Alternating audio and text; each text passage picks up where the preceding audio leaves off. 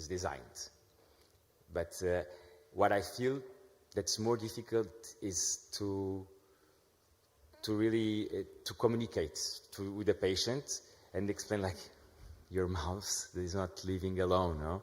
Because patients, like, with periodontitis, with big infections, you show to them, like, this has an impact in your general health. I said, no, but it's only my mouth. I'm fine. My analyses are fine.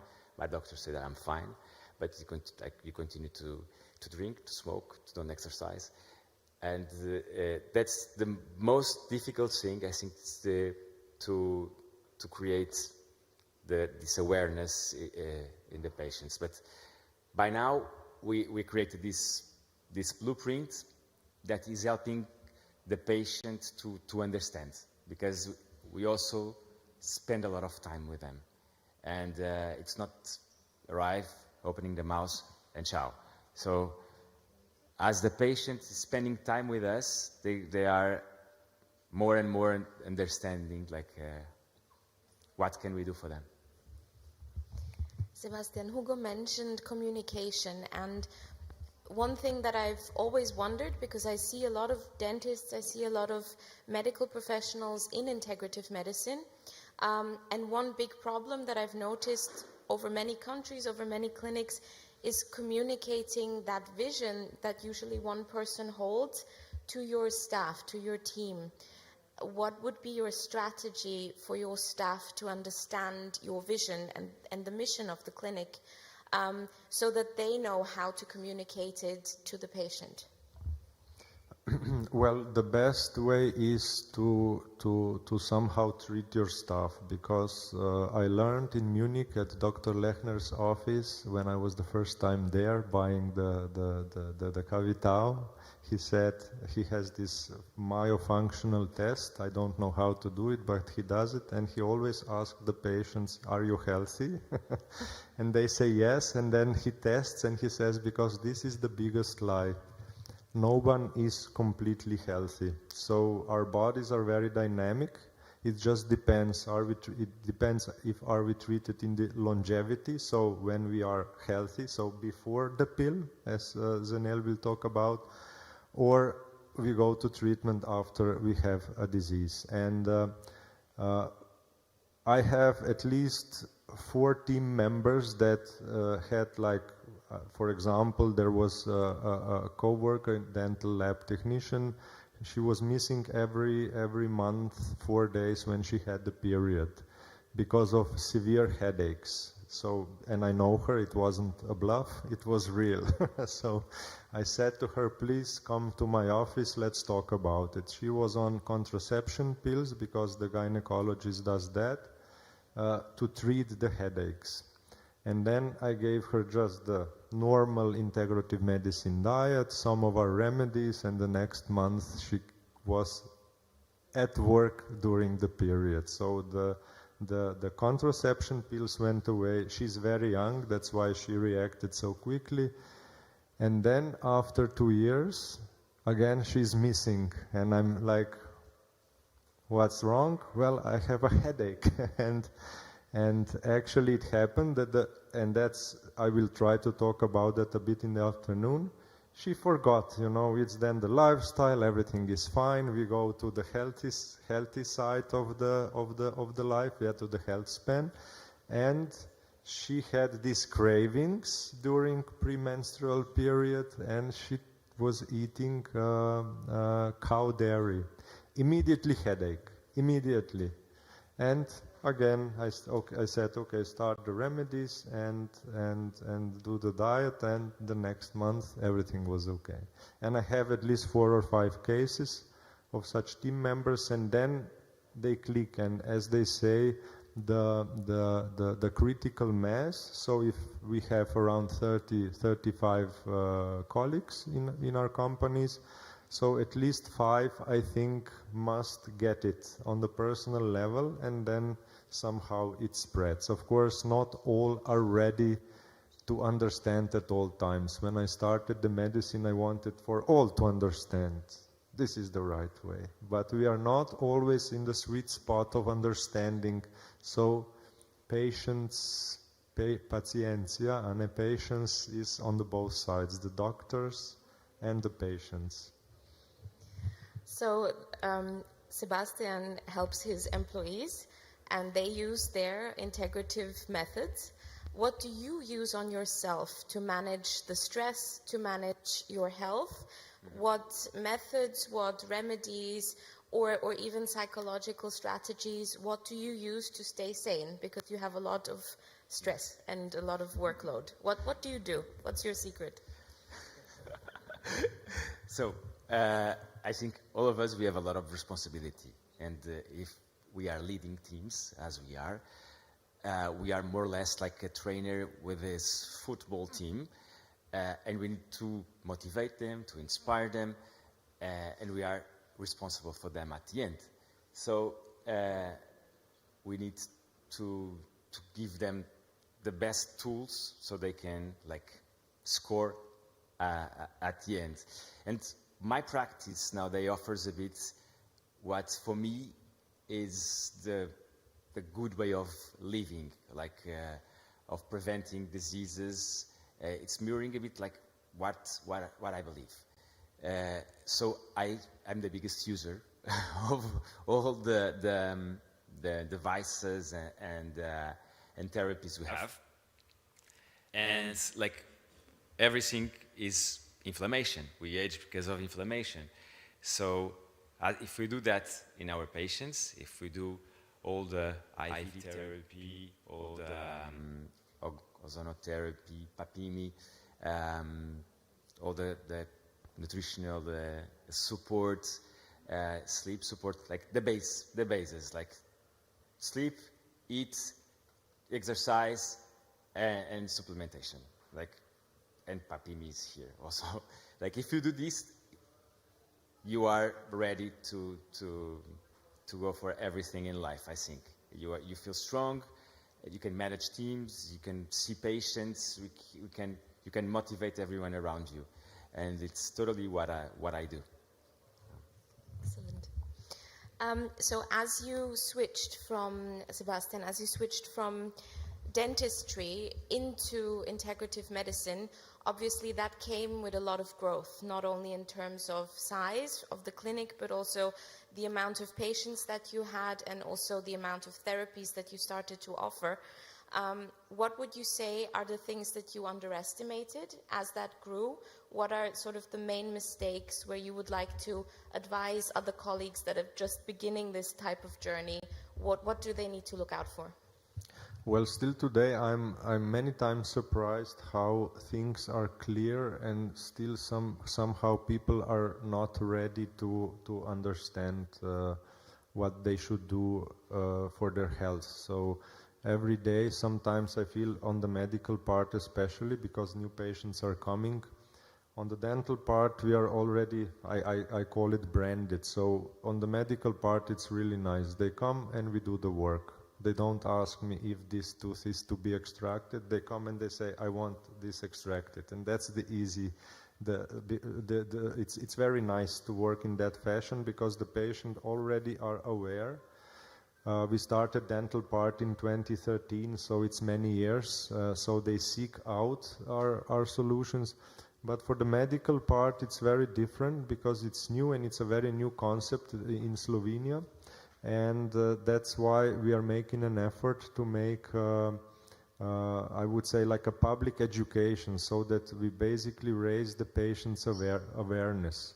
Like all over the Europe, we are trying to connect with different experts from different countries. Portugal, I must say, it's one of the most proactive one from your side and the colleagues, and Ana Moreira and Annabella.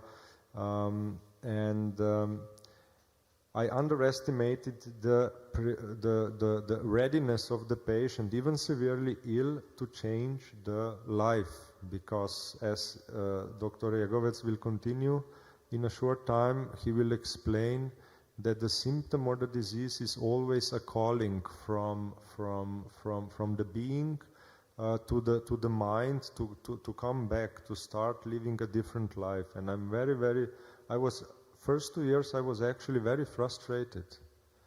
I had a cancer patient, liver cancer patient, a lady, no money and nothing, and I did many things for free just to help her, and then on the 5th visit she says, I still drink 1 beer a day. And I'm like looking at her and I'm like, what? How? What's wrong here in this picture? I didn't, have a feeling that I need to say 0 alcohol.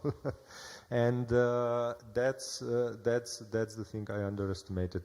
And of course, from the management part, when the team grows, and being a dental manager, it's easier because I come from dental school and I can manage teams. On the medical part, it's completely different, especially having Dr. Rao as a mentor, who does a very complex biological medicine, and then all of a sudden you are expected, or well, at least I'm strict to myself, to do the same, and how to organize that, completely different.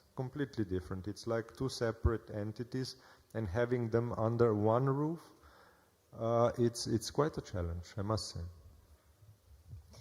Hugo, when it comes to communication, because you mentioned communication before so well, if you have a complex patient case, how do you make sure that your staff interacts in a way that is in symbiosis for your patient? How do you make sure that your staff doesn't counteract each other as they work on the same patient? How do you manage the communication between the specialists, making sure that everything is in one line for the patient? Is there one head that manages everything, or do you let your team do it and communicate amongst themselves?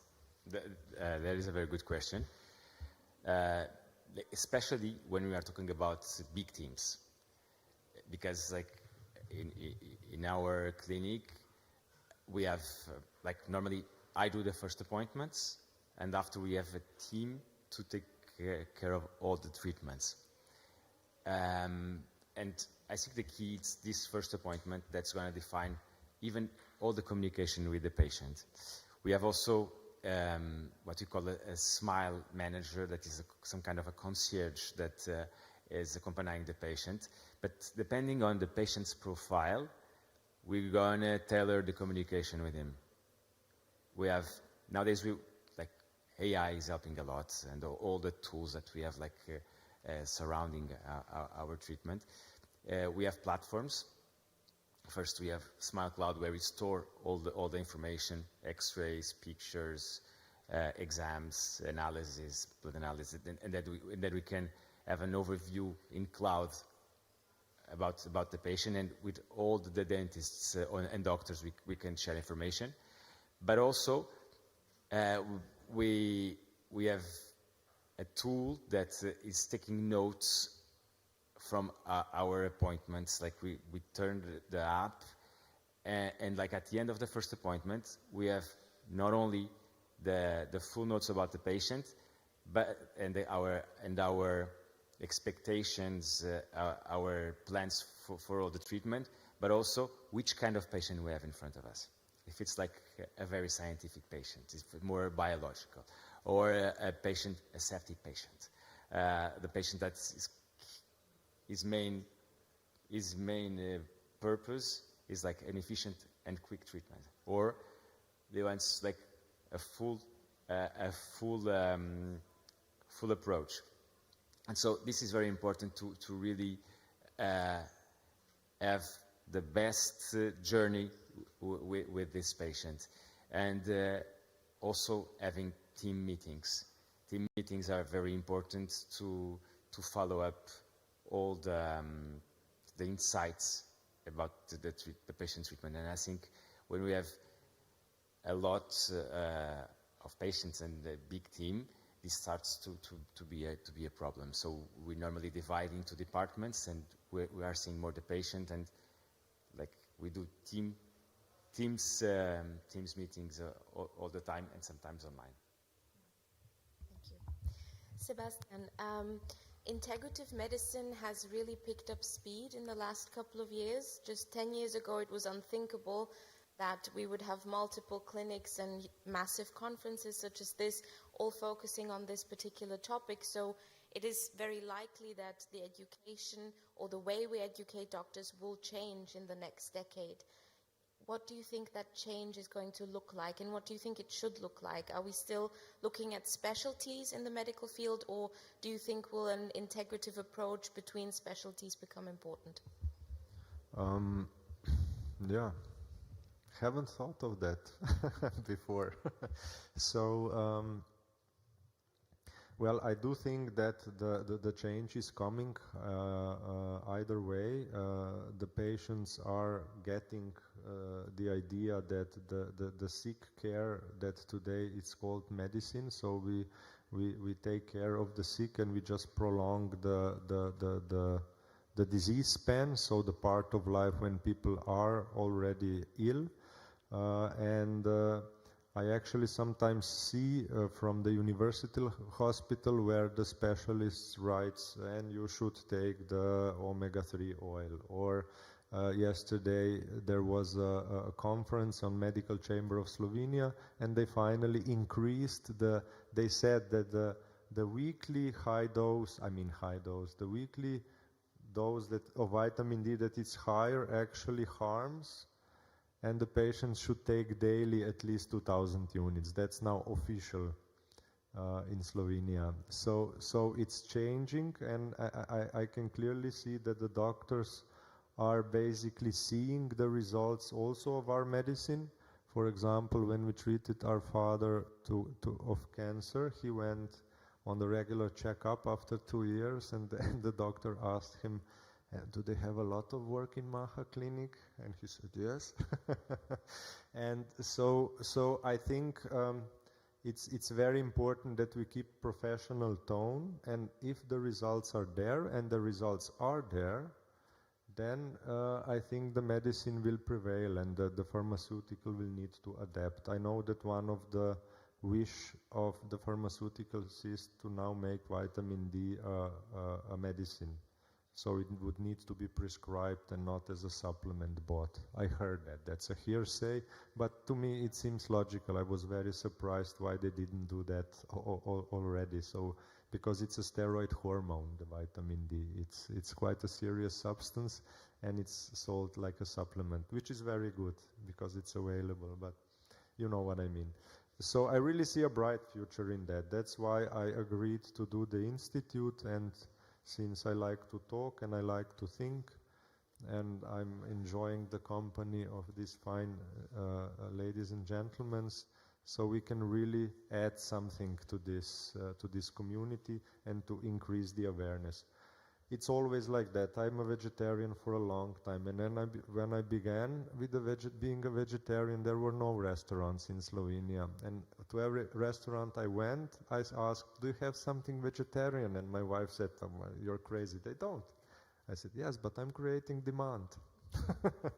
You know, if you don't ask, they don't know there's a wish for. And the same, I think we must do with our patients. So talk to the patients. Sometimes I see, especially older doctors, being frustrated because of their colleagues in the hospital and what the colleagues should understand. But we are all human beings, so we must educate the patients, and then the patients will ask the doctors in the hospitals, and then the doctors will say, well, what is this? I must read about this, and this is how I see the change coming. So we should talk to our patients, do the newsletters, do the scientific newsletters, not just, you know, you get 2 bottles if you pay 1, but to educate the patients, and that's how I see it coming. And the science is there. So really we can say it's scientifically proven, more or less. And we are also creating science. We still haven't made the meeting, but we are getting there, I think. Thank you. Hugo, as a last question for this session, 10 years from now, what would you like your patients to say about you when you're not in the room?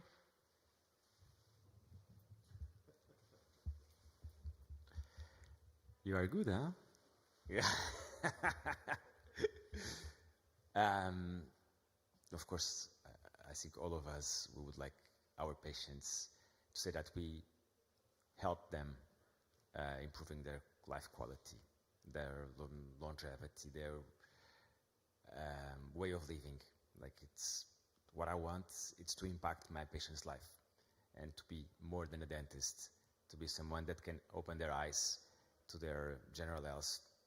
If a patient, after our treatment or during, starts to care more about themselves, it's gained. I think it's my and our purpose to not only educate, but to really transform people's lives. Thank you. That's it. Thank you very much for your attention. Now Dr. Jegovec will continue with his talk. Maybe we have a few minutes to prepare.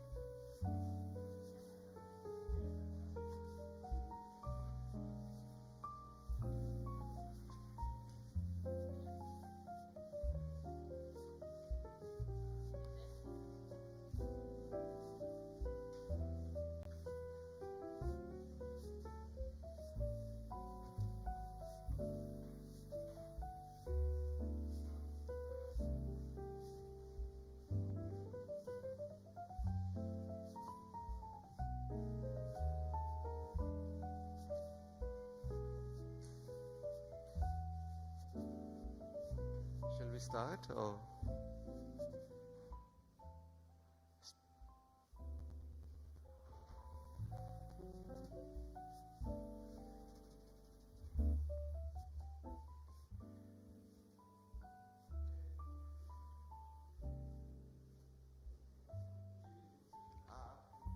We have to wait 2 minutes. Dos minutos. 2 minutos. Obrigado.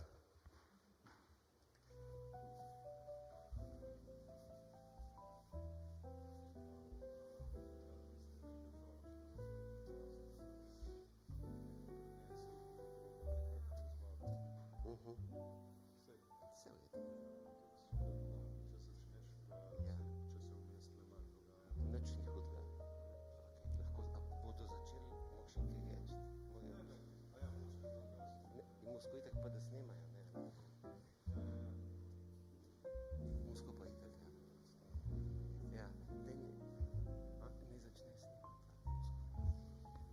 Okay. Yes, please join us. The lecture will begin now. A very interesting one. So I would like to introduce Matjaž Regovec, double doctor, psychoanalyst and writer. He wrote many, many books, and we are on the booth 53 or 4. And you can then, after the lecture, talk to him there, check his books. They are very good. They give you a lot of insight. So I'm giving the word to you, Matjaž, now. Bom dia. Estou muito feliz por estar com todos vós no Porto. I'm going to talk today, thank you Sebastian for the introduction, about this topic, which is quite a huge topic, and I've been developing this constitution of human constitution, or constitution of man and woman, of course, as a model of integrative anthropology. So integrative anthropology is something that is quite new, and my venues of trying to synthesize the 4 human dimensions of what constitutes a human person has been quite long. I turned 60 this year, and I've been working as a psychoanalyst for 32 years now. And during that time, I have been crossing various disciplines. First, I was forestry engineer, and then I was trained in psychoanalysis for 6 years. Then I did symbolic cosmology for 3 years, the archetypal study. And then this wasn't enough, so I took a doctorate in psychology because I wanted to investigate human sexual behavior. So my psychology doctorate is on human sexuality, human behavior. And then when I was 50, I suddenly found out my old love, so to speak, which is philosophia. You say filosofia, Portuguese. No? And so in philosophia, I found something that actually explained something that I was doing during my psychoanalytic practice and giving seminars. And you see, my practice is now in the Maha Clinic. I work with the team there, but mainly individually as a psychoanalyst. So now we have also opportunity to share our ideas with other people, and especially Sebastian, who helped me I was talking a lot with Sebastian about this constitution thing. How is a human person constituted? So how do we define what I call the 4 dimensions of a person, namely the mind, the way we think, and then the spirit, the psyche, and the physical body. So these 4 dimensions will be our focus on our journey through constitution of man. And I would also like to show what kind of symptoms can we connect schematically and then practically with the 4 levels of man's identity, of man's ego, of who man is, and the way a symptom, this will be later in Ljubljana in May, so you'll have to come to Ljubljana, and I hope you will in May, where there will be a continuation of this lecture. And we will also do a little workshop, if you don't mind, somewhere in between. It will be just a 5-minute exercise of meditation, and then I will show you how you can use meditation, the spiritual dimension and the psychic dimension, in understanding possibly your own symptom. My approach to symptom is really as a guide to man's journey of becoming an individuum, a guide to wholeness, a friend, so to speak, almost, that really wants to do something out of us, and it comes from the non-ego dimension. What we know comes from our ego and our cogito, our way of thinking, but symptom is really something that comes from beyond. That's the main starting point. Now I have here this little machine. So when I was traveling to Porto, this is a photo from the airport bus, and it said "O Porto," of course, in Portuguese, and I read it spontaneously, "Ot Porto," which means, in my language, open. I said, well, Porto is open. I said, this is really, was really a nice coincidence, so I wanted to share it with you. It was a lovely experience. So, when we talk about person and who is a person, who is an individual, we like to talk about wholeness, and you will see that this wholeness is very much used in all kinds of sciences, holistic sciences, wholeness, what is wholeness, the dynamic of wholeness. And to envision this practically, you will remember when you think about your life, when you had some profound changes of your life, like a death, marriage, the birth of the child, this big crossroads in life is always where the human wholeness moves. So the whole life changes, not just the physical, your physical condition, if you are a mother, because you are torn apart with giving a birth to the baby, but you are a child yourself, because your inner child is also revivified, renewed. So when I talk with people, when they have children, I say, this is you as well. So human wholeness is something that on the one hand can be observed through the 4 dimensions of man's being, but on the other hand, it is something that is different. So the dynamics of wholeness demands change, development, individuation, improving your quality of life, train in working on yourself, spiritually, psychologically, physical, bodily, thinkingly, by education. But this wholeness has got some dynamics that is comparable to something that in the tradition of spirituality in the West, it was in alchemy, it was called the 5th element, or quintessentia, or quintessence. So it's something that is above these 4 dimensions of human, of man, and it's got its own will. And this is so important because a symptom is the language of that wholeness, you see. If we didn't have symptoms, we would never thinking of what can I change in my life to become to have a better quality, to attain my life goals, not just to get better, but a symptom came to hold your arm and say, here I am, I'm your being, I'm your wholeness speaking, I'm the ambassador of this wholeness on the level of man's being. Now, these are philosophical expressions. Somebody comes from philosophy here? I know we are all philosophers, but is there a philosopher, somebody trained in philosophy?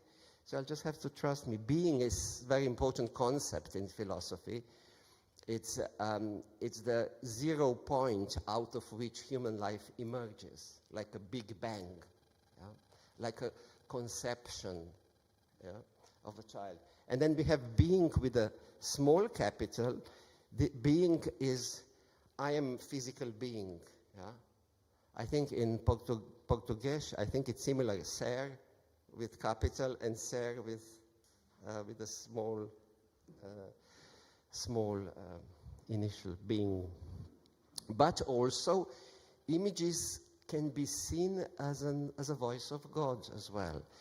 And you do not have to be religious, or you can be religious, but nevertheless, there is always an image of something that is some otherness, which is not ourselves, something that speaks from beyond of who we are.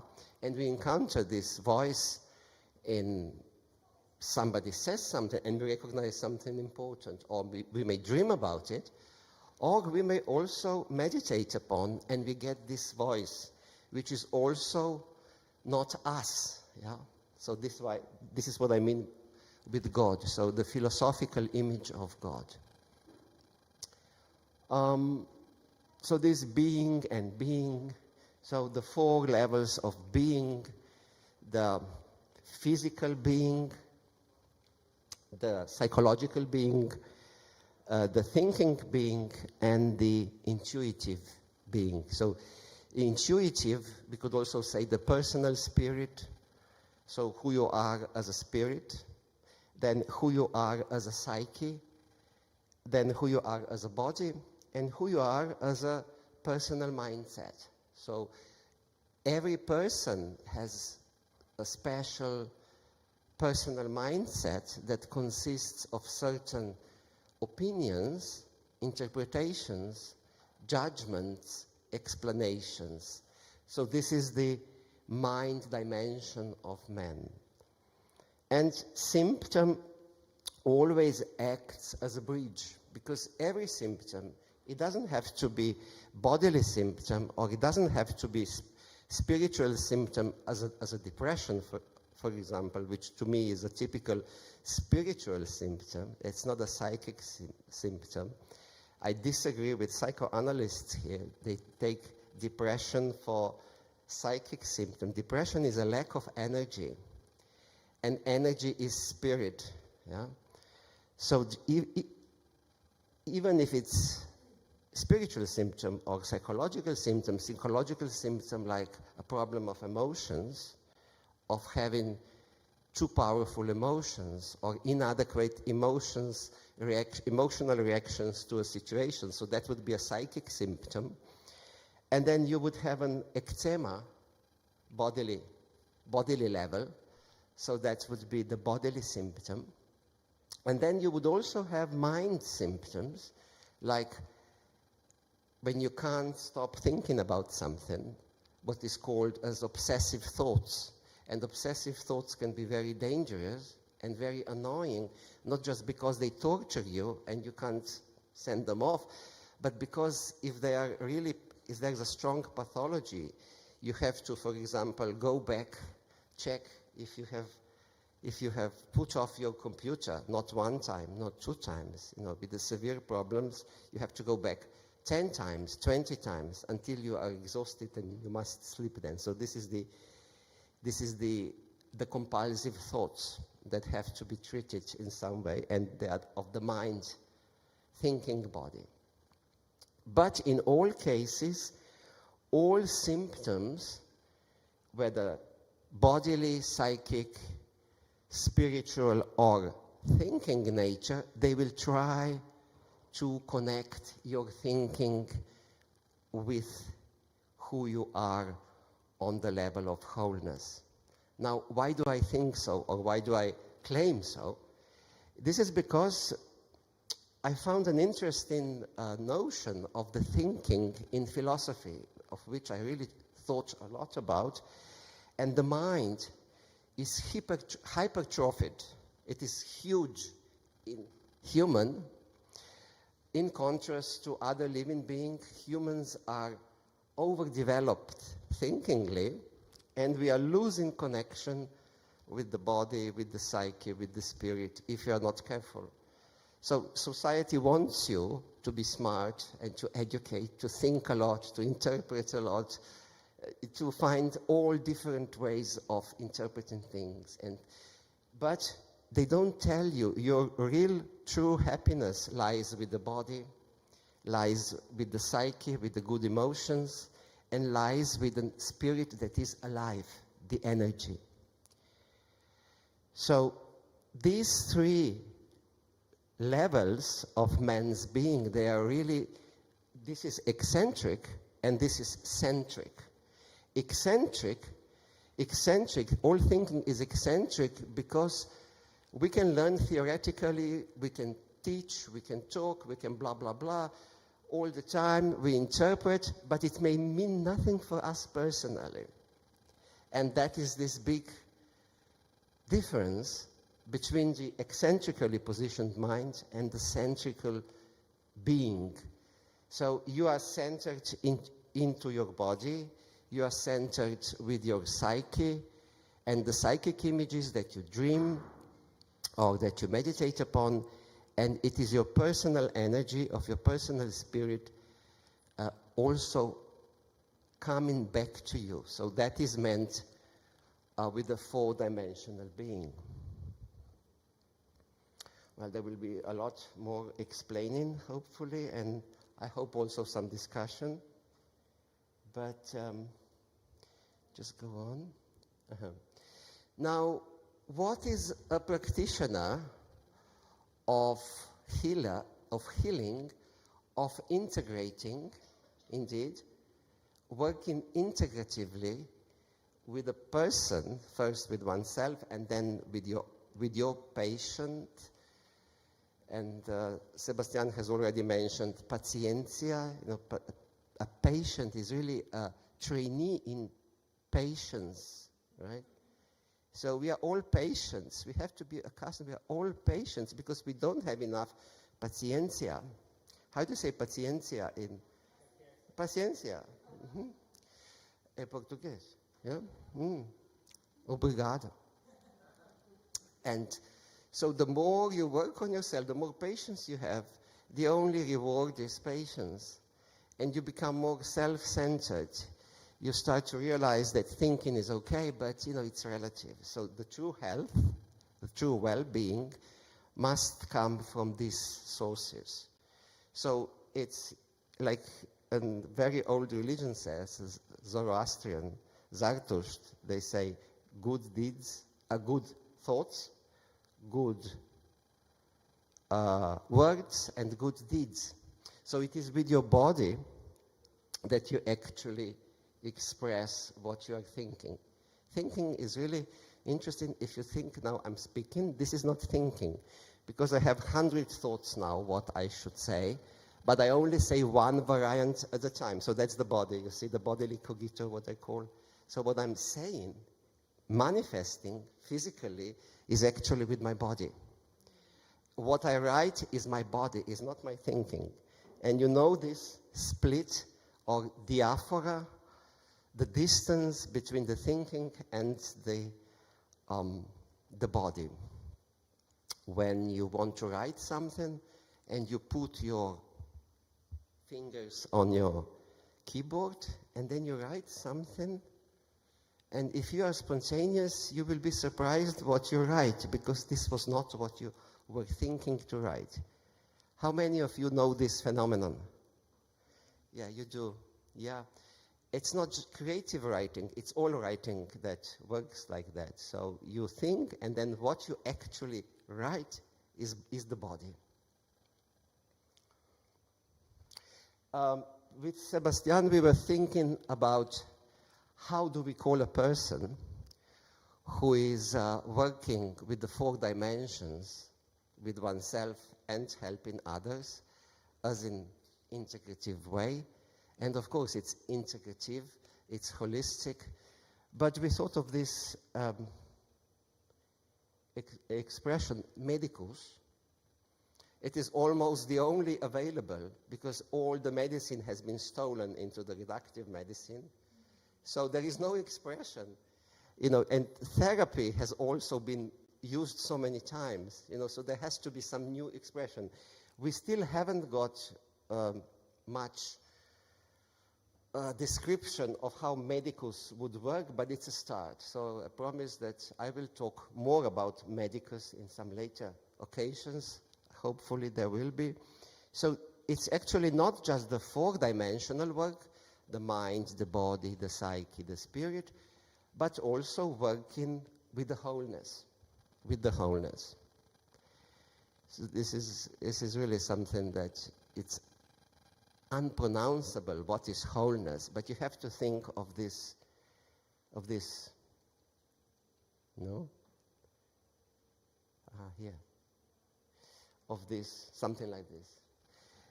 It's not even your spirit. Spirit is the closest to human wholeness, but spirit is not wholeness. Wholeness is invisible, and it is not the body, the spirit, the mind, or the psyche. So, integrative and integration. If we think about what is integrative, how do we integrate?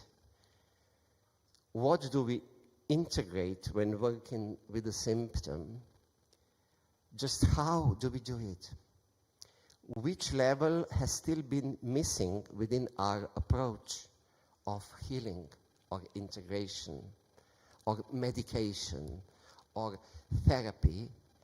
It doesn't matter which word you use, but we all know what we're talking about. We want to restore our wholeness. With the help of this little chap, this little friend comes to visit. Why do I have a sore foot today? It's an important step in my life because I'm going to Porto. So in this way, when I realized that he has come to say, no, this is important, Matthias. Porto will be an important experience. You're going to present your work. So I want to remind you that I'm here. Okay? So it changed my perspective when I read that Porto instead of Oporto. Yeah? It woke me up. I came into connection with the whole event. And I realized that I should be more awake, that I should be more participatory, put more effort, not to retreat and into my solitude and writing, but instead of spending the whole day yesterday in town with my colleagues. This is a simple example. And I will give you some more later. So, which level has still been missing within our approach of healing? Do you work with psychology? By psychology, I mean, do you work with dreams?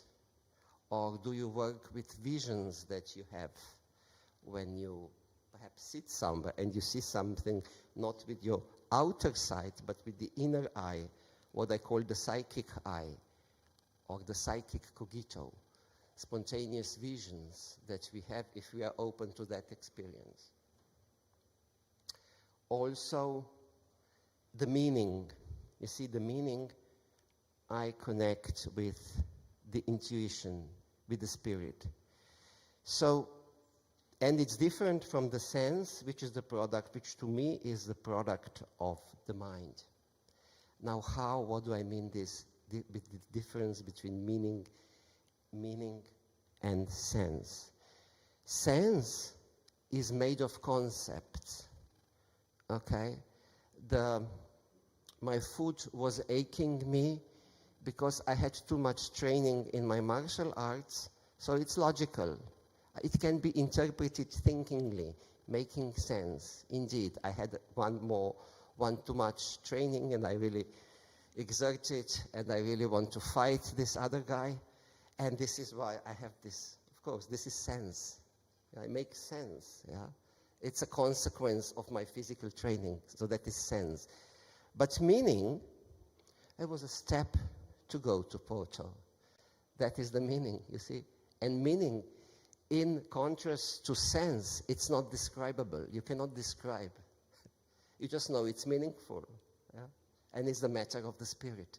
It's the matter of the intuition. You see? What a big difference between sense and meaning. Meaning is you cannot verbalize. I'm trying to explain, but I can't say why. It's not logical. It's irrational.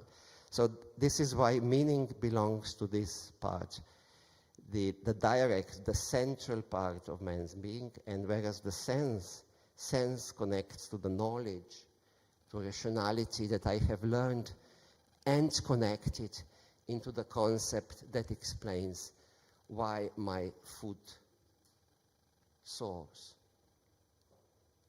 So which level has still been missing? Yeah? When you observe your own symptom, which level has still been missing? I have not yet said enough about different levels, but just to give a model, you know, the 4 levels, they're always there. Up. The next thing in the first part of the lecture is something that I call owning one's boundaries.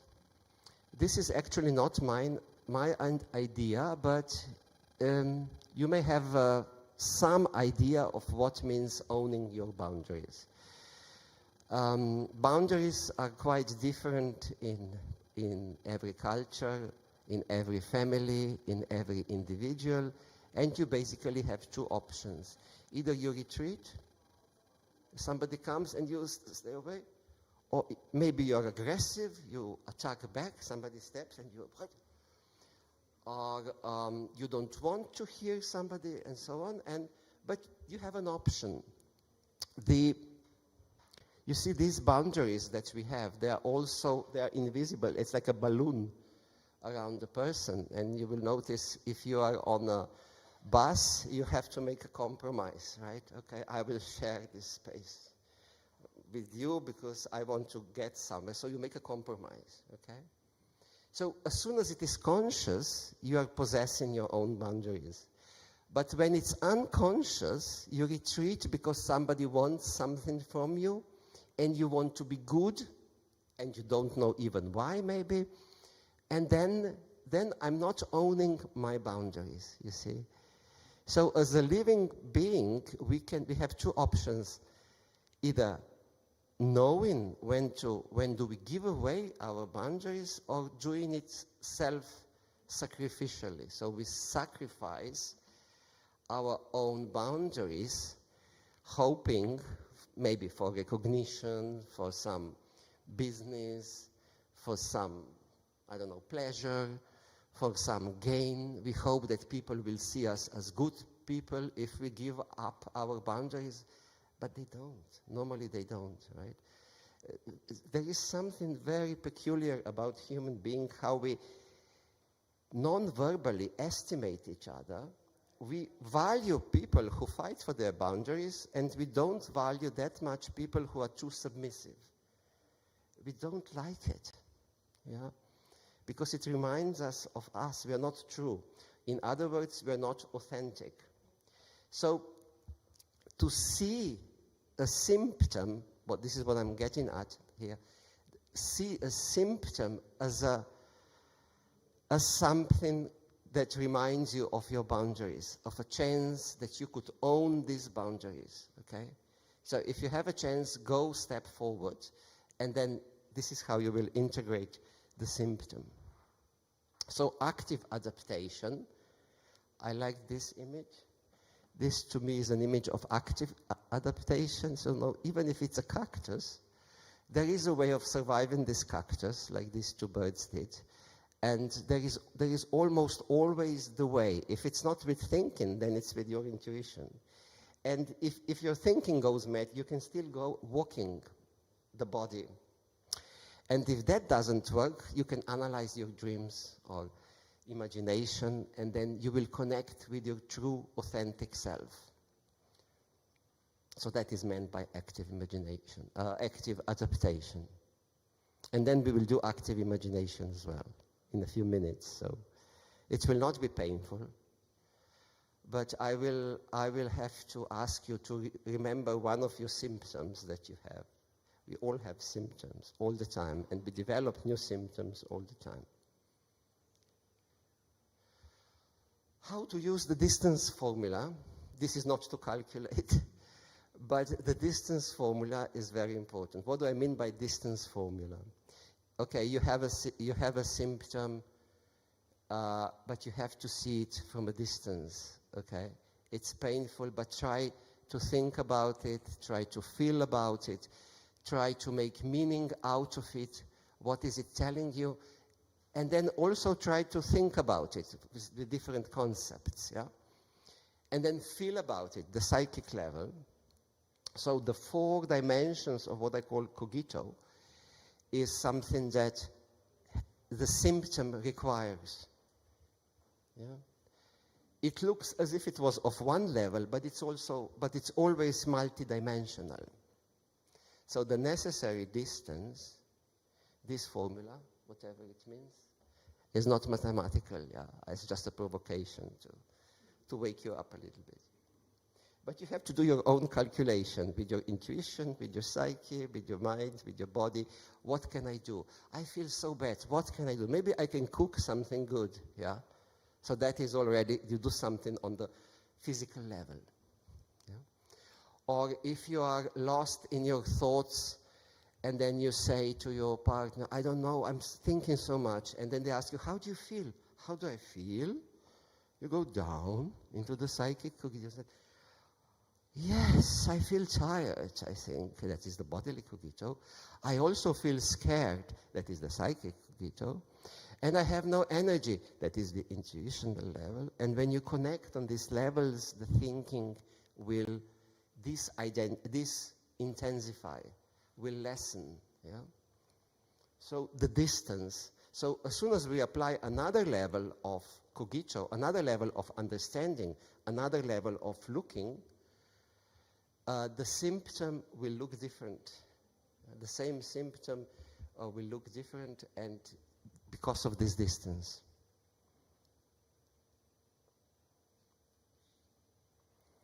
Is it this way? No. Up. Okay, and the next concept I want to use, just briefly, up. It's the individuation process. The individuation process is a process whereby we become individuals. So we become individuals by developing our own personal mindset. We become individuals by developing our body. We become individuals when we recognize our childhood and emotional problems that have been there, the psychic dimension. And we become individuals when we recognize our personal spirit. Now, personal spirit is a new concept. Very rarely used. It is barely coming into practice, but you can see the personal spirit in the level of energy and in the kind of energy that a person has. For example, people who have died in your lives, you remember them for some typical laughing, right?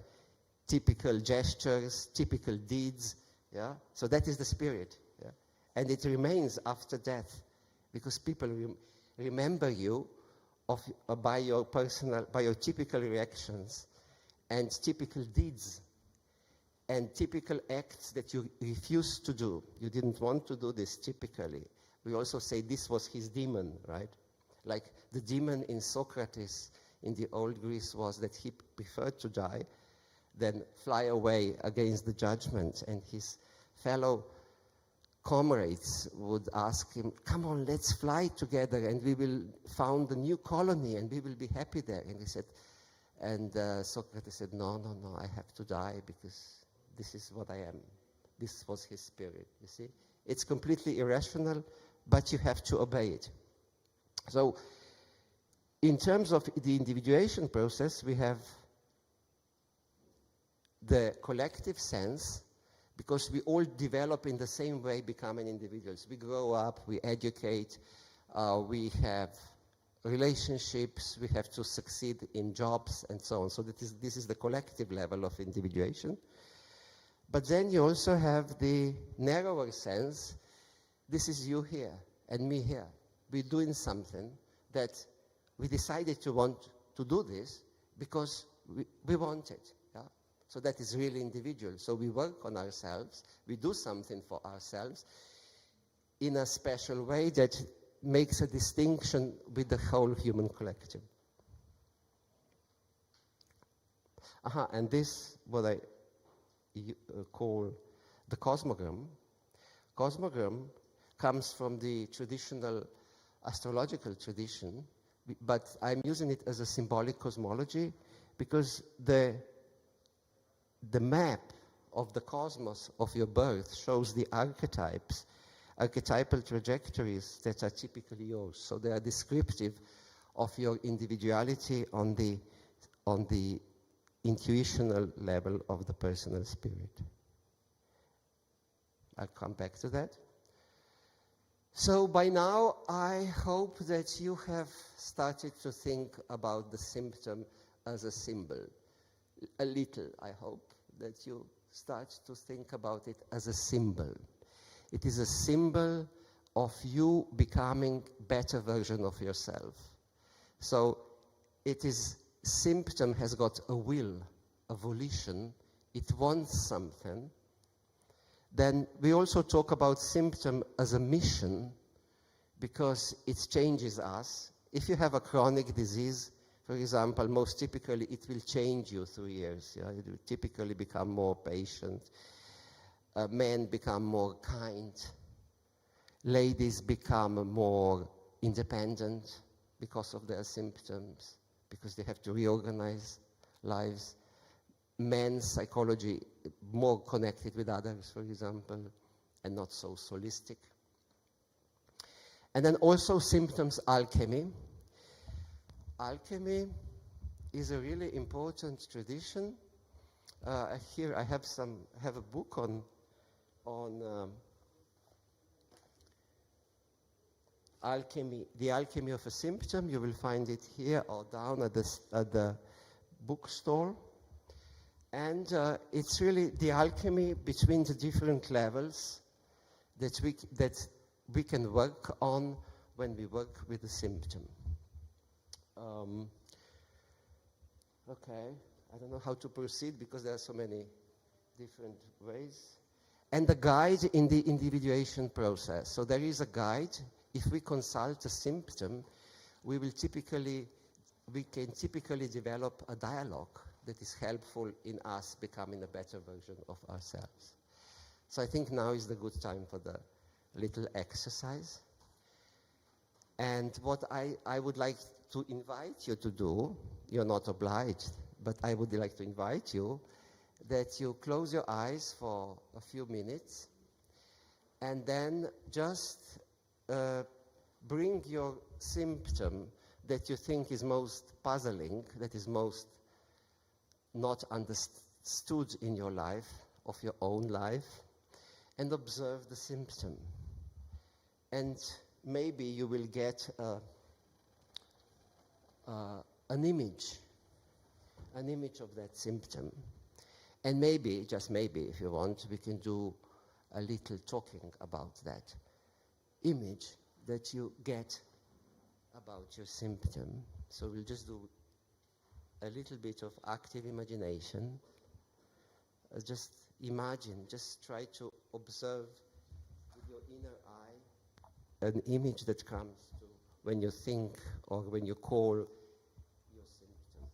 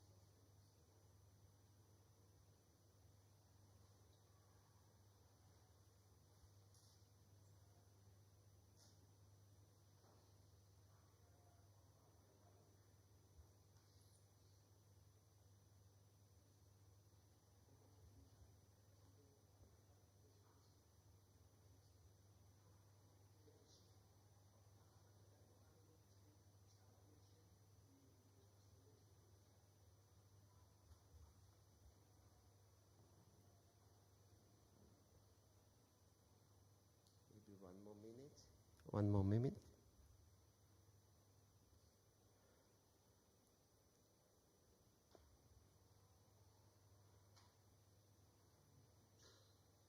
And then you may like to make a few notes, just a sentence or two. What was the image of the symptom that you were connecting with, just so that you don't forget, because this is your psychic dimension of the symptom. With this technique, we can actually obtain the psychic or psychological image of a symptom. For example, if we have an image, it comes from dreams or from active imagination, like in this sense. In this case, you get the bridge. You see, this is the alchemy already. So the alchemy is really, you switch the level. If the symptom was, for example, a sore knee, when you imagine it, then you get the psychic level of the same symptom that invites you to do work on yourself and effectuate change, development, individuation, a better version of yourself. That's the whole philosophy of it. So as soon as we make it psychic, we soften it, we make it emotional, and the symptom loses the edge. Even if you have a toothache, if you do active imagination, the symptom will come as an image and it will lessen. It will not be that painful any longer. If we go on with our theme, then so a symbolization, you see, a symbolization is, what is it called? Symbol as a symbolization. Symptom as a symbolization. So this sore foot of mine, and that changed when I saw Otporto instead of Oporto, was really changing me. That was the alchemy. Yeah? So that step became meaningful. I said, why do I have to go to Porto? And then I realized, I have a meaning. The foot says it. Yeah? I will also give you some more material if you want on the topic. I have some texts that I can send you if you write your email, if you want. Just pass it. And then I will send you some more material because I can't cover everything here.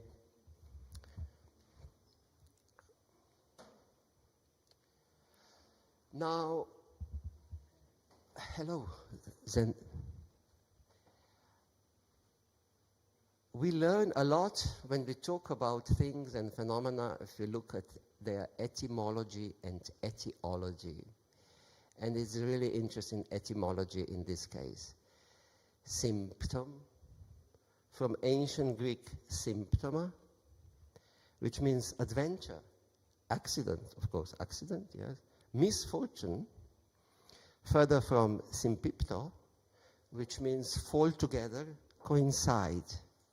And I love this etymology in this case because we really fall into ourselves when we experience a symptom.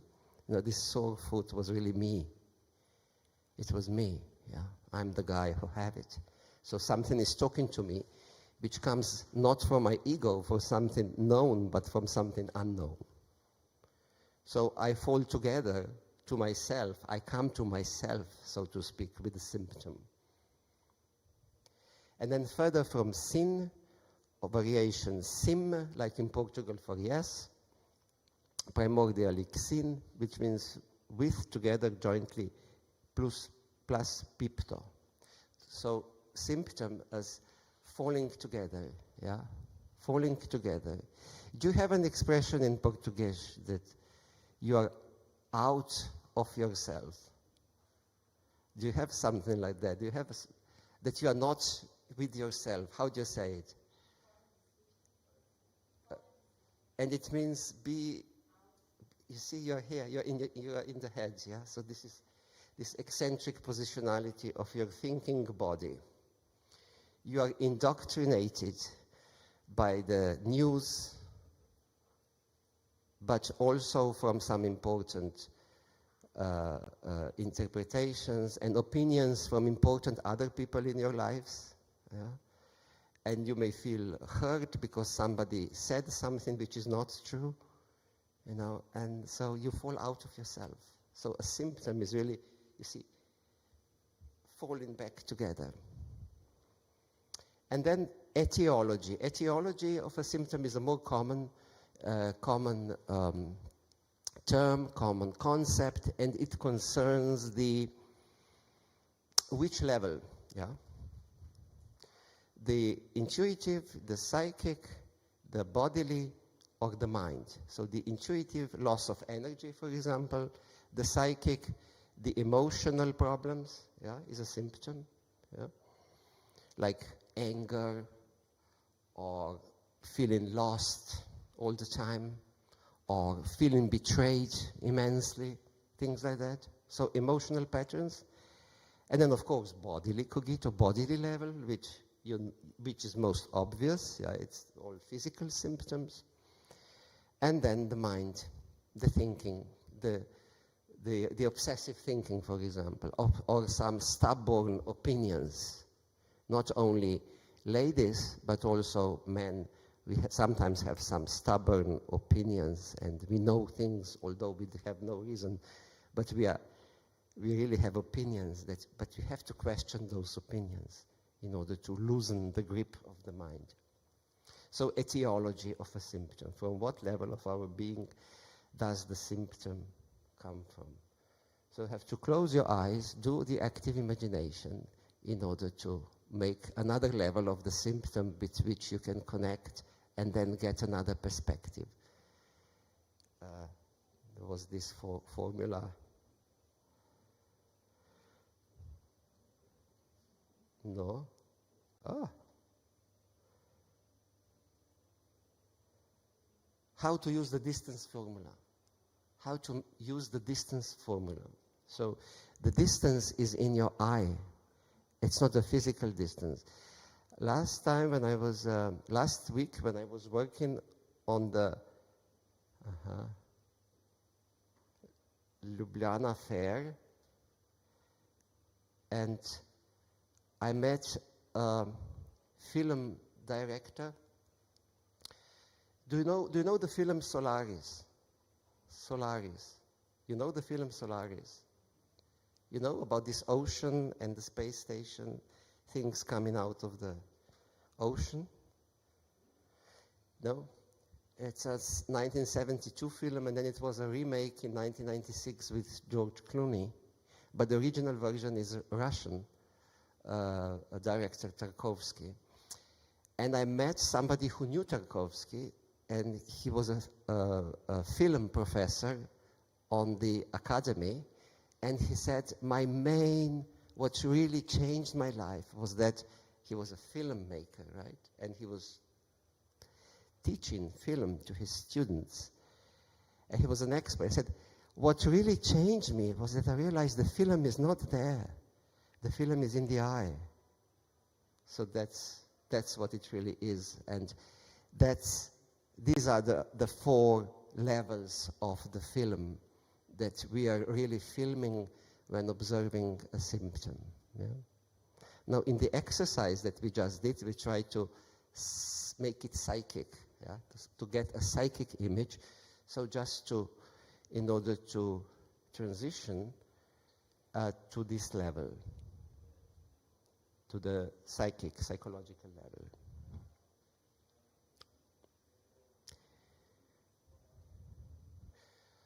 Now, what are the historic predecessors of these 4 dimensions of man that nowadays we talk about constitution of man? These are the 4 elements: fire for spirit, water for psyche, air for the thinking, and earth for the body.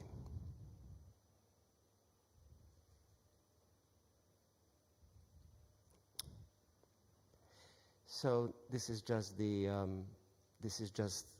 an explanation why I use cogito. You see this weird word, cogito? Cogito is what I see, what I create, what I think. All this is cogito. But in philosophy, it's only thinking is cogito. So it was only later that in philosophy, but also in life, we discovered that the body is so important, that the psyche is so important, that the spirit is so important. So I have added in my philosophical doctorate, which was quite a difficult thing to do because they don't like me because of that, but I was insisting on this psychic,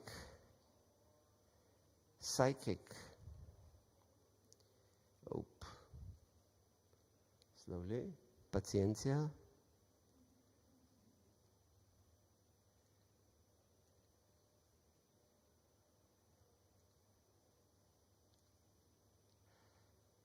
Psychic subject.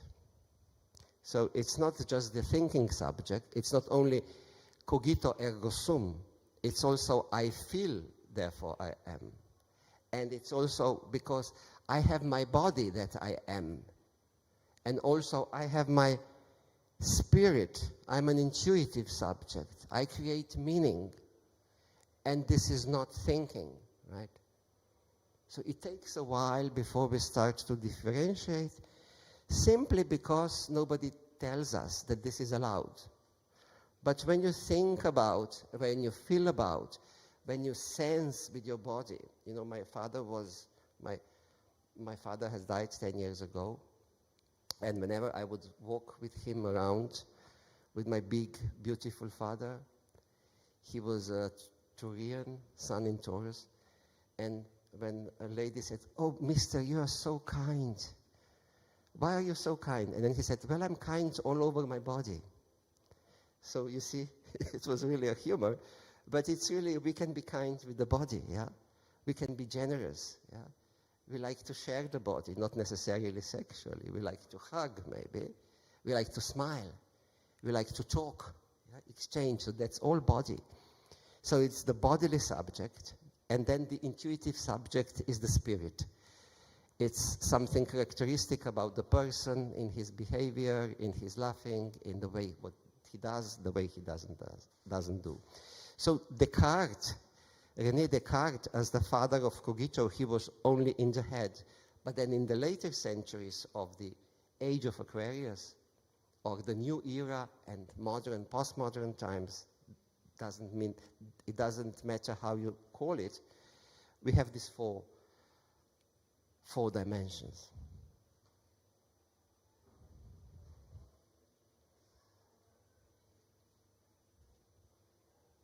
So we come to cogito, or the four dimensions of man's perception, action, and creation, of images. Remember, the eye.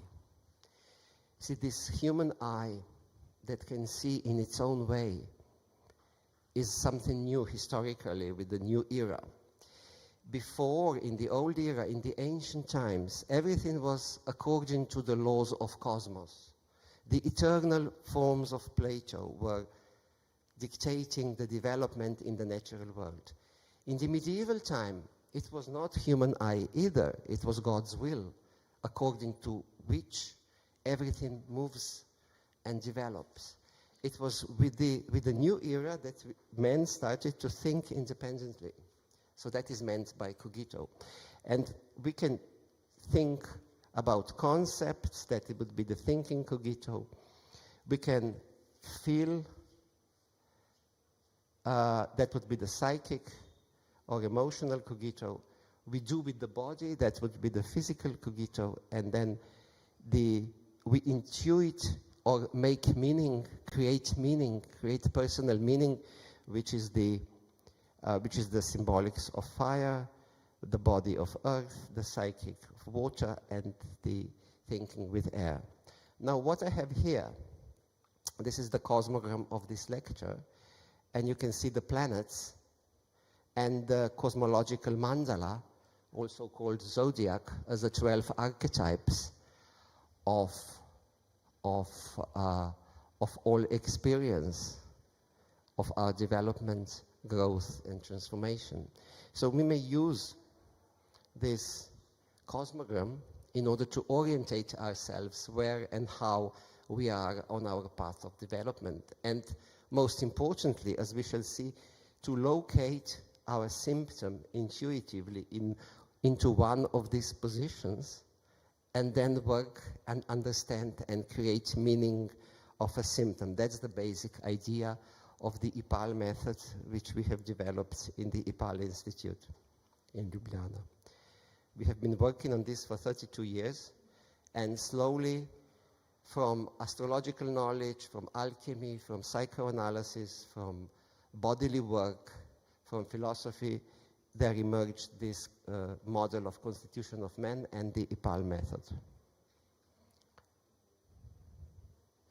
So we are now to this image that you already have there. No, why is this?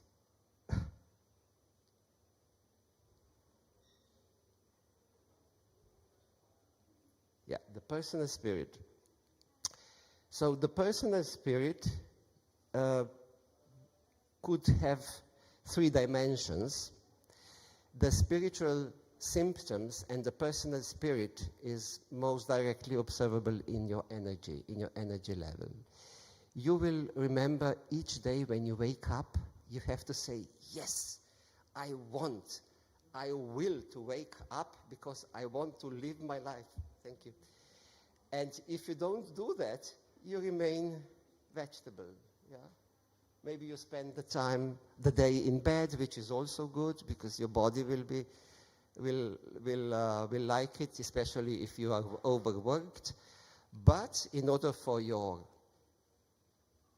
life to go on, you must say, I want to go further. This is my life. This is something I want to do. And I don't know what is going to happen. And then the energy comes. The energy comes with the decision, doesn't it? Do you know that? You know that, yeah. And the older we are, sadly, the more of these decisions we need, because the body doesn't just jump up every morning, but sometimes needs convincing of your spirit. So the spirit could be, in terms of cosmology, in terms of the cosmological archetypes, be divided into 3 dimensions: Leo, Aries, and Sagittarius. Leo is the spirit. Opala. Oop.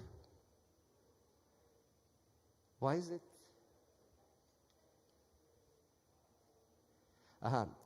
Leo, Aries, and Sagittarius. Leo is the spiritual heart. Then Aries as the vision and initiative of where I'm going in my life. And then Sagittarius, the sophisticating and decomposing activity. How do I understand, study spirituality in general, and how do I understand my own spiritual mission in life? How do I go on with this? Is it? Yeah. Is there a collective spirit? We talked about the personal spirit. Is there a collective spirit? Of course, there is Holy Spirit in Christianity. But besides religion, is there a collective spirit? What do you think? Maybe an example. For the last 7 years, the spirit of the Uranus was in Taurus, and it was the archetype. So we were really deprived of social contact.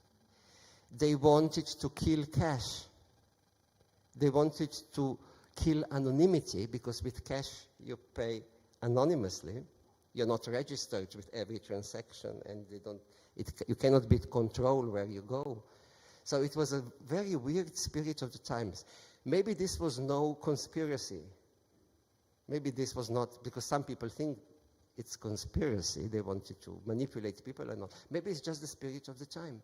And if you observe the archetypes of the planets, Uranus in Taurus, and Uranus is the cutting off, the archetype of freedom, cutting off from the body, and everything bodily and physically had to be castrated, yeah.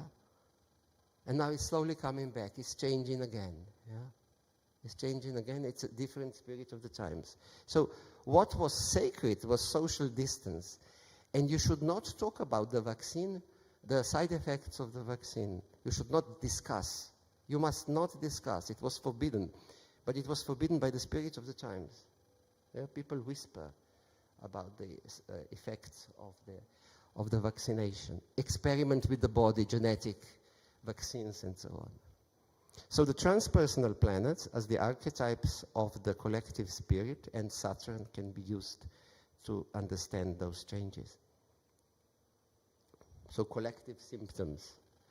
Collective symptoms. It was symptomatic to be in the physical presence of another.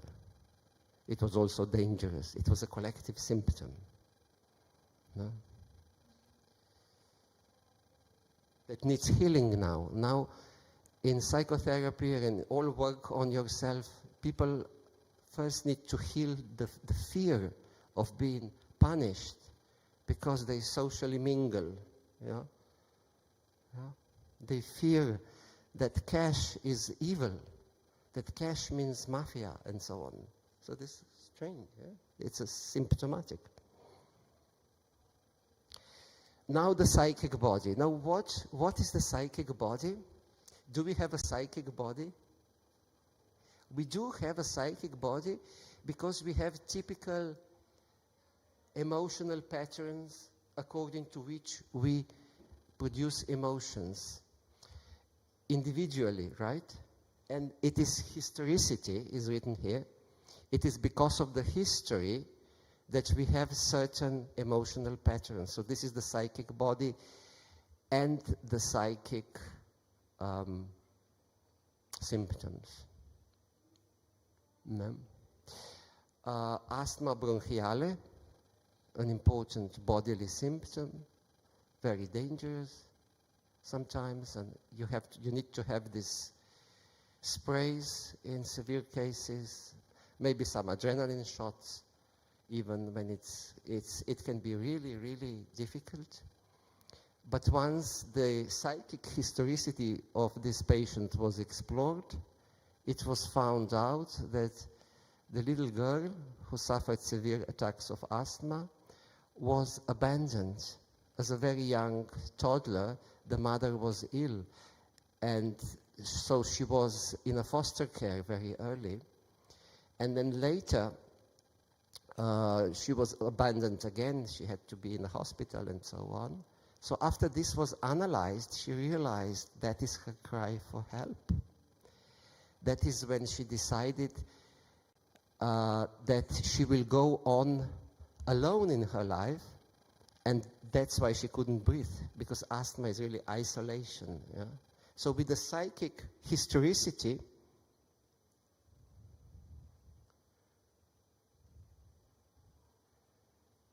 is it this way? Oh yeah. No? Psychic historicity means that you have to see where you suffered as a child. So that is the psychic body. That is written in the psychic body. So you have fear of abandonment because you were abandoned.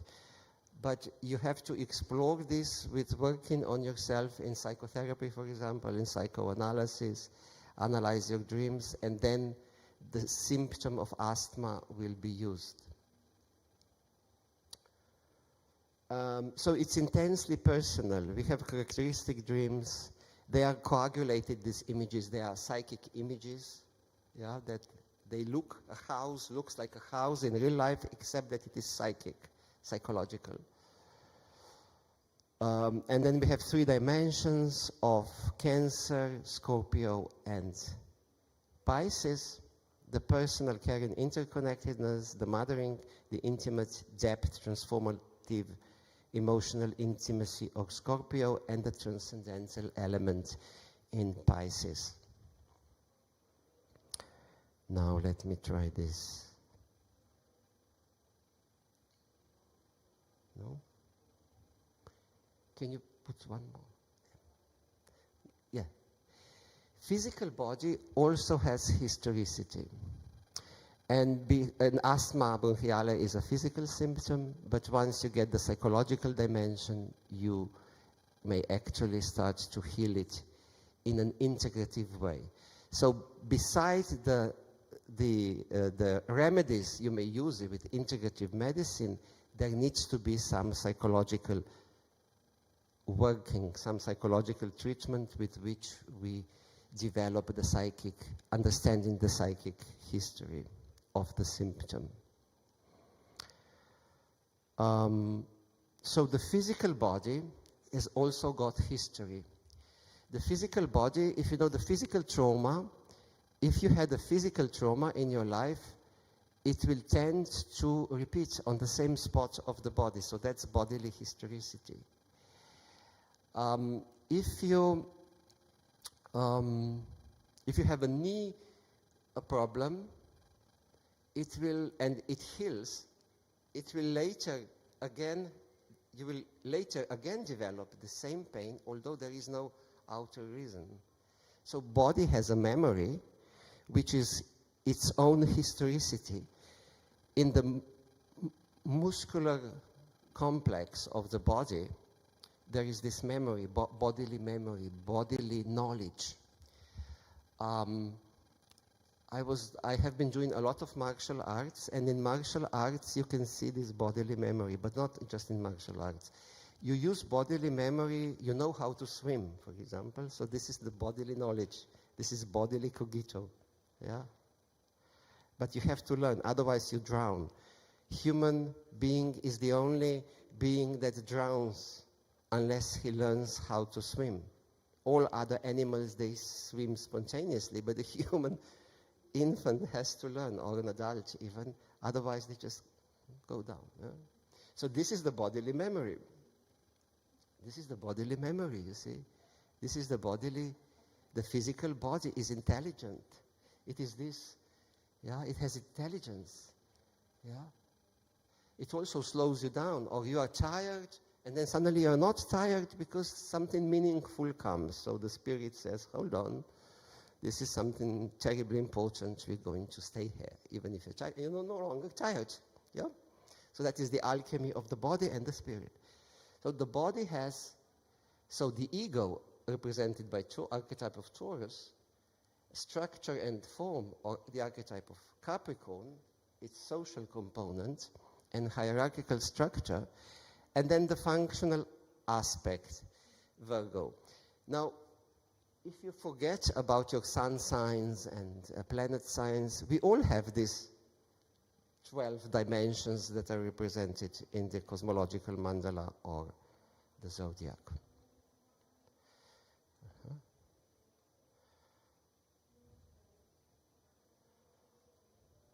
And then the mind, the personal mindset, the thinking body of the mind, the concepts, Aquarius, the mutable, sophisticating mind agency, or Gemini, and the Libra, the comparative and relational dimension of the personal mindset.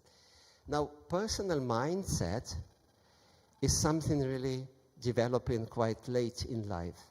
When we are younger, we are used to use concepts that we learn with our education and that we are offered in the news, teachers, and popular opinion or science. That is the collective thinking body. For example, the same tomatoes that when I was young, it was known that it causes cancer. Tomato caused cancer when I was young. Now no longer causes cancer. Eggs, which were so dangerous for cholesterol when I was a child, you should eat not more than 3 to 4 eggs a week. Now, every day you can eat 3 to 4 eggs. So this is a new rule. If you are not a vegetarian, of course, and you stepped out of this collective thinking. And so you see how this collective thinking changes for no reason. So you have to think out of the box, we also say. You have to develop your own thinking. And this is meant by the personal mindset.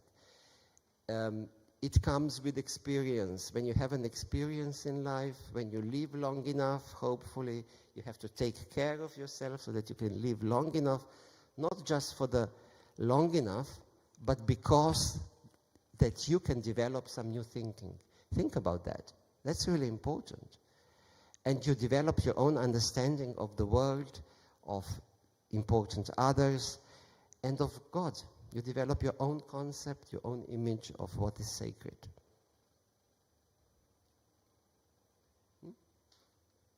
Let me try. The collective mind, yeah, I just told you, is the collective knowledge. In encyclopedias, they tell you what everything means. Statistics explains. Would you like me to send you the presentation as well? Have you put down your email? Yeah, okay, I will. The very nature of symptoms, overconnectedness, isolatedness, not being able to let go, and depression, loss of heart, and mania. These are the 4 dimensions of symptoms that pertain to these 4 dimensions of human being and cogito. So the psychic symptoms are most characteristically connected with the phenomenon of what I call overconnectedness. So you emotionally either possess somebody with whom you are in love, or you are a parent of your child, or the child identifies with the mother or the father, so it's overconnectedness. There is not enough space. We cannot breathe. Yeah. Then symptoms of the mind, or airy symptoms, are symptoms of isolation. We can be very smart, very intelligent, but alone in this world. Yeah? So that is the airy symptom. Then not being able to let go. I have money, but I don't want to spend it, for example.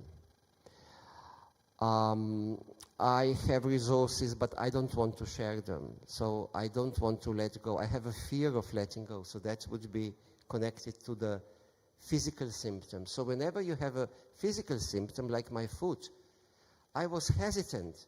What am I doing in Porto? I was invited, okay, but I still didn't see the meaning. The meaning emerged when I saw Porto, yeah, or Porto. And my symptom was used for this step. You see? But it was a physical symptom.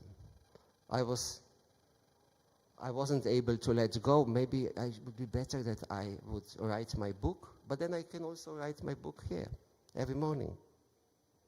And then depression, loss of heart, and mania. So either too little energy or too much energy, or suddenly losing all your courage and trust, i.e. losing your heart, is also an important symptom. And you could explore all those 4 levels of a symptom in one symptom. But in this method, which I started to show, IPAL method, locating a symptom into your personal cosmogram.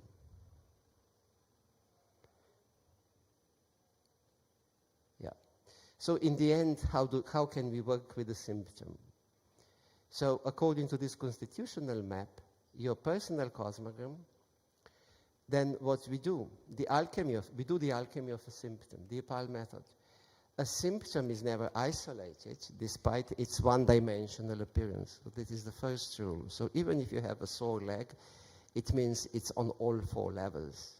It will inevitably be on 4 levels. So you have to work on 4 levels before you may get the message. And then the importance of the structure of the zodiac itself, for it is informative of the alchemy of the symptoms. So for example, if you have like a typical Libran symptom, which is, for example, life is so shallow, I have no depth, then this Libra is in square in 90 degrees with Cancer. So you can use your personal historicity in order to go deeper and realize when as a child you were isolated, and this is why you develop this symptom of a meaningless, shallow life that attacks you, for example, at 3 o'clock in the afternoon, and when you go to work on yourself, you realize it was 3 o'clock because you were left in the kindergarten because parents were always late, and you felt terrible because the teachers in kindergarten, they wanted to go home and they had to keep you there before your parent arrived at 4. Symptoms like that, they always have historicity. Okay, so now I will thank you, obrigado, and I will invite you, maybe we talk about your images. Maybe we have somebody who would like to share an image from the exercise that we did. You want? No? I don't know? Yeah? Okay. Sorry? Pain in the hip. Hollow. The picture was hollow and sharp. Okay. And so you have an actual pain in your hip? Not now. You had a long time ago or recently? And was it a longer phenomenon, or did it take a long time for this pain? Historicity. Okay. So can you say a little bit?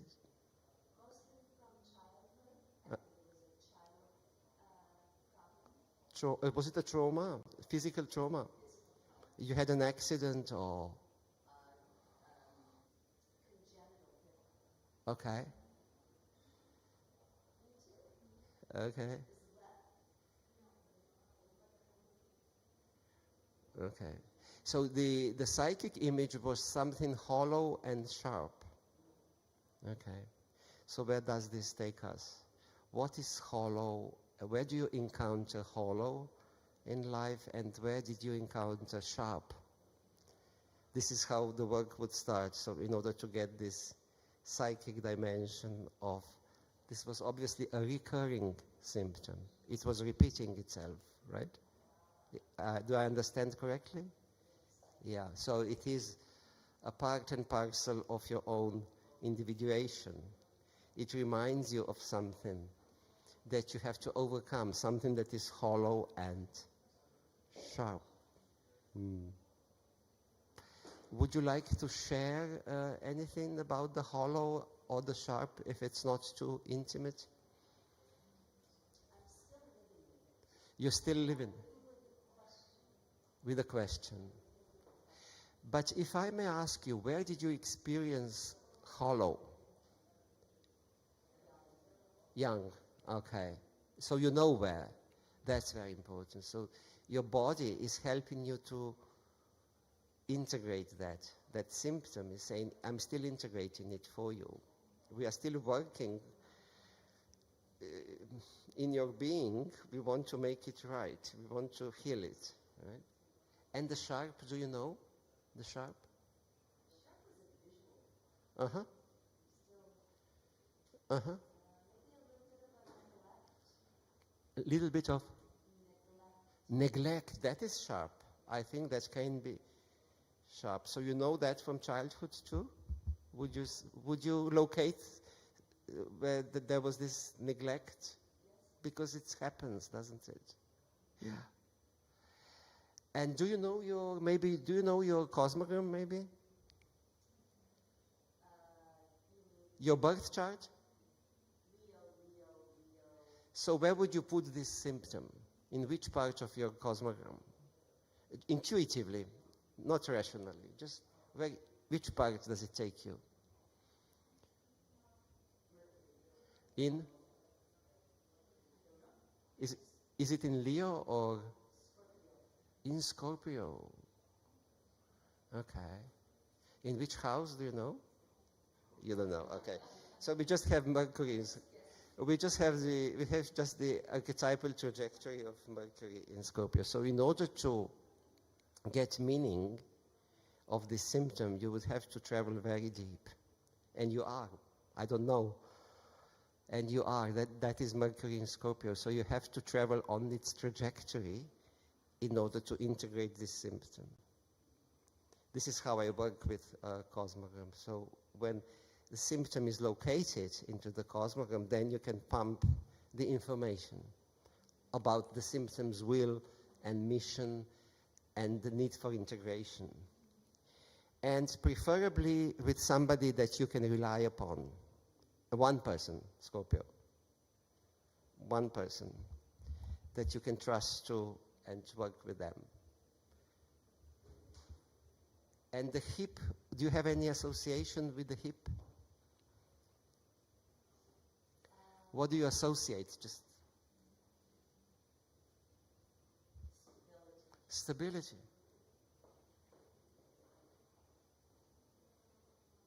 Okay. Again, if you think of Mercury in Scorpio, have to go deep, and there will be a peace of mind, peace of the body. If you come underneath the whole dynamics, that is on the physical level, the hip. Okay, did you get something? Meaningful? Is it meaningful? It's very important. I understand Mm-hmm. that Ah, okay. gave me some really deep insights. Uh-huh.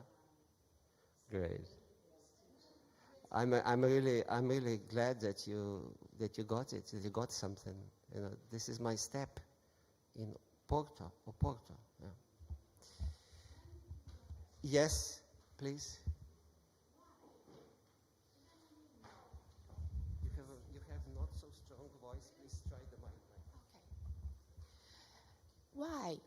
Even when you know why the symptom is there, you know since when you have the symptoms, sometimes the entire life, and you feel, you understand, and why sometimes it's hard to release, even when you are working on it. You haven't mentioned meaning, though. Meaning, yes. And meaning is sometimes very difficult to obtain, and because it is so elusive, it is difficult to... Are you talking about the hip again as well? No. The head. You have headaches, or headaches? They are really pain in the, not just in the head, but everywhere. And you have migraines. Yeah.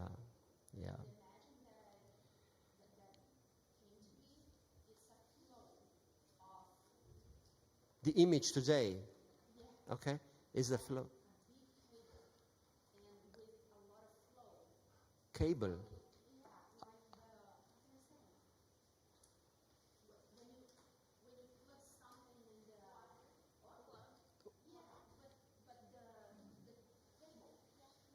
Cable, yeah. Yeah. Oh, thank you. Obrigado.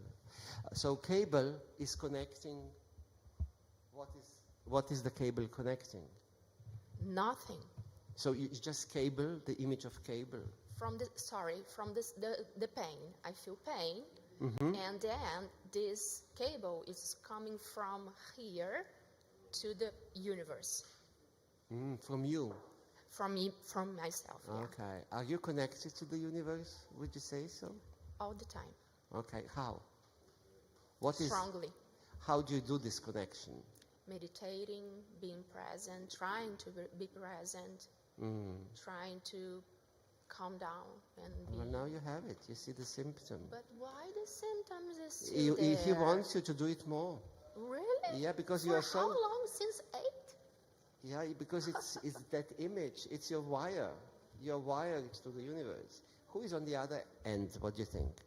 Who is on the other end of the cable? What do you think? Is it universe, or is it God? Because I can't see the. Is it the God? end. Why don't you ask? In the meditation, you should ask. Amazing. Who are you? Who are you there? What do you want? Is there something that you can tell me? It's an inner dialogue, you see? Perfect. Okay. Thank you. Do you know your cosmogram? Yeah. Where would you put this intuitively? Where would you put this image, this wire?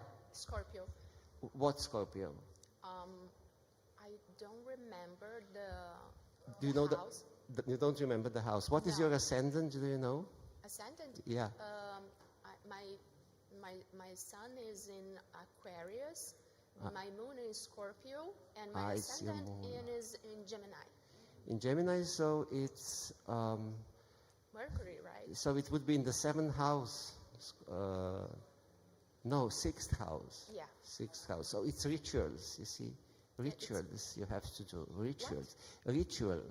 Oh, ritual. Okay, got it. Ritual meditating. Ritual dialoguing. Dialoguing. Dialoguing. Yeah. Okay. Yeah, and explore what do you associate your head with? When you say head, what do you associate? Aries. No.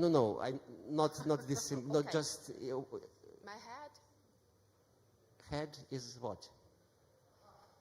now is pain. Sorry. It's hard to think all the time, to Don't. overthink. Okay, so it's thinking. Yeah.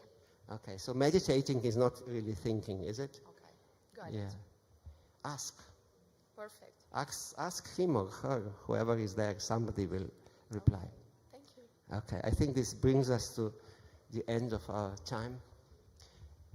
Thank you, Sebastian, for hosting me here in Porto.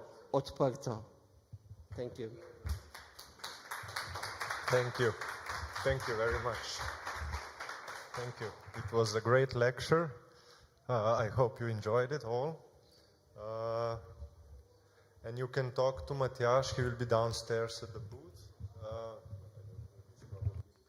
today and tomorrow. And he has the book on it. It has I have a few books, actually.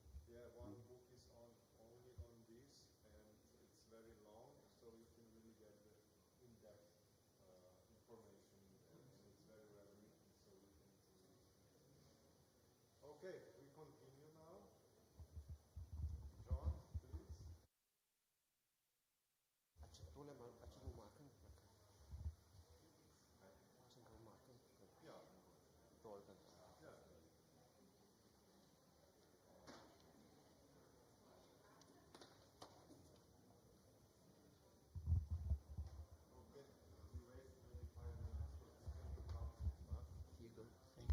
They can just give you the presentation.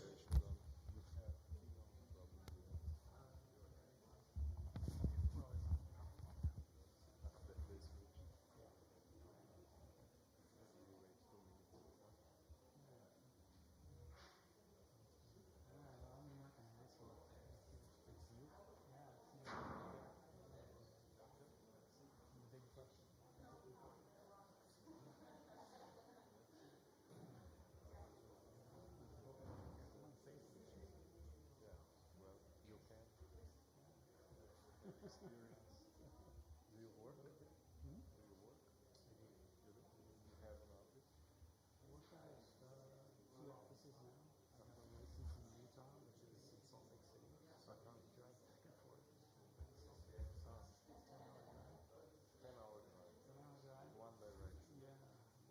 And then you stay there 2 days or so. 2 weeks, and then you go back.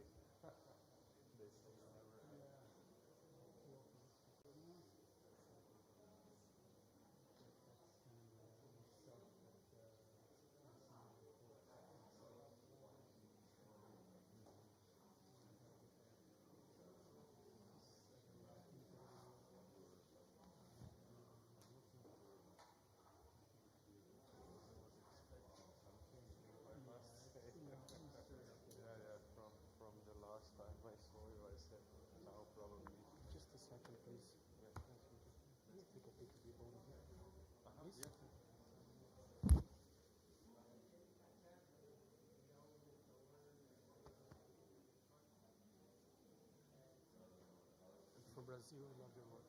Thank you. Okay.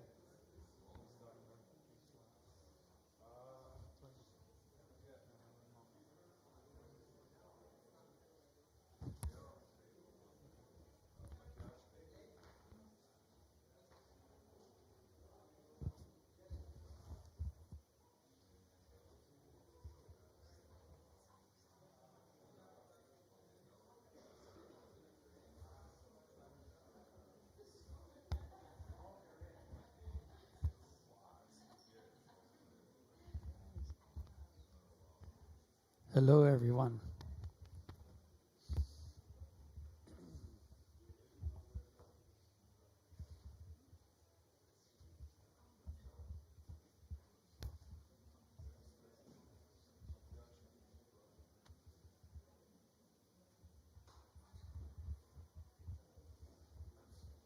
Hey, Waz.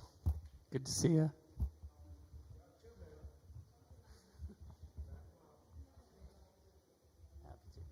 Guess we're waiting for a little device called a clicker so I can change my slides.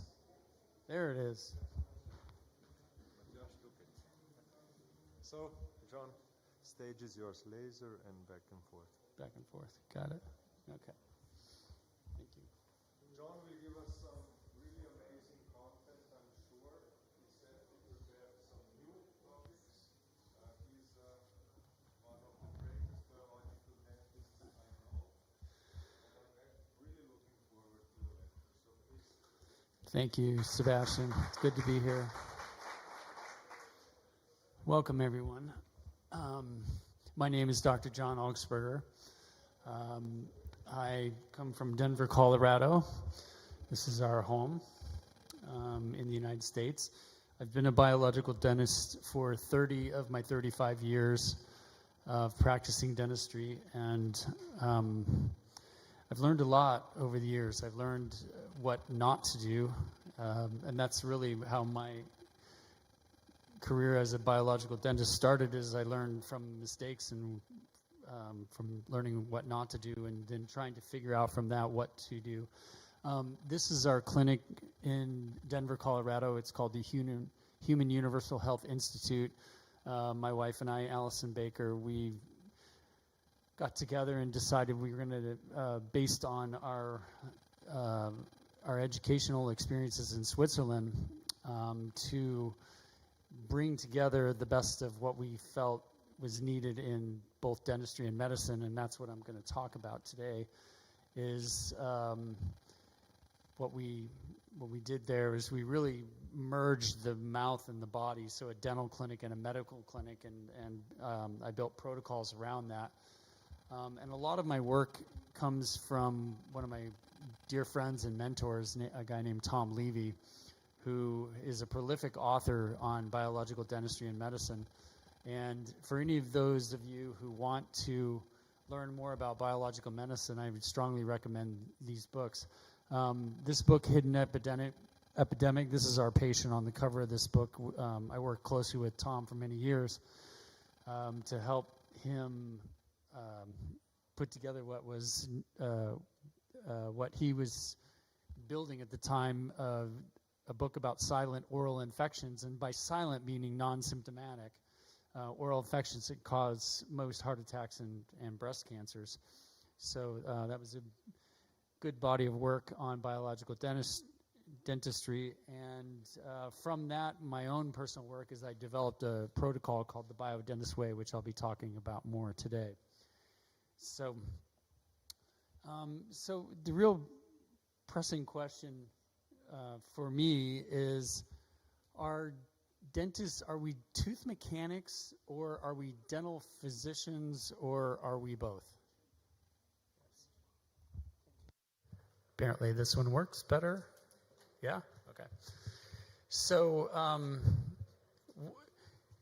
when I was trained in dental school, I learned how to be a tooth mechanic, basically how to fix things, right? Teeth are mechanical. they're the hardest structures in the body. They're sharp, they're long, they come together intimately. They help us chew our food.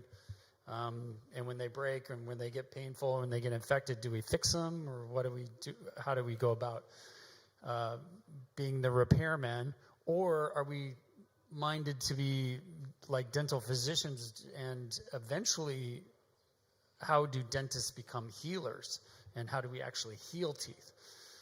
So when I went to dental school, you know, we learned how to become dentists, and I train dentists now to think differently. And one of the things I say is, in our training, if we were given a hammer, then basically what we're working on is nails.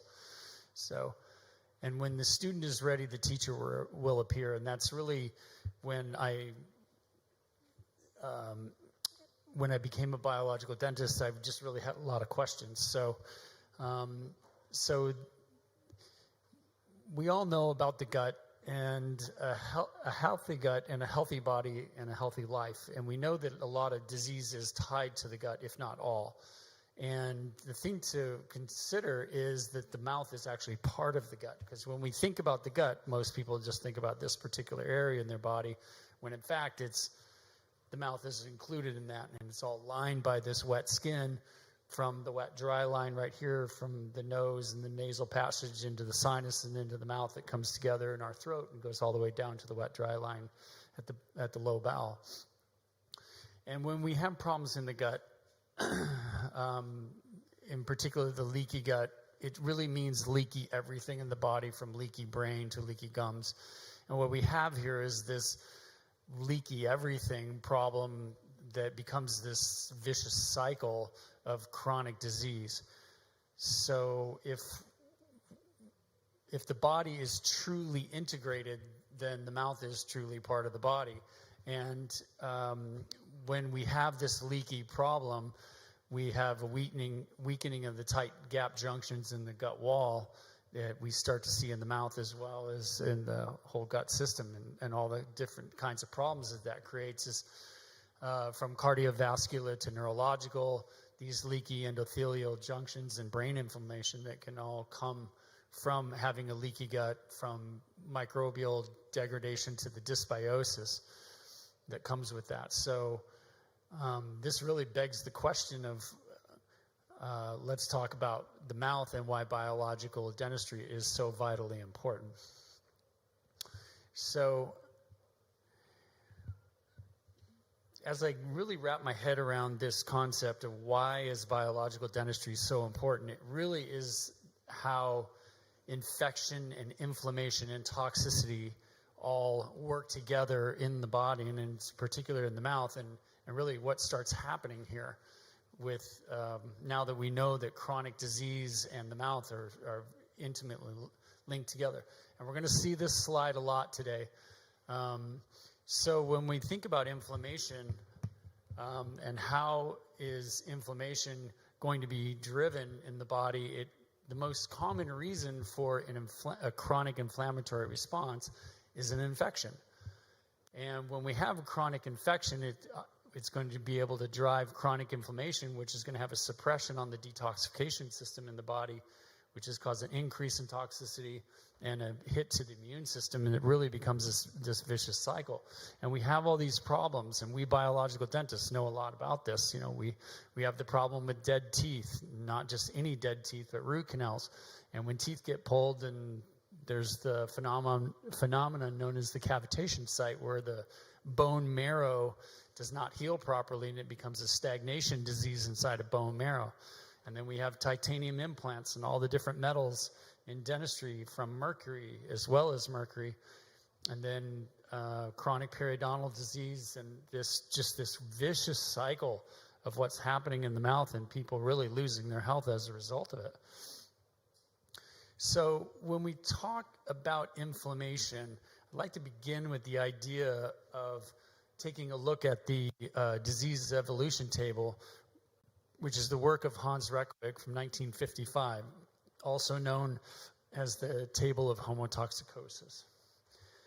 And this is a table that is set up from with the biological division, it's set up in 6 phases here, which phase 1 being health, and phase 2 being the reaction phase, and phase 3 being the deposition. And everything in the first and second and third columns is outside of the cell. It's in the extracellular matrix. And over here, and that's why the biological division from the 4th, 5th, and 6th phases here are basically how disease evolves through the body, with the first column here being health and the last column over here being cancer. So with what's happening is over time, as diseases evolve from outside of the cell to disease inside of the cell. So it really gives us a map of the understanding of how infections and toxins both create inflammation in the body.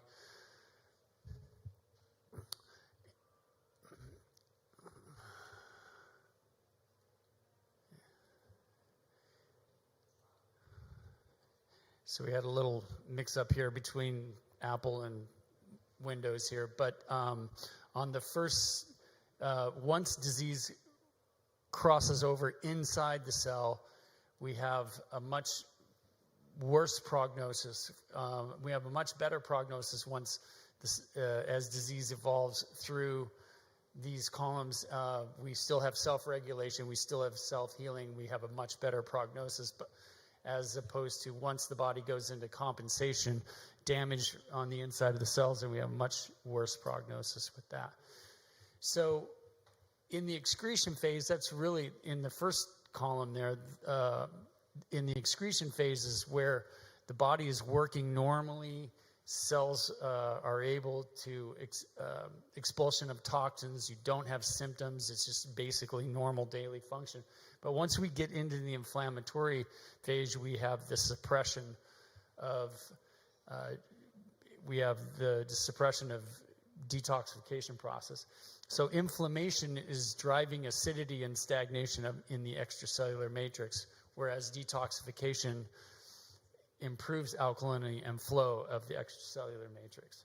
So we know that this inflammation is just really being the problem here. And like I said earlier, what's the most common cause of inflammation is going to be an infection. It can also be toxicity, but we're going to talk about infections first. And infections are both acute and chronic here, so we'll talk about acute infections. So, and specifically with teeth. And as we look at this, I think that tooth decay is really a acute infection inside of our teeth. And our teeth are very unique in our body. Our teeth are the only body parts that cannot swell. So they can't expand, otherwise they won't fit in our mouth. So when there are acute inflammatory and acute infections inside of teeth, our teeth really have a different way of going about healing themselves, which is very difficult to do. And that's a huge conversation amongst dentists, is do teeth actually, can they heal themselves? So tooth decay can happen for a lot of different reasons. You know, we have a biome problem, we have the acid alkalinity problem, we have a pH problem here, we have a fluid flow problem, which is really due to the endocrine role that hormones have with teeth. But when we get into this decay problem, there's an off-gassing of hydrogen sulfide, and this is a really a dangerous gas in the blood. And this is when we did the research on root canals, this is what we found out, is hydrogen sulfide gas causing some real problems with root canals. And as far as chronic infections, where do we find these? In particular, in chronic periodontitis, when there are infections, the body naturally inflames around it. But again, this is a 24/7, 365 problem where there's just this chronic inflammation in the body, and not only with gum disease, but also with root canals. And you can see when they're root canal teeth, you know, the body knows about this. And so you must have an inflammatory response that's 24/7, 365. And when people have root canal teeth, you know, we have this chronic exposure of hydrogen sulfide gas into the bloodstream. So standard of care in dentistry for a toothache is actually an embalming procedure. So you go to a dentist with a toothache, they actually kill the tooth. And then they say they save the tooth. Well, they're not saving the life of the tooth, and that's the problem. And dentistry is the only specialization in medicine that believes that embalming and saving a dead body part is a good idea, where medical doctors, they don't. The treatment for death in the body has always been amputation. So, except in dentistry. So this is a Wikipedia that talks about hydrogen sulfide gas and how toxic it is to humans because it inhibits cellular respiration in a manner similar to hydrogen cyanide. So this is a dangerous gas, and it has a very pungent smell to it, and it's part of the death process. And all root canals are dead teeth, but not all dead teeth are root canals. And what we found is in our research on root canal teeth is the most dangerous teeth were the ones the dead teeth that were not root canaled yet. They're very septic. This is a study that came out in 2014. This is the Pesce study that where Dr. Pesce from Finland, I believe, did a biopsy of the heart attack victim. And in the biopsy of the heart attack, in the blood clot in the heart attack, is where they found the only place where the bacteria could have come from was inside of a root canal tooth. So that was the cause and effect study linking root canal teeth to heart attacks.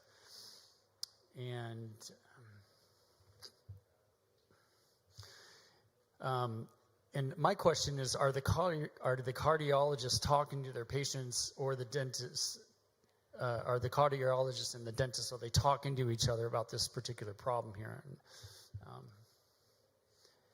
And also root canals being linked to cancer.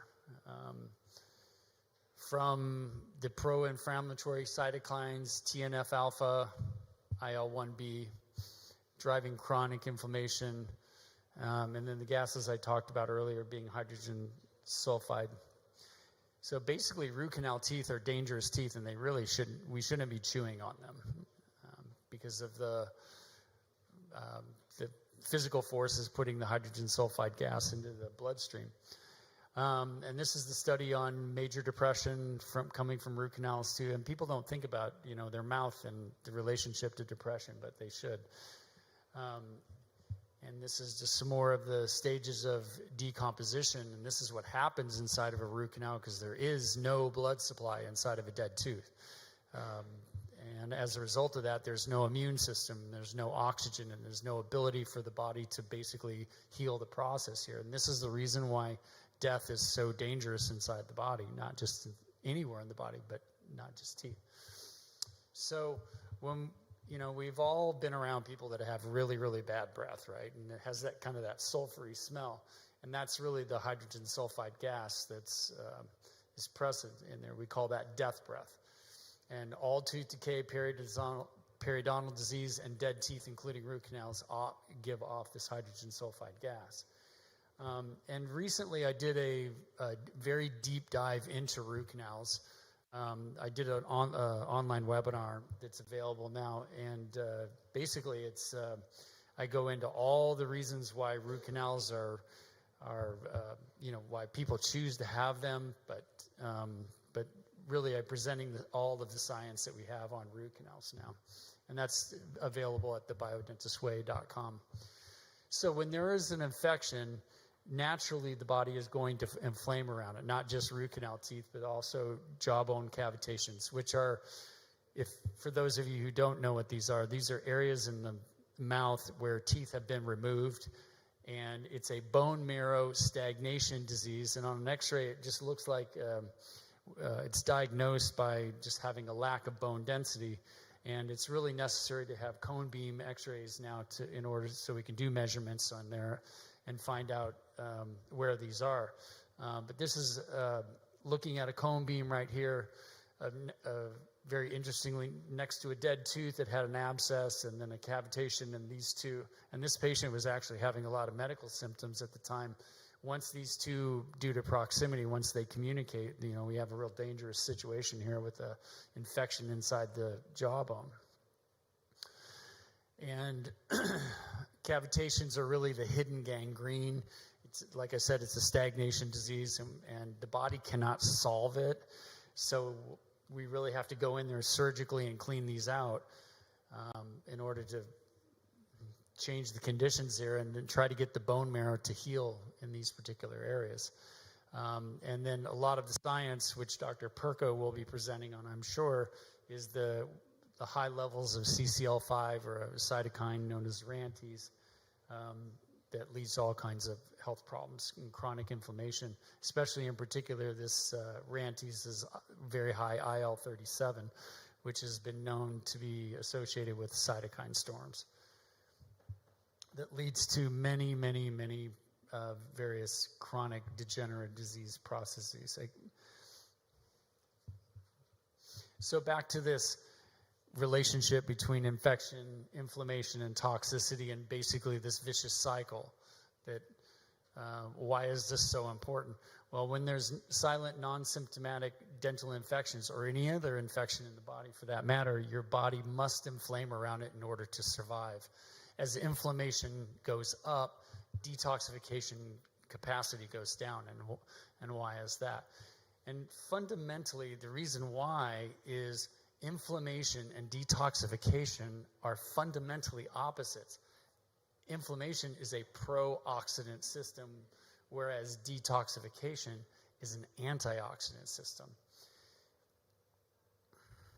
So the pro-oxidant system, inflammation, is going to lead to acidity, whereas detoxification is going to help the body restore its alkalinity. So, and life is designed to be this way for survival. And that's why detoxification doesn't work as well when there are infections in the body, and that's why the infections need to be addressed first. But toxicity and driving inflammation from all these different things, whether it's chronic stress, xenobiotics, vegetable oils, pharmaceuticals, nutraceuticals, mold, pathogenic microorganisms, radiation, all the things in life that create toxicity. And toxicity is actually not a level. It's the body's response given to a toxic load, because some people, given the same toxic exposure, some patients are going to be able to detoxify better than others. So when toxicity begins to accumulate, there's the bucket theory when chronic disease gets diagnosed, that the critical mass of toxicity-driven inflammation will manifest into chronic disease, meaning that once the bucket gets full, that's when the symptoms appear. And people have different abilities to detoxify. So not all buckets are created equal. So people vary in their ability to detoxify. So we call that the detoxification capacity. Some people just are better at that. And people vary in their digestive capacities as well. Some people have leaky gut. Some people don't have as much of a leaky gut. Food allergies, that kind of thing. Oxygen utilization, mitochondrial capacity, and immune capacity. Some people get sick all the time, some people don't. So when detoxification capacity goes down, like when there is chronic inflammation, you become a net accumulator, even if you improve or reduce or eliminate your toxic exposures. So when the toxic load goes up as a result of that, the immune capacity goes down. And when immune capacity goes down, infections, for instance, the pathogenic biome, become more aggressive. And why is that? It's because they can. Because the conditions in the biological terrain downregulate, allowing for the biome to get worse. So it's kind of like if the conditions are just right for infections, they will come. So much so that the immune system goes from a surveillance activity to where the immune system goes into dysregulation. This causes a full circle vicious cycle return back to the dental infections and the toxicity that drove up the chronic inflammation in the first place. So here we are back to this chronic, this vicious cycle where infections driving inflammation, being affected by toxicity, hitting the immune system, and now people are just are in real trouble with their health, when in fact a lot of this problem we can start to do, we can treat this patient in such a way by really taking a good look in the mouth and finding, are there toxicities from metals, or are there infections in the mouth from root canal teeth or cavitations. So biological medicine really just steps in here and says, why don't we just clean the tank? So I love this slide because it's the fish jumping out of the dirty water into the clean water. When the germs theory just says, well, let's just drug the fish, when in the biological approach to this says, why don't we just clean the tank? Okay.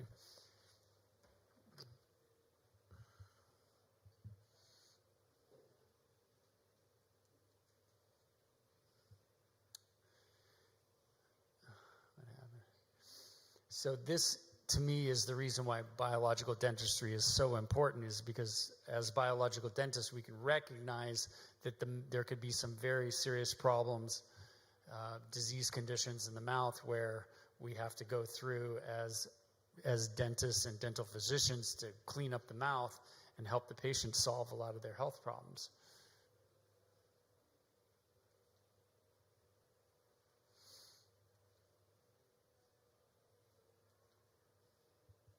Sorry about these slides. Apple and Microsoft don't seem to play well together.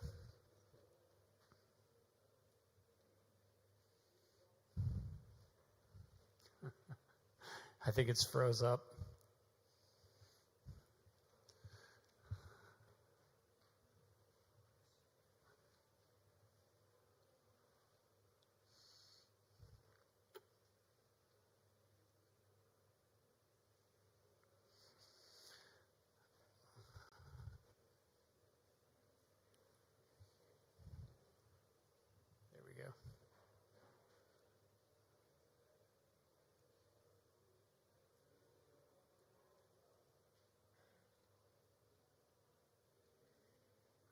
Okay, seems to be working now.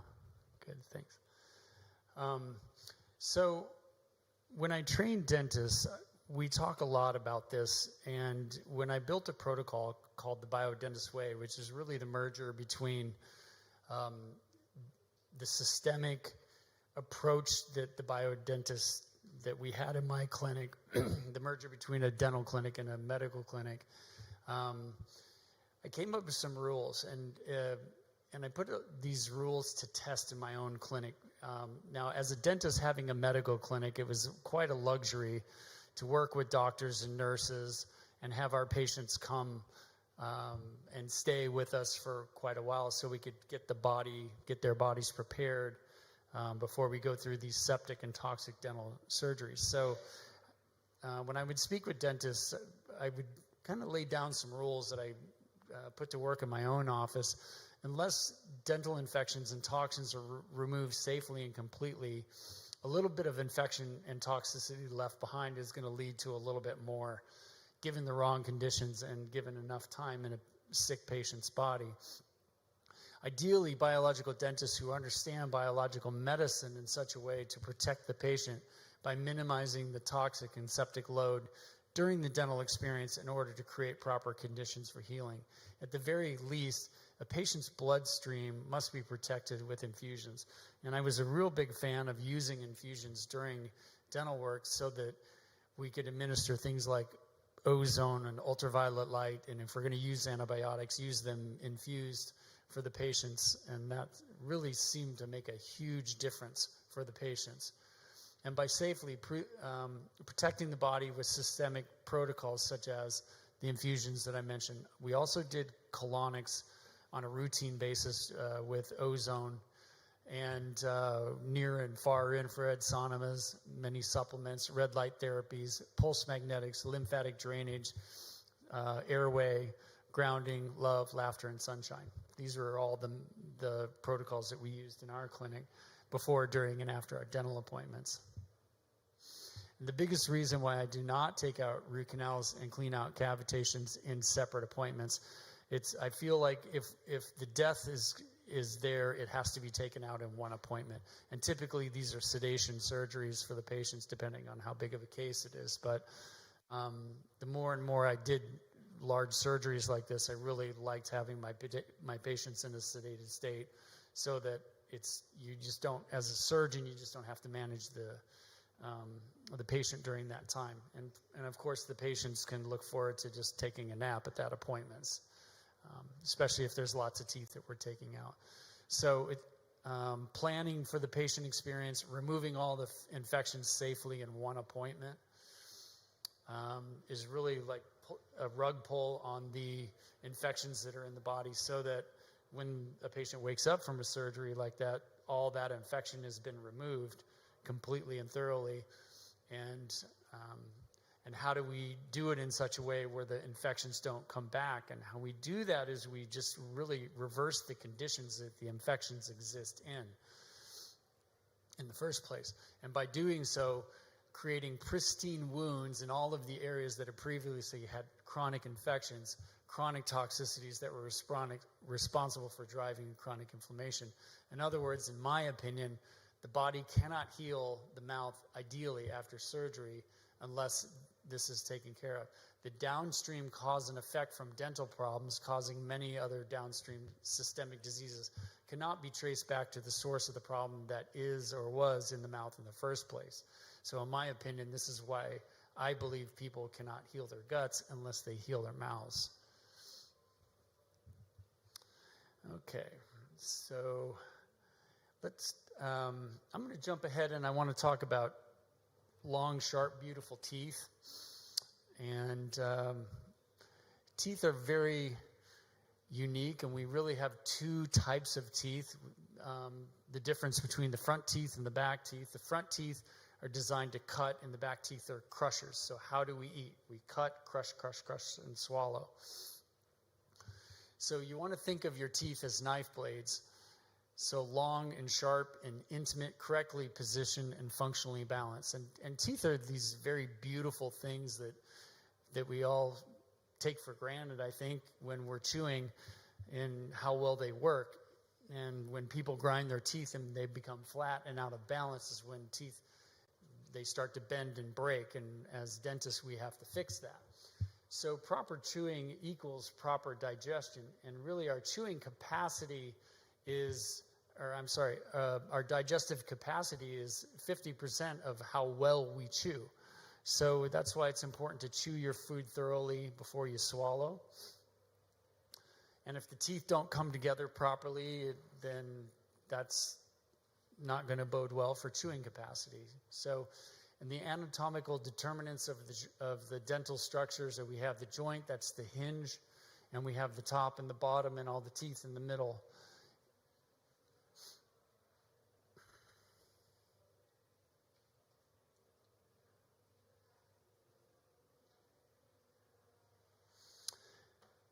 And all teeth need to come in contact in balance.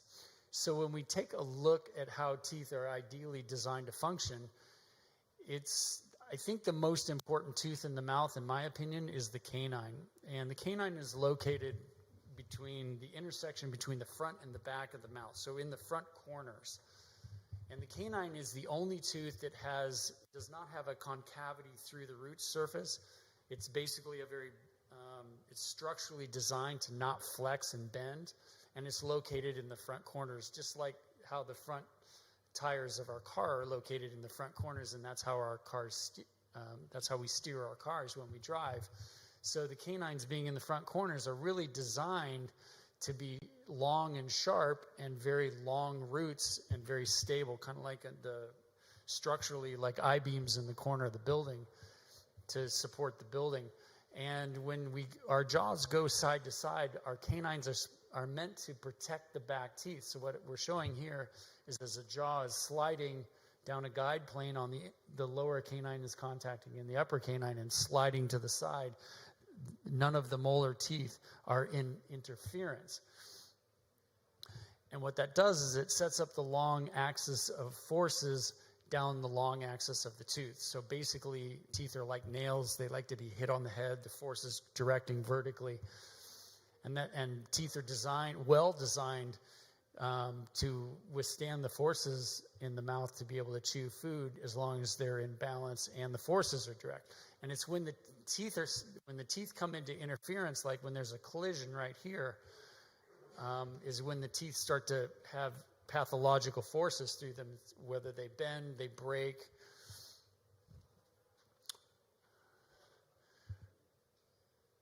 And go into what's called a sympathetic response. So this is important if we dentists are going to heal teeth, we want to have the teeth out of the sympathetic response.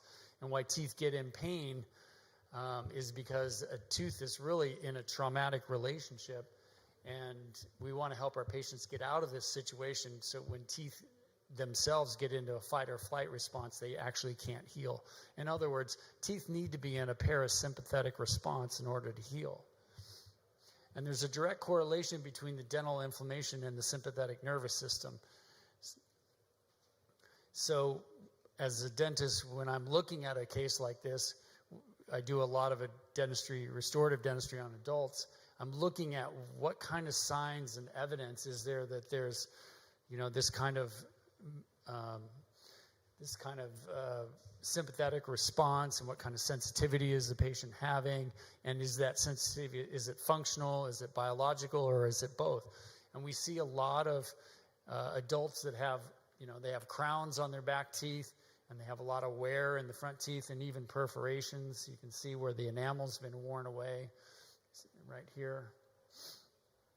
And I'm a big believer in starting to restore this. So as I'm starting to build a case like this, we go through and just get rid of all the broken tooth structure, and I like to work on the front teeth first and really set this up so that the front teeth come together in a beautiful way, so now that they touch and guide properly.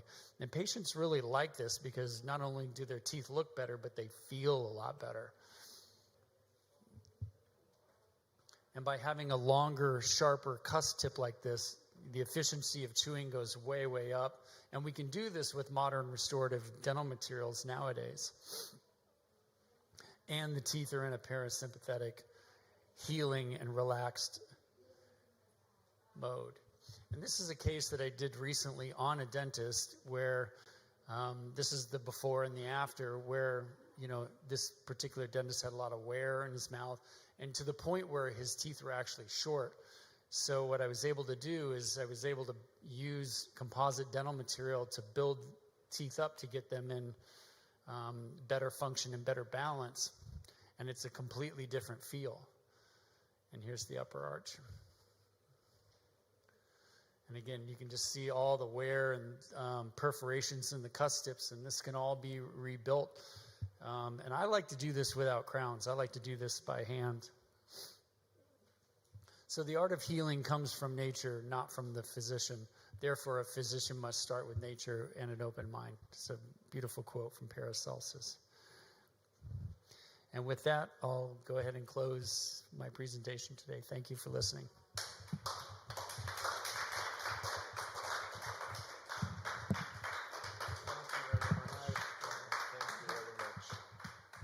Okay, any questions for John? Yeah, on the spot. Yeah. Okay, if not, then we will continue with Zenel Batagel. He will have a very interesting talk on perspectives of integrative medicine. What's the situation and what we must do? Yeah, is that correct? Okay. Great. My presentation will be absolutely completely different than I think, all of presentations we have here at this event. So what I do, I scare people. This is what I do. Actually, I'm some kind of a healer, same as you are, but I'm healing companies. Very, very similar things. And I'm using very similar principles. You will see the things that I use, like Matthias is using to get into the details. So, somewhere in the middle of a COVID crisis, I was hit by something, and it was serious shit. And you know, when serious shit happens, then you start to think about how should you live differently. And this is the chart Sebastian gave me. You know, when I got that thing, I was absolutely sure why I got it. So, no, but when I saw this chart,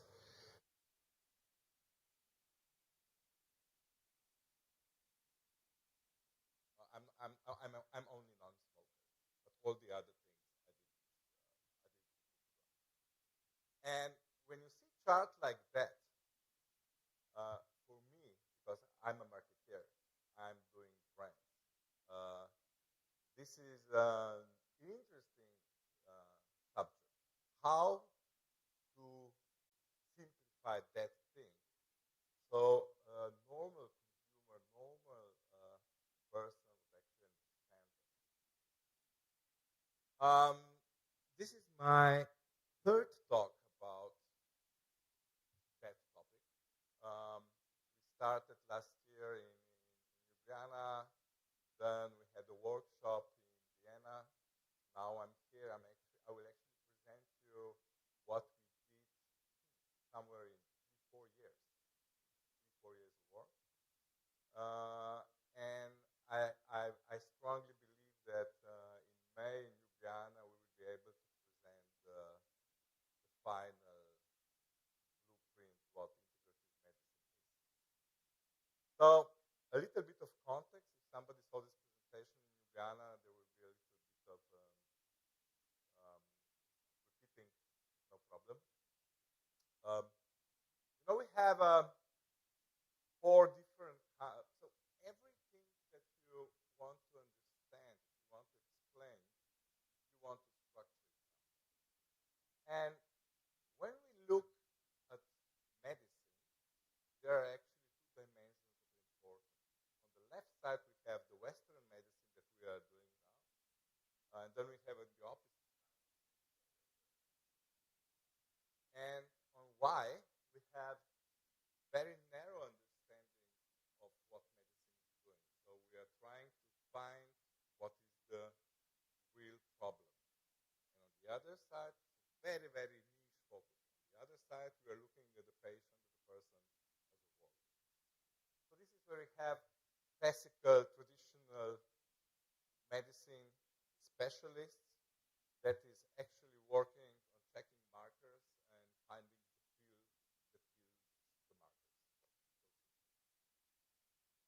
Then we have the alternatives on the left side. All the strict alternatives and all the strict alternative combined. For example, Ayurveda, I think, is there. And then we have this huge tension between the left and right side. Of course, we, biological, integrative medicine, we are up there. We are treating a patient, a human as a whole. And on the other side, we are on the left side. We are the members of the Western medicine. So our function is actually very, very in between. What we are doing, we are the bridge. We are integrators. We are the translators of what people are doing. So I will use this much more interesting image of how. So for understanding who you are,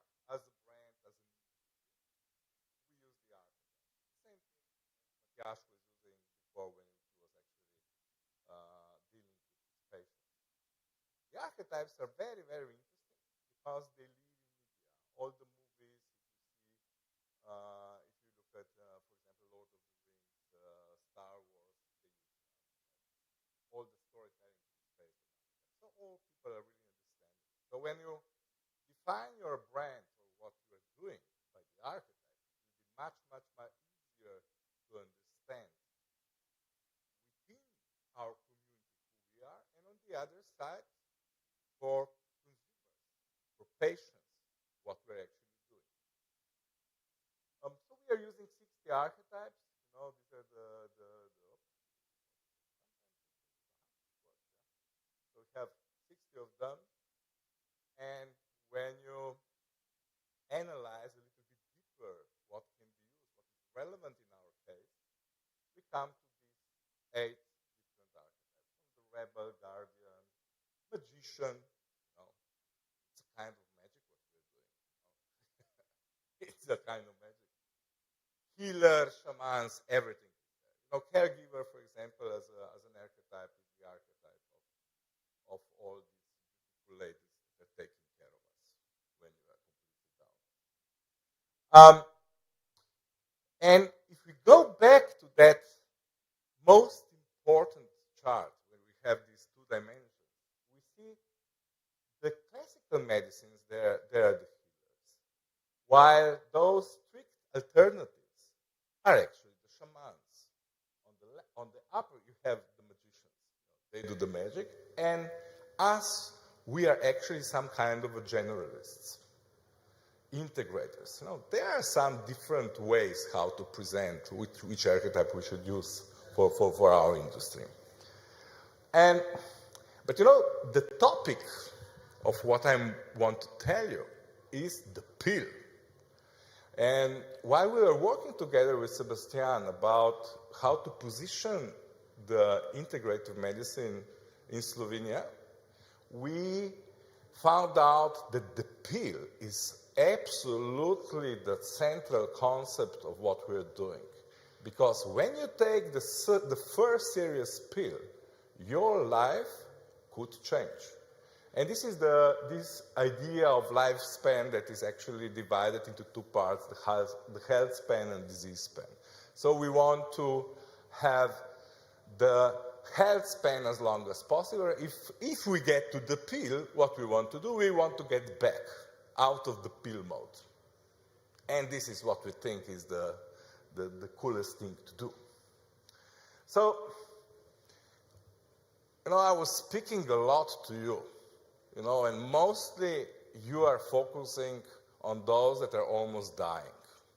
So the patients that have a few months, but you do the magic, and these guys can live for 4 months, few months more.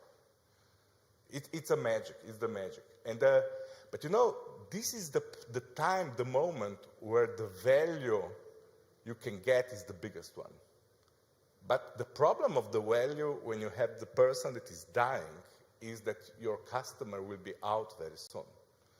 And that's why we use the concept of lifetime value. You know, lifetime value of your patients is much, much, much longer if you know that they're living for a longer time.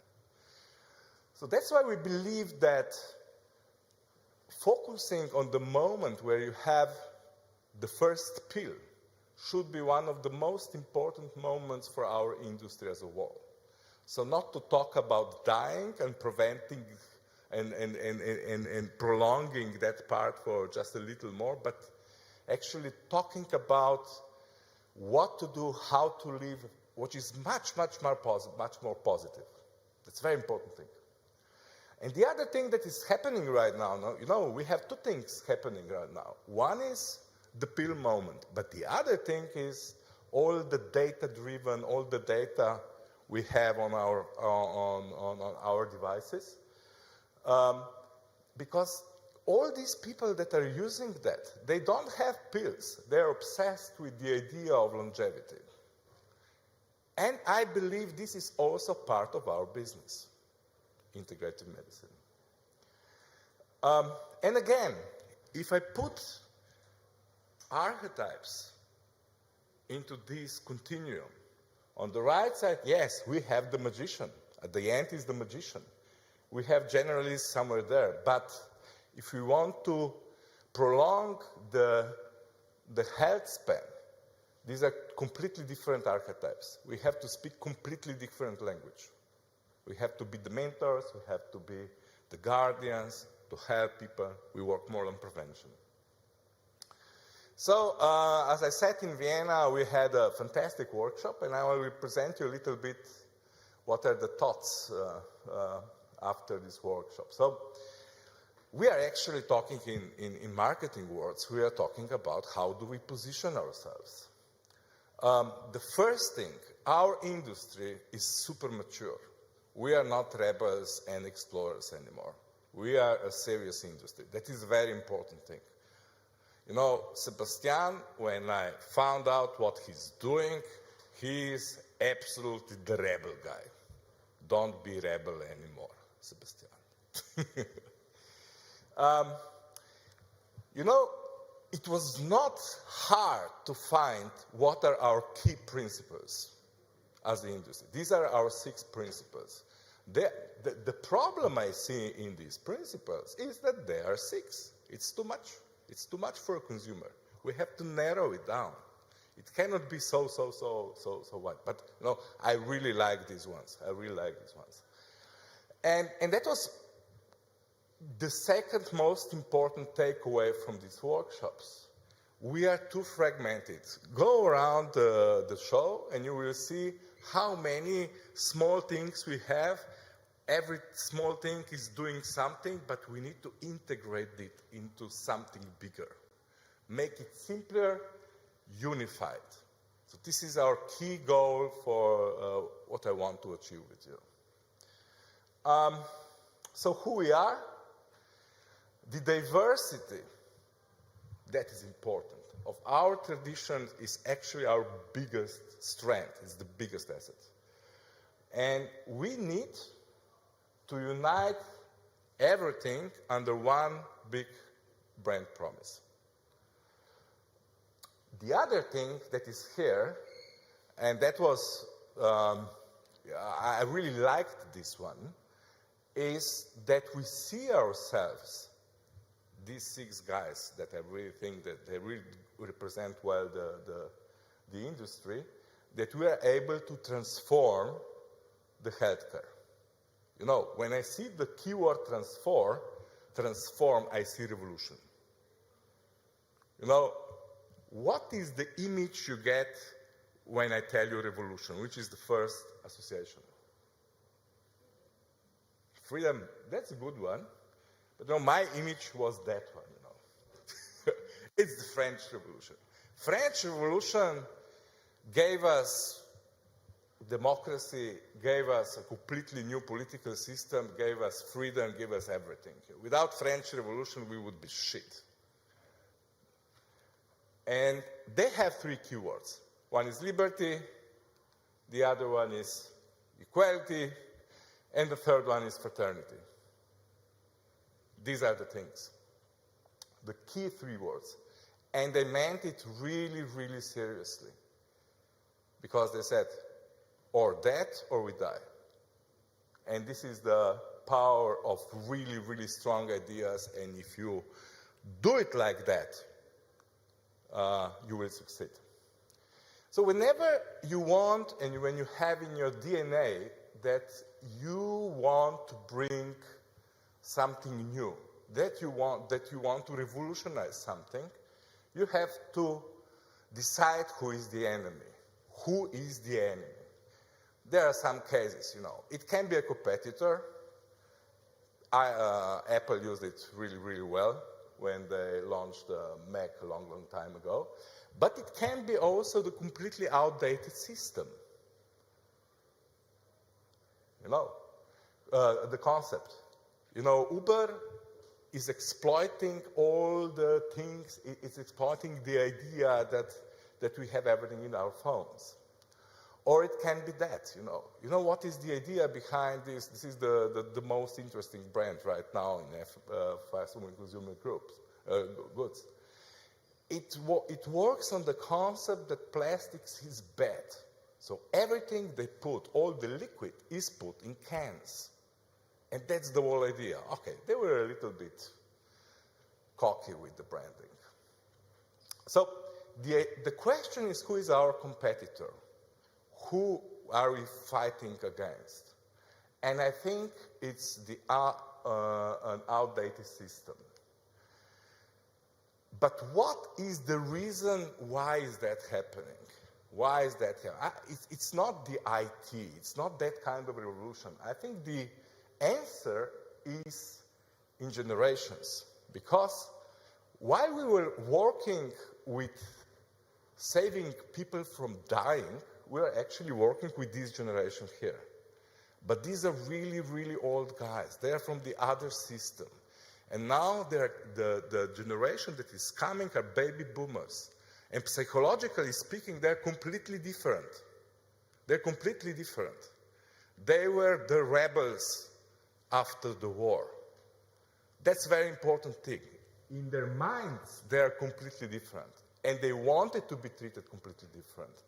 So this is the biggest issue we have in all marketing, not only in integrative medicine. So that's the biggest problem. And the other one that is coming, but we don't feel it yet, is the generation that is completely digital. So we want to do something that French did with the French Revolution. And what we were working on is these 3 keywords. What are the 3 keywords? So, when you get the first pill, or you get a really shitty first pill, or when you get a breakfast of pills every day, then you start to ask yourselves why. And this is the first thing that the system we want to upgrade it's not working. They don't give us answers.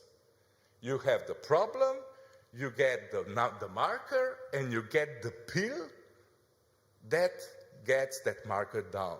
That's it. No answers. The second thing, when you know the answer, what do you say? Find the balance, because you are completely out of balance. Usually this is the key answer. The question is only which kind of disbalance is happening in you. So it's the answer. We give them what is the balance. And the third thing, it's not simple to do it. It's very hard to do it alone. It's very hard to do it alone. And we are together with our patients.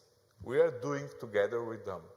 This together has 2 meanings. One together is me and the patient, but the other one is we as a community that help our patients. Because, you cannot be world-class in everything. Sebastian is world-class in dentistry. I met a guy from Spain, he's a master in stem cells. Ana Moera is another master blaster in something else. But so we are actually, as an industry, we are always, we should function as a network.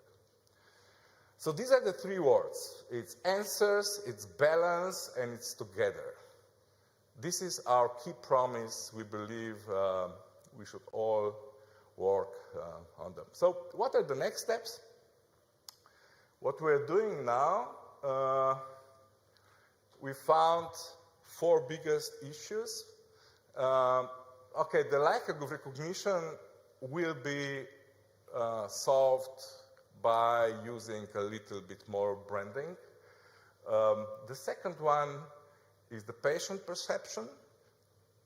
What we're selling is not a quick win. Selling that is something that is not a quick win is not easy. It's like prevention in OTC, for example. But then we found out also 2 other things. One is attracting talents, so finding doctors that are willing to do that. And the second one is insurance barriers.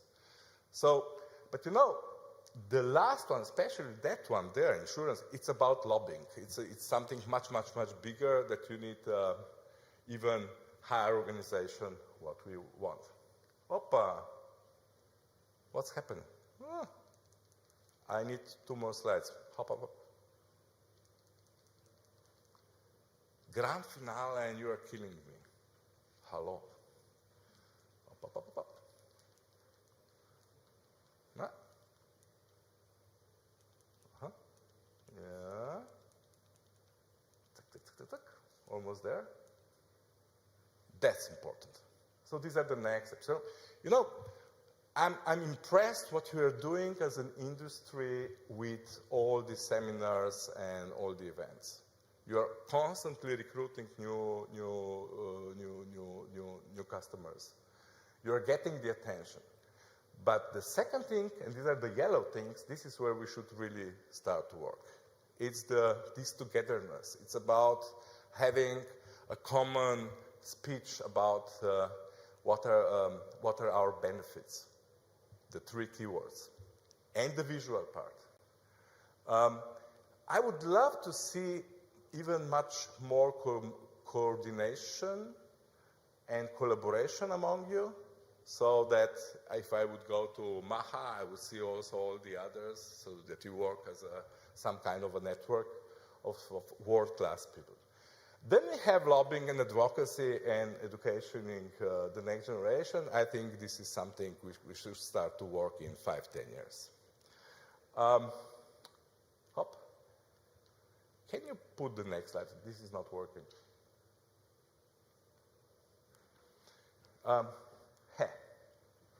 I decided to put this one in. This is work in progress. The quality sign of us doing the integrative medicine the right way. Thank you very much.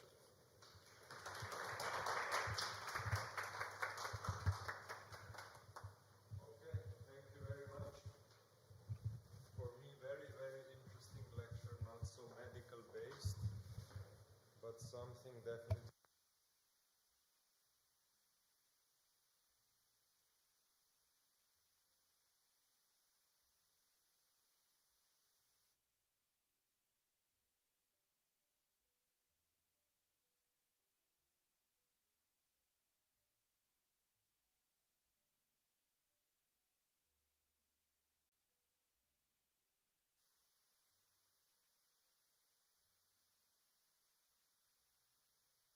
Evening session, and we can go for coffee, tea, lunch, and we are back here at 2 o'clock.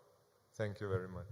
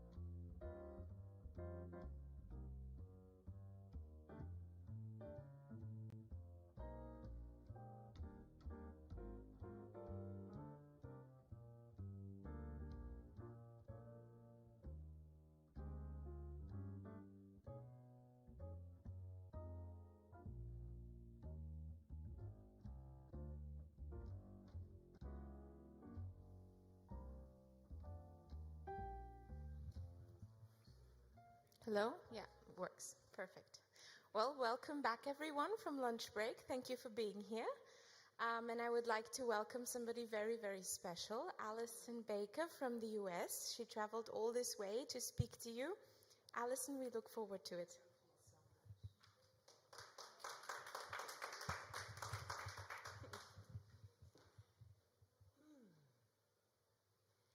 So, first things first.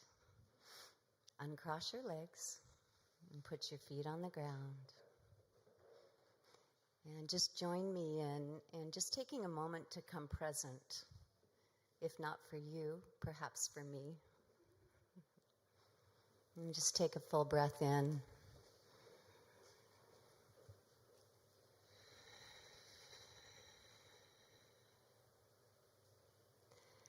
We go so fast that sometimes the most important moment we can make is just to take a moment and remember why we're here. So thank you so much for joining me and being part of this amazing opportunity to explore humans at the heart of health.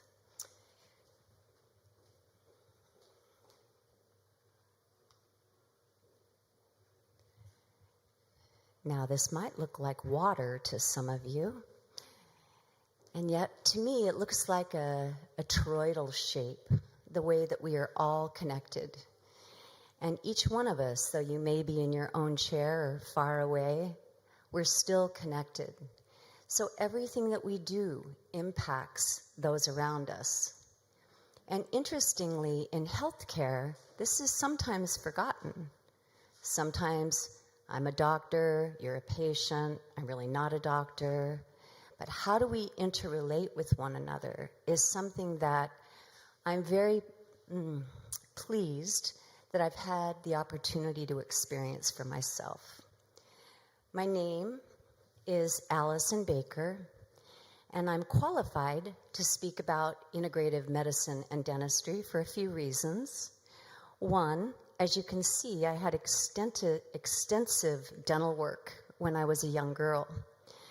My father was the CEO of the Amalgamated Sugar Company. And so Fruit Loops and Kellogg's Rice Krispie treats were a mainstay in our house.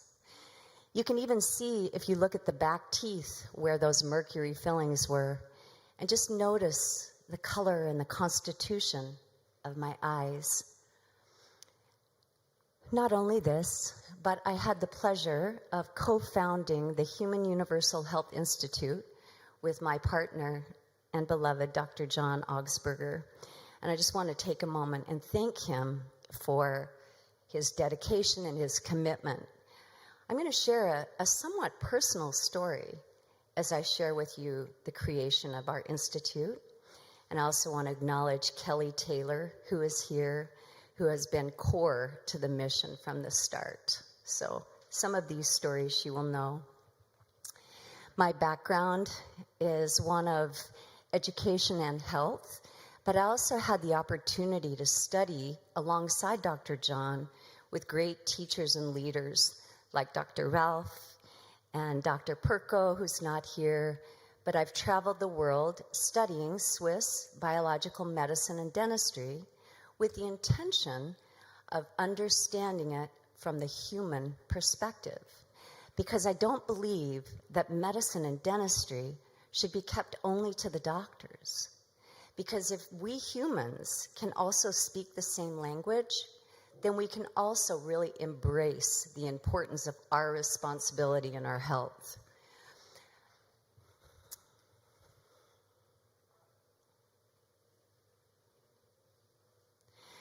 So we met, and we thought we were just going to work together, but the kiss was the moment when we realized, oh, we're going to co-found an institute while we have a relationship. This is going to be very interesting. So off we went, innocent and free. How do we begin? And we were blessed beyond measure with this incredible building, 20,000 square foot, biological health and education center, that when we inherited it, it was actually a dilapidated fertility clinic. Now, perhaps you wonder, do buildings hold energy in the way that we do? This was certainly a great teaching for me, that actually this building really had an expression all its own. If you heard from John, Dr. Augsburger previously, inside of this 20,000 square foot building, we had 4 businesses: Biodentist, BioVital, which is a private membership association, and we brought many of the teachings that we learned about Swiss, German biological medicine back into the US and established a way of doing business so that we could conduct successfully in the US.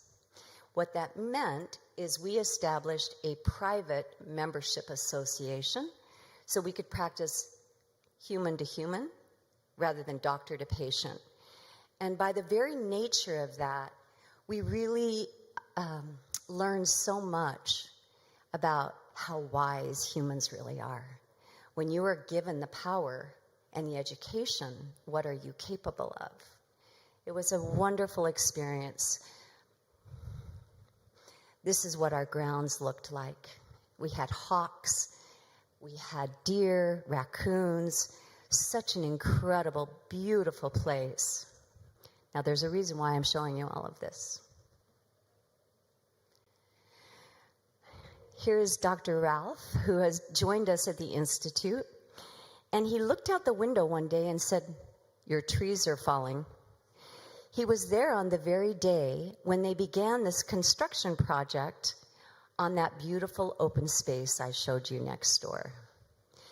And this dream that we had been living for 10 of 13 years suddenly was this shocking reality of like, whoa, we're having a natural environment and now it's not so natural.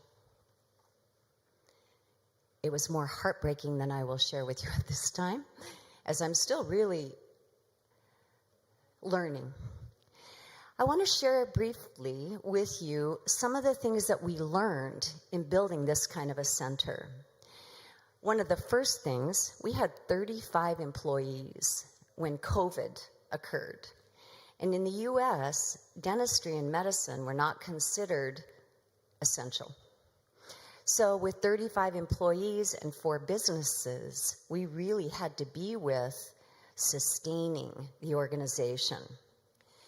And we made it. So a few things, if any of you ever consider building an integrated health center. Choose your team to align with your organizational values. Let them shine, let them grow, or let them go.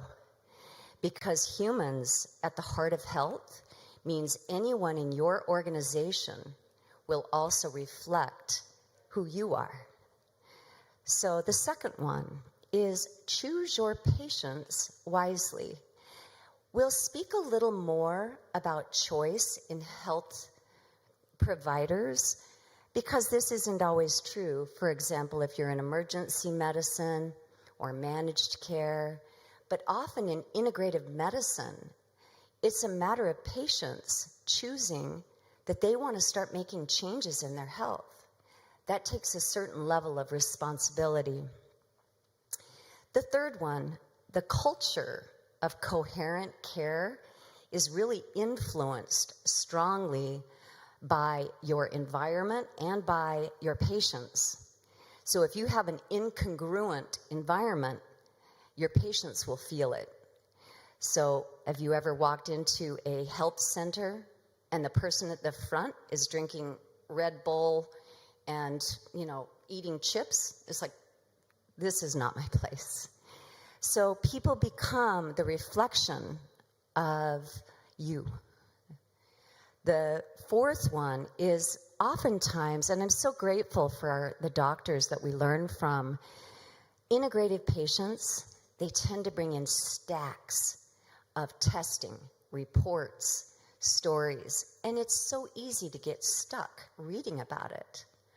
But when we stop, look, and listen, pretty soon they will begin, as Dr. Ajia taught me, to look a little deeper if they're willing.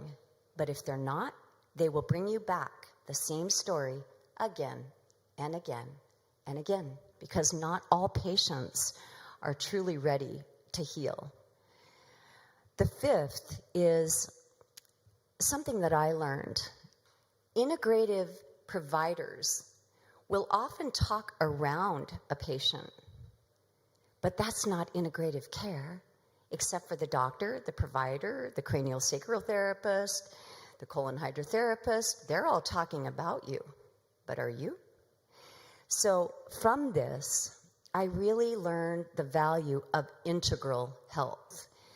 Integral humans are not all created equally, because some people are not ready to make the changes of being in their own responsibility around health. At the HA Institute, we named something called the HA approach. And this became very core value for our providers, for our team, whether it was the person working in the garden or the person who was providing dentistry. Our health is our responsibility. What that means to me, if suddenly I break out a cigarette and start smoking, my choice is going to affect you. Nonetheless, we cannot always control our environment because things change and people will do what people will do. The second, it's your journey and it's your choice. But if your choice starts to affect my field, then our coherence is our care. Are you all familiar with the expression of coherence? Anyone like further clarification? It's this, I will give it to you. It's the relationship between our heart and brain waves, and that we are very coherent in our field sometimes. But sometimes we are very incoherent, that kind of static and friction and upset and trauma that's so common in the world that we live in. So I developed a program, that you're going to have to use your imagination about. But I'll show you how I always thought about it. Our health is our responsibility. It's your journey and your choice. But through the center is the heart. Not just the heart, like the sensitive, emotional one, but where the coherence actually emanates. From here, the question is, if you start smoking and I don't like it, what am I going to do about it? Will I stay in the field? Or will I imagine this takes me out of my field? So I can step away, or I can continue to be affected by your choice. For those of you who were here earlier, we learned from a wonderful doctor whose name does not come to me right now, this importance of us holding and claiming our own boundaries. So coherence is that measure when suddenly you feel like, I can't do this. Now, some of us, I look to women, maybe more than men, because we tend to lean in and take care of until we have nothing left. Not all of us, maybe some of us. So learning to step out when it's not right for us is one of the most important health decisions we will ever make. Because we know that stress, it will kill you. I personally chose to step away from stress because it was getting so risky. And I'll tell you why. Most people think that the heart is a pump. Do you? Pretty sure not.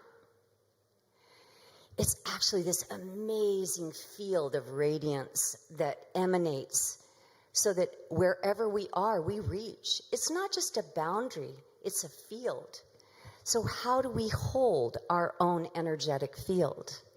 When we're in the head, Sometimes we're not in the heart, and more on that when I have about 2 hours. But for today, I just want to remind us that when the heart closes to one, it closes to all.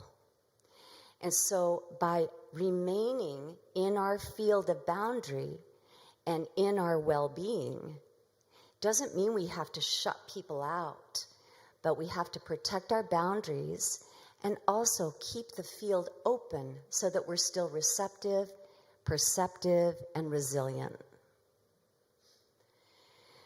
When we're in contact with another human being, these fields cross. And so as healthcare providers, or as just humans in relationship, when these two spaces touch, the impact becomes very clear. Do you know what I mean? Have you ever stood with someone when their field is frantic and static, and suddenly you start noticing, so's mine? So I'm just wondering, how many of you believe that your mouth is connected to the rest of your body? Please raise your hand. Okay, good. Oh, good. Okay. I was worried there. In the same way, I invite you to consider that health begins from the inside out. And the same is true of a health organization.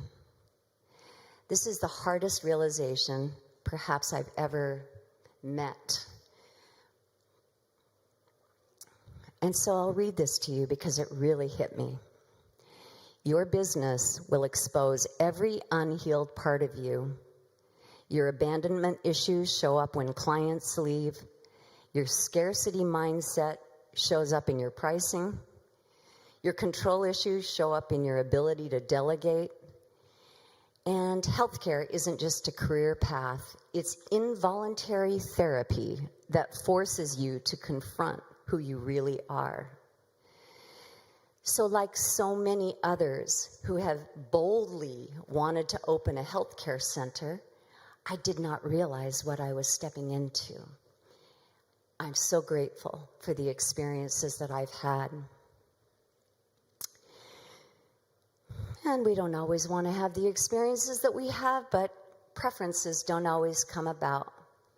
But what we know for sure is in health, one of the greatest opportunities is for us to step past our denial and step fully into our responsibility. Am I creating this? Are you creating this? If it's me, am I willing to do something about it? Because so often as leaders, we end up, perhaps not everyone. It's very easy to look at blame or outside of ourselves, but we're creating every day. This is one of my favorite ways of looking at you and me. This is actually from the work of Rudolf Steiner in Waldorf education. I have a long history in Waldorf education and a deep love of Rudolf Steiner's work.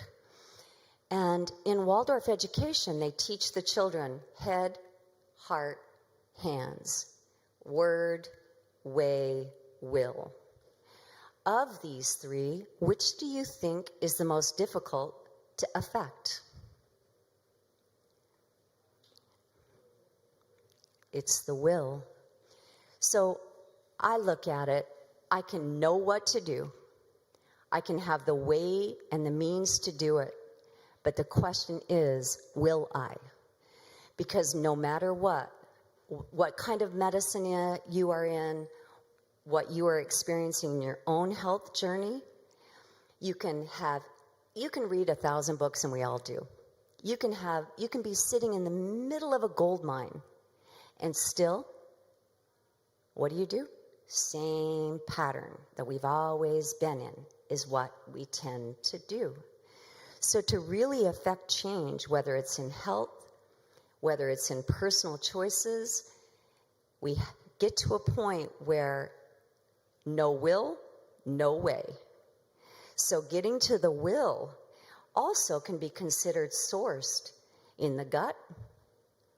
We'll talk more about that, because everything we eat, everything we ingest is influencing vagal tone, how we think, what we believe, serotonin production. I could get into the science of it, but it's from our hand to our mouth. That's our will. We can have a great doctor.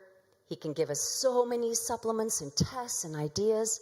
We go home, put them in the closet, and never do anything about it. Nothing changes.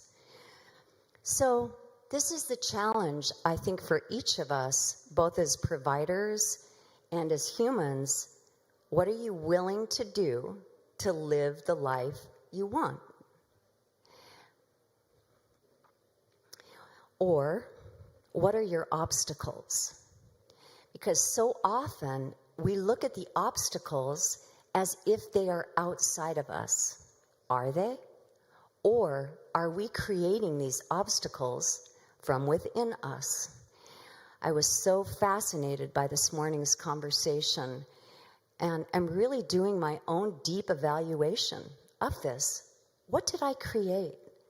Was there something as a leader that I was emanating? And what I learned was part of what I am responsible for, I will take responsibility for. But I'm not going to beat myself up for what went wrong, or that would be furthering that kind of self-deprecation, lack of respect, and honest dialogue between self and other. How do we take responsibility? So I'm bringing you, I want to introduce you to a couple of concepts here. This book, Theory U, is really about how do we lead from the future as it emerges. Now that sounds a little strange, yet if we believe that time is only what we are watching on that clock, then we are limited in the ability that we have to recognize this inseparable whole. We are all connected. And from the perspective of healthcare, I want to share with you a deepening in terms of patient choice and success. So this body of work I attribute to Theory U with some little changes that I've made to it. So bear with me a moment. Inside of evolutionary stages of modern health, we have what is the organizing paradigm, what is the patient-physician relationship, what is the key access, how do we innovate, what is the dominant type of complexity, how do things get coordinated, and then what is the infrastructure. I'm going to step over to this side, and I want to mention that when we come to a conference like this, a lot of us are looking at integrative care. Integrative being distinct from integral. And we'll get back to that in a moment. But many of our patients, for example, in the US, are experiencing, they have no choice. They're in institutional care. Somebody else is going to decide how much they can spend, what they can do, and what is the standard of care. There's not a lot of discussion. In a similar way, managed care, I would call a good example of that would be dentistry. So you go to the dentist, they do an x-ray, you give them your, you give them your coupon called insurance, and they tell you they'll give you a crown. You don't have a lot of choice in that. However, things get paid for. The moment you step into this integrative choice, how much of that is typically out of pocket? It's very different when you start investing in your own health than when someone is telling you what you need to do, what's your relationship to the provider. It's very functional. It's between institutions. It's looking at dis-ease. It's very detailed, hierarchical, is usually held by social legislation. Now go all the way to the other end of this, because this integrative side is when we begin to start taking more responsibility for ourselves. I am the patient, and I am responsible for innovating towards my own health. Still looking at dis-ease, pathogenesis. You're sick. It's a very social environment. Most people in integrative medicine can have 10 different providers.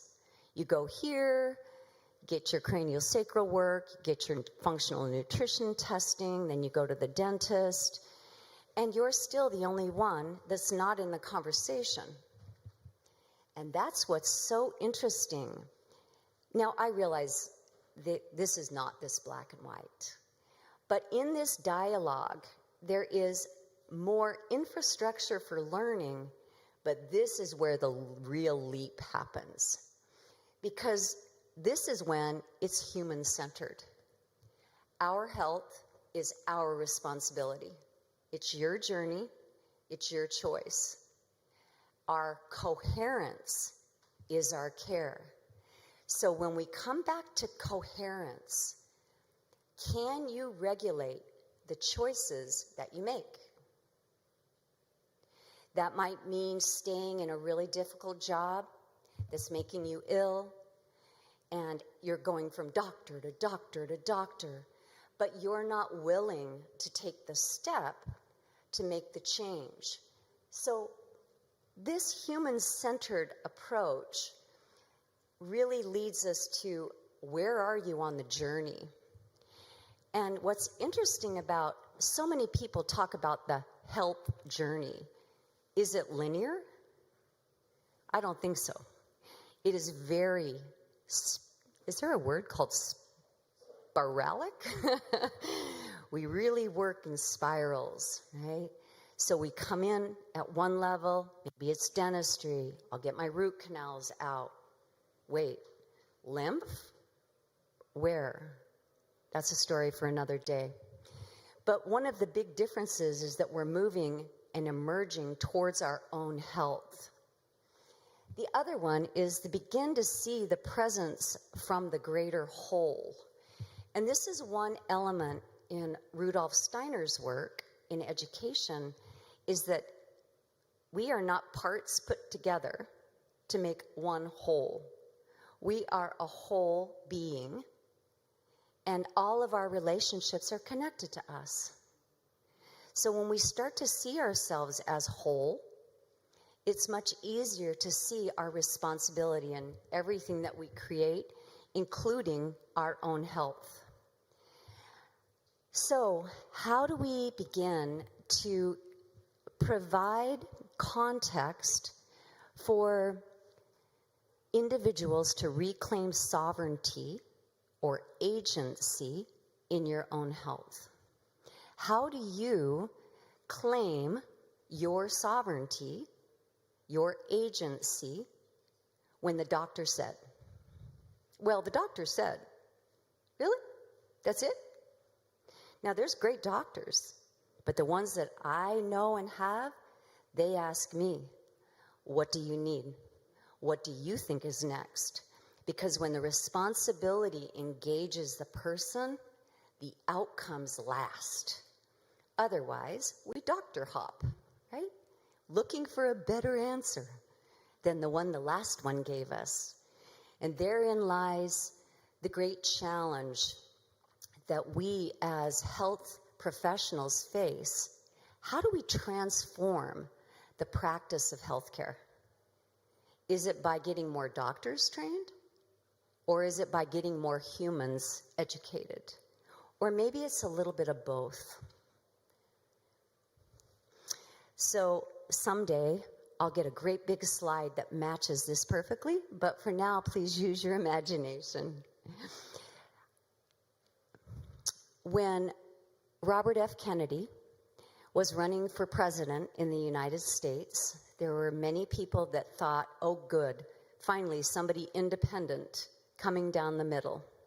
Well, we're not going to talk politics, but for those of us living in the US, we're very grateful that we have a health secretary that is paying attention to the food, the environment, and the medicine that we have come to just accept. However, as everyone in the US is now talking about what to do about healthcare, unfortunately, not everyone can afford integral solutions.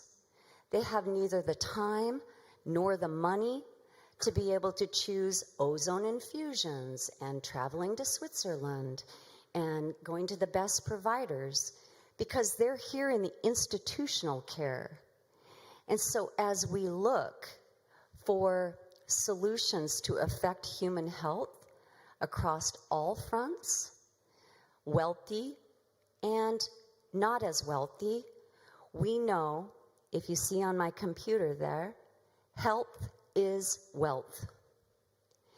And yet, those people who need the most support usually have the least resources for it. We could have a long conversation about that, but I just want to bring compassion to the challenge when we say, oh, we need to change dentistry. Well, if I'm on Medicaid and they're still putting mercury fillings in my children's teeth, which they do in the US, I don't have a lot of choices, because this affects their health in the long run. It's a great tragedy, actually. Managed care is very similar. How do we begin to bring the wisdom of integral humans down into the institutional level so that people across all walks of life have the same opportunity or similar? Personally, I believe it's through education, because people are intelligent when they have the information that they need. So it is my dream that in this lifetime we will begin to see a real change in all opportunity for health. Before I turn the page over here, I have a quick question for you. So those of you in the audience, share with me, if you would, raise your hand if you would say, are you in institutional care? Are you a provider? Institutional care, okay. Managed care, dentistry, something that you don't have direct control over? Okay, thank you. Integrative care. How many of you are integrative providers? Beautiful. How many of you work with humans striving to integrate their own health? Okay, that's good. So these two, integral and integrative, are very close. What do you think the difference is?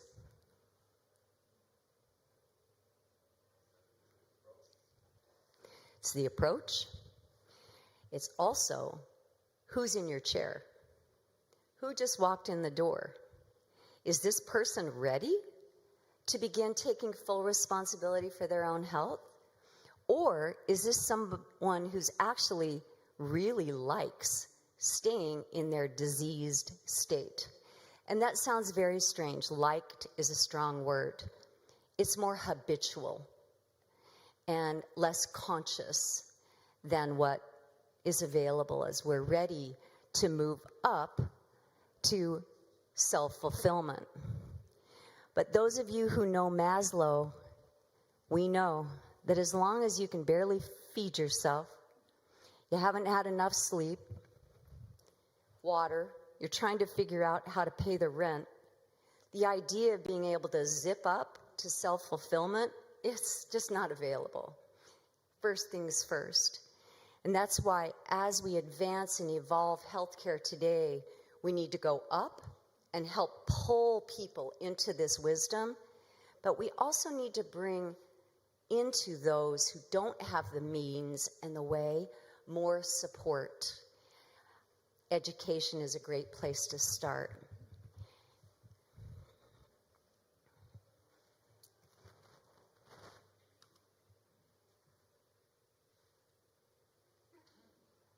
That's where I'm going to start. Because what I learned is a lot of us are our age. Some of you are much younger than our age. But the youth are the ones that are going to be consequentially impacted by the choices and what we set in motion. And so for me, I'm committed not only to helping those that are traveling with us, but also how do we start to move into these younger generations?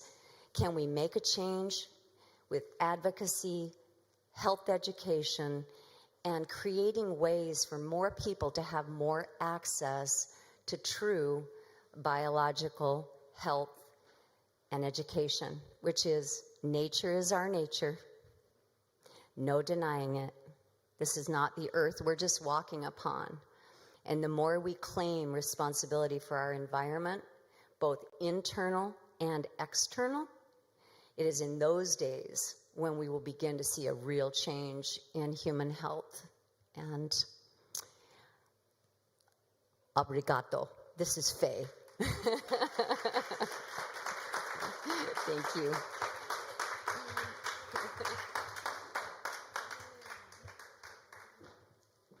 Thank you, dear Alison, for bringing the big picture to this important stage. Does anybody still have questions for Alison, or would you like to ask her outside? Probably, most people. If not, can I just share one thing?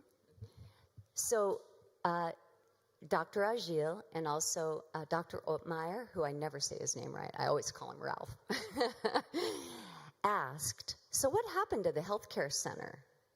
So I'll give you that answer. We bought the building. When we purchased it, it had water issues. And that dig in the earth that I showed you when Dr. Ralph said your trees are falling, the next consequence was a water heater broke in Dr. John's dental office. And I believe power, fire or water, which one do you think is more destructive? Pretty sure it's water. And as a result of that, it really forced the completion of our time there. So Human Universal Health Institute, as a building, we no longer own it. And so we are now being liberated to get free and to begin to carry the mission of Human Universal Health without one leg tied to a 20,000 square foot building, which was a beautiful gift. Such a gift. And yet freedom comes when we're not quite so tied to matter. We get to actually travel and share the wisdom of what we learned with the people all around. So thank you for listening and letting me share with you the ending of that story. Yeah.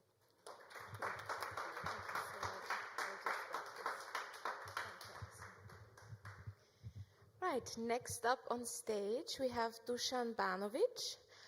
He's a financial expert and is going to speak about an unusual topic for a conference on integrative medicine.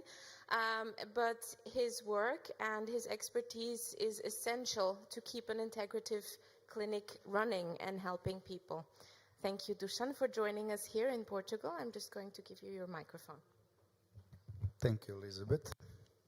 Well, thank you also from me to everybody for coming today to the Congress and having an opportunity to discuss with you.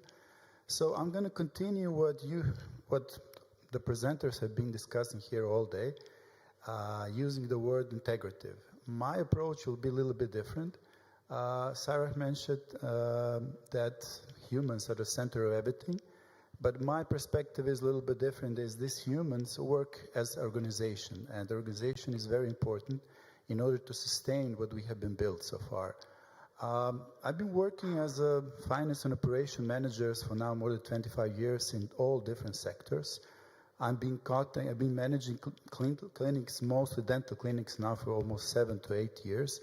And what I have learned is that the background operations, the support of the medical systems are equally important. You know, I often read the surveys that we do with our patients. You know, each and every patient that leaves the clinics, we always ask them for the experience. And when I read the comments, I always notice that they're not discomfortable or if they complain, they don't complain about the medical items. It's usually the operations, something that has to do with back office processes. Basically, and I also, from my perspective, I find it a little bit disappointing that if medical practitioner has done everything and we managed to heal people, solve their problems, why are they still being dissatisfactory? Why they don't come back? Why we have this problem of not convincing them that integrative medicine is basically one of their solutions. It all comes down to the approach and also to the organization. If people who are working on the reception are not satisfied, if they don't live the code to it, the patient will feel. As Sarah said it, when you come, if somebody on the reception is smoking or drinking Coca-Cola, patient will feel that, even if on a sub-rational level.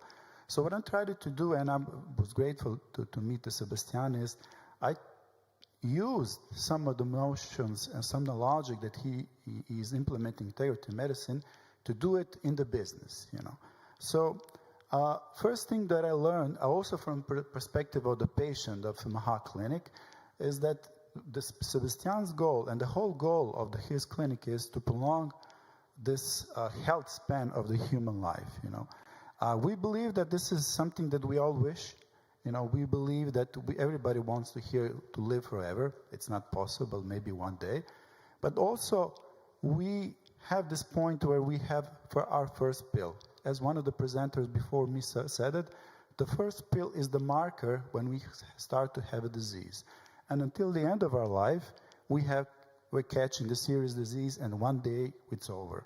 But what I also noticed when I when I actually went deeper and analyzed Maha Clinic and all other clinics that I was also working with, they have the same pattern. When you found your company, you also have the beginning and you have the end. So also in between, you have everything what is happening to the human organism. So you have the point where you have your problems, either organizational or financial, and the end, there's something, either liquidation or sell. So basically, the organization itself, the clinics, they're much like our patients. They have the time span, they have the will, they have everything. So I said, okay, can we also use some of the logic that we're selling to our patient? Can we sell it to ourselves? Can we sell it to our employees? One of the important things that Sebastian, Dr. Perkos used to say this morning is that it was very important for him to convince his employees in what he believes. He is a believer. All the methods that he is using on the patient, he is doing it himself. But most of the employees, they don't feel like that. Most of the employees, they come to the work and they do 8-hour shift, and they don't believe in that so much. But what has helped us is that they actually went through the clinic as a patients. Since the last year, we actually started giving them annual bonuses. We give them annual exams and checkups. We give them supplements. We try to convince them that integrative medicine is part of their life. It's not just a job that they do, it's the life they live. So my goal is, same as the Sebastian is willing to prevent us from having diseases, I try to prevent organization from having the organizational and financial problems before it's too late. So what is our vision at the Maha Clinic? Human-centered organization. Sarah mentioned it and we discussed about it. It all circles around the humans and the patients.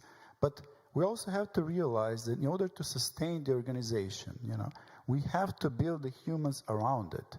Humans who believe in integrative approach. So we have what we call the medical operation. Doctors, nurses, technicians, everybody who is direct line with the patient. But we also have people working in non-medical operation. Most of the times we don't see them. Most of the times we believe they're not important, but they do what needs to be done for patients to actually come to the doctor. But what I also see in many clinics, especially the very small ones who are very small in the size, they don't have supporting systems. What happens is there's no system behind supporting all those people working around the patient. So we have silences, we have doctors not discussing with everybody, non-operations not discussing with the medical, no sharing of any information at all. So what we have is the clinic that, yes, patient is in center, but there is not integrative. We do not share each other knowledge, and we do not approach the patient with all the information that we could.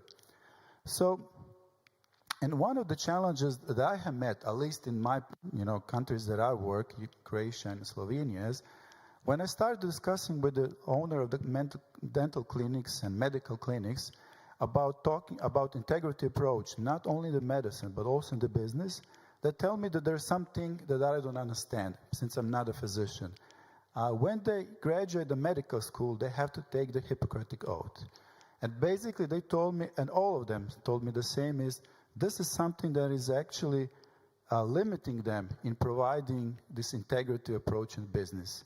Saying in other words, if we are doctors, we are not businessmen. We cannot mix these two.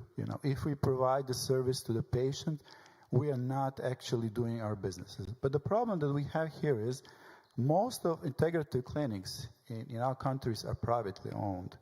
There are still private businesses. We pay for our salaries, we pay for our rents, and basically if we do not make them profitable and sustainable, we cannot actually help to ourselves and neither to the patient.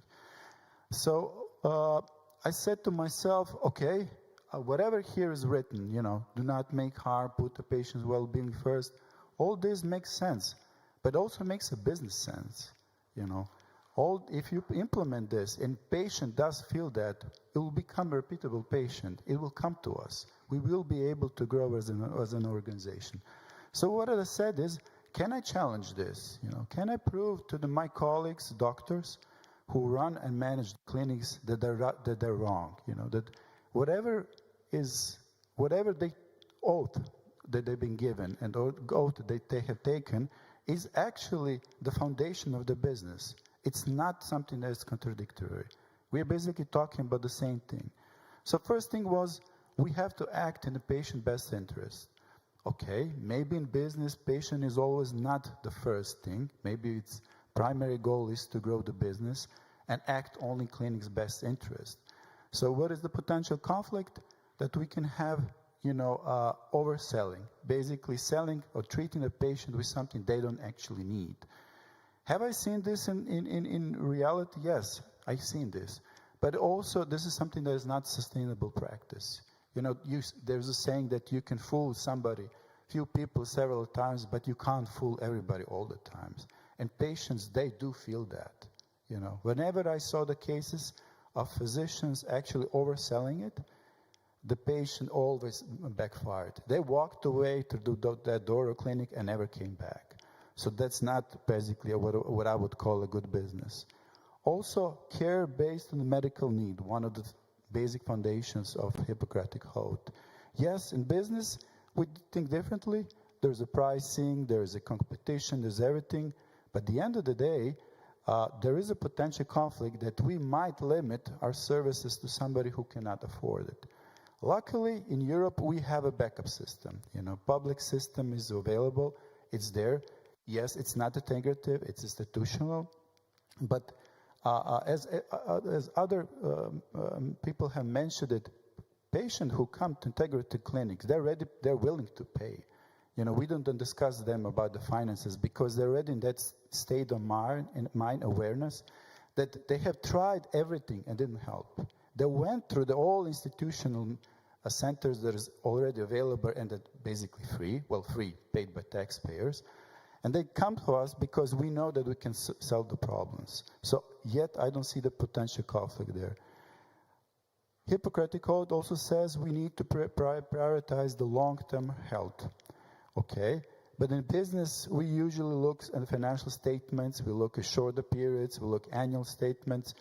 So sometimes we do have this potential conflict saying that prevention care is not our focus.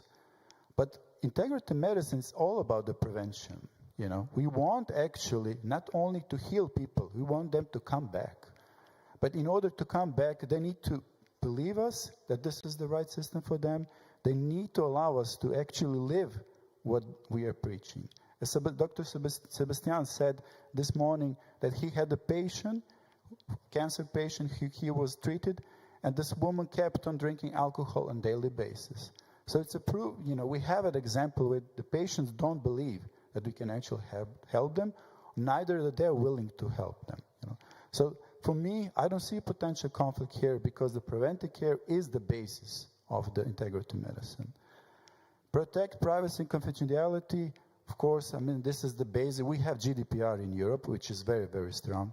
Basically, whoever owns or manages the clinics, you know that we can do anything without the consent of our patient. So basically, the idea that we will use the data for upselling or selling their personal data is not an option at all. This is basic or this trust between physician and a patient. And the last but not the least, all the doctors keep on telling me the medicine is a noble profession. We are here to treat the patient. This is not a business. Okay, fine. But yet again, this conflict, this fear that they have that the medicine profession will become commoditized, will be like sold or any other product. I don't believe that will ever happen. I don't believe that in my lifetime that AI or robots would treat patients. It will always be human-to-human interaction. And as long as that, I don't see any potential conflict or the fear that this will ever happen. So after going through this elaboration and trying to explain to my colleague doctors that, mixing business with the medicine is doable and is achievable, especially in integrative medicine, I laid them a few basic questions that we go through when we discuss how we can improve our medical organization. One key is how do we maximize the value within the existing capacity? Meaning, if you invest the money, if you actually put money in the business, you can always do more. You can hire people more, you can pay them more, you can lower your prices. But what we put ourselves at the challenge that let's do the maximum with existing capacity. Let's not oversell. Let's not treat people more than they should. Let's try to do the best with the resources that we have. Because we're all seeing that the integrative medicine is still in their nurturing phase. I don't see potential that we will see large clinics, catering 200, 300, 400 people that will be integrative. Not yet, maybe, because we do have a parallel system, which is in public sector, which is institutional. So instead of us reaching to go to the higher numbers, let's try to maximize what we already have. Second question is how do we standardize the care in the world of uniqueness? Basically, doctors who are humans provide unique services for the unique patients. And yet, we want to standardize it somehow. We want to sell unique product, even if that's integrative medicine. We still need to find a way how we can approach to our patients so that we can sell the same treatment over and over. It's very difficult. I've seen in real life examples with some of the companies and some of the managers have tried to do that. Actually timing, and prescribing the time and amount of money that needs to be put in some medical procedure. It doesn't actually work in real life. You know that even when you are the patient, you want to be allocated enough time so you be given the best prescription and best care. So standardizing something that is unique, very, very difficult in practice. How do we achieve sustainable long-term growth? How do we grow our companies without having a financial organizational problem? Very difficult question. But again, it has to be included with everybody else. So we all have to be on board. So and one of the also very, very difficult questions to resolve in practice, how do we balance this constant constraint that we have? One of my friends who is the owner of the company, he always says to his suppliers and his customers, there's three choices that you can choose between quality, time, and cost. You can always have only two, not three of them, which basically means you want to have the best quality service, yes, but then you have to be either slow or very expensive. You can't do everything at once. And the key questions that we have in medical clinics, how we can provide the quality, because this is imperative, of course, but what does that mean? Are we going to shorten the time and lower the price? Or are we going to increase the price and then maybe we can shorten the time? So we have this constant triple constraint which we basically are trying to balance each and every day, trying to figure out how do we maximize within the existing capacity. Of course, having in mind that the quality is paramount. If we do not treat our patient as we should, then everything what we're doing will be lost. What we came up together with Sebastian with this notion of integrative finance. As we've been speaking today, everything is integrative. We also came up with the notion that finance can also be integrative. So what we did, we discussed together is how do we come up with a business model that not only will be integrative but also sustainable, that will allow us as a companies to grow and also our organization to provide the maximum and the best patient care. So I'll show you the exact example how we did it in Maha Clinic. So what we integrated? First, we integrated data. All the IT systems behind, we do actually connect them together to get all the information that we can about the patient and our organization. We seek what we said is we tried to implement single version of truth, meaning that whatever data that we're discussing, and we come to the table and have a discussion with our clinics, physicians, other managers, we have to have the same data. We have to be on the same page and understand each other. The second pillar was, let's follow a cost-benefit logic, meaning let's have smart decisions. When we decide to open a new dental office, hire a new physician, let's try to look the numbers behind or question ourselves, is this something that is smart? If we invest in new procedure, in new equipment, is this something that is really going to give us some return, or is it just our wish? The third pillar would be, let's measure what is important. We have so many data that we collect on a daily basis, and we follow our clinics and our physician in daily work, but we also realize that there's so many data that we have a forest in which we don't see anymore the trees. So let's find out all of these forests, what is the most important for us, and what do we also like our managers and also our employees to follow. The next would be, let's focus on productivity and efficiency. Why is that? Again, our goal is to maximize within the existing capacity, because we know at this point of time, integrative medicine is still in early phases, so we cannot expect to have millions of patients. We're still dealing with few of hundreds. The next will be, let's also focus on our employees. Let's build the incentive systems. Well, let's build them a development plan so they can actually live what we also believe on a daily basis, that integrative medicine is the cure. And the last but not least, our businesses, whatever we do on a daily basis, it should support our business strategy. So whatever we do, it has to be connected with the patient, no matter how we envision it. Let's go through the details of each example. So the first thing that we did, we connected the dots, meaning we employed different systems from accounting, sales, a customer, finance. We connect them together to get the one truth and one the data. I also always compare this project that we did is trying to combining the rational mind and emotional part of the mind. So for me, the rational is the finance, pure figures, numbers, nothing else. We're pure, just the rational systems that do, whatever you put inside, you'll get only the numbers. On the other side, you have emotion. You have physicians, you have humans, you have medical operation, and as doctors have told me, they're there to treat humans. They're not there to look at the numbers.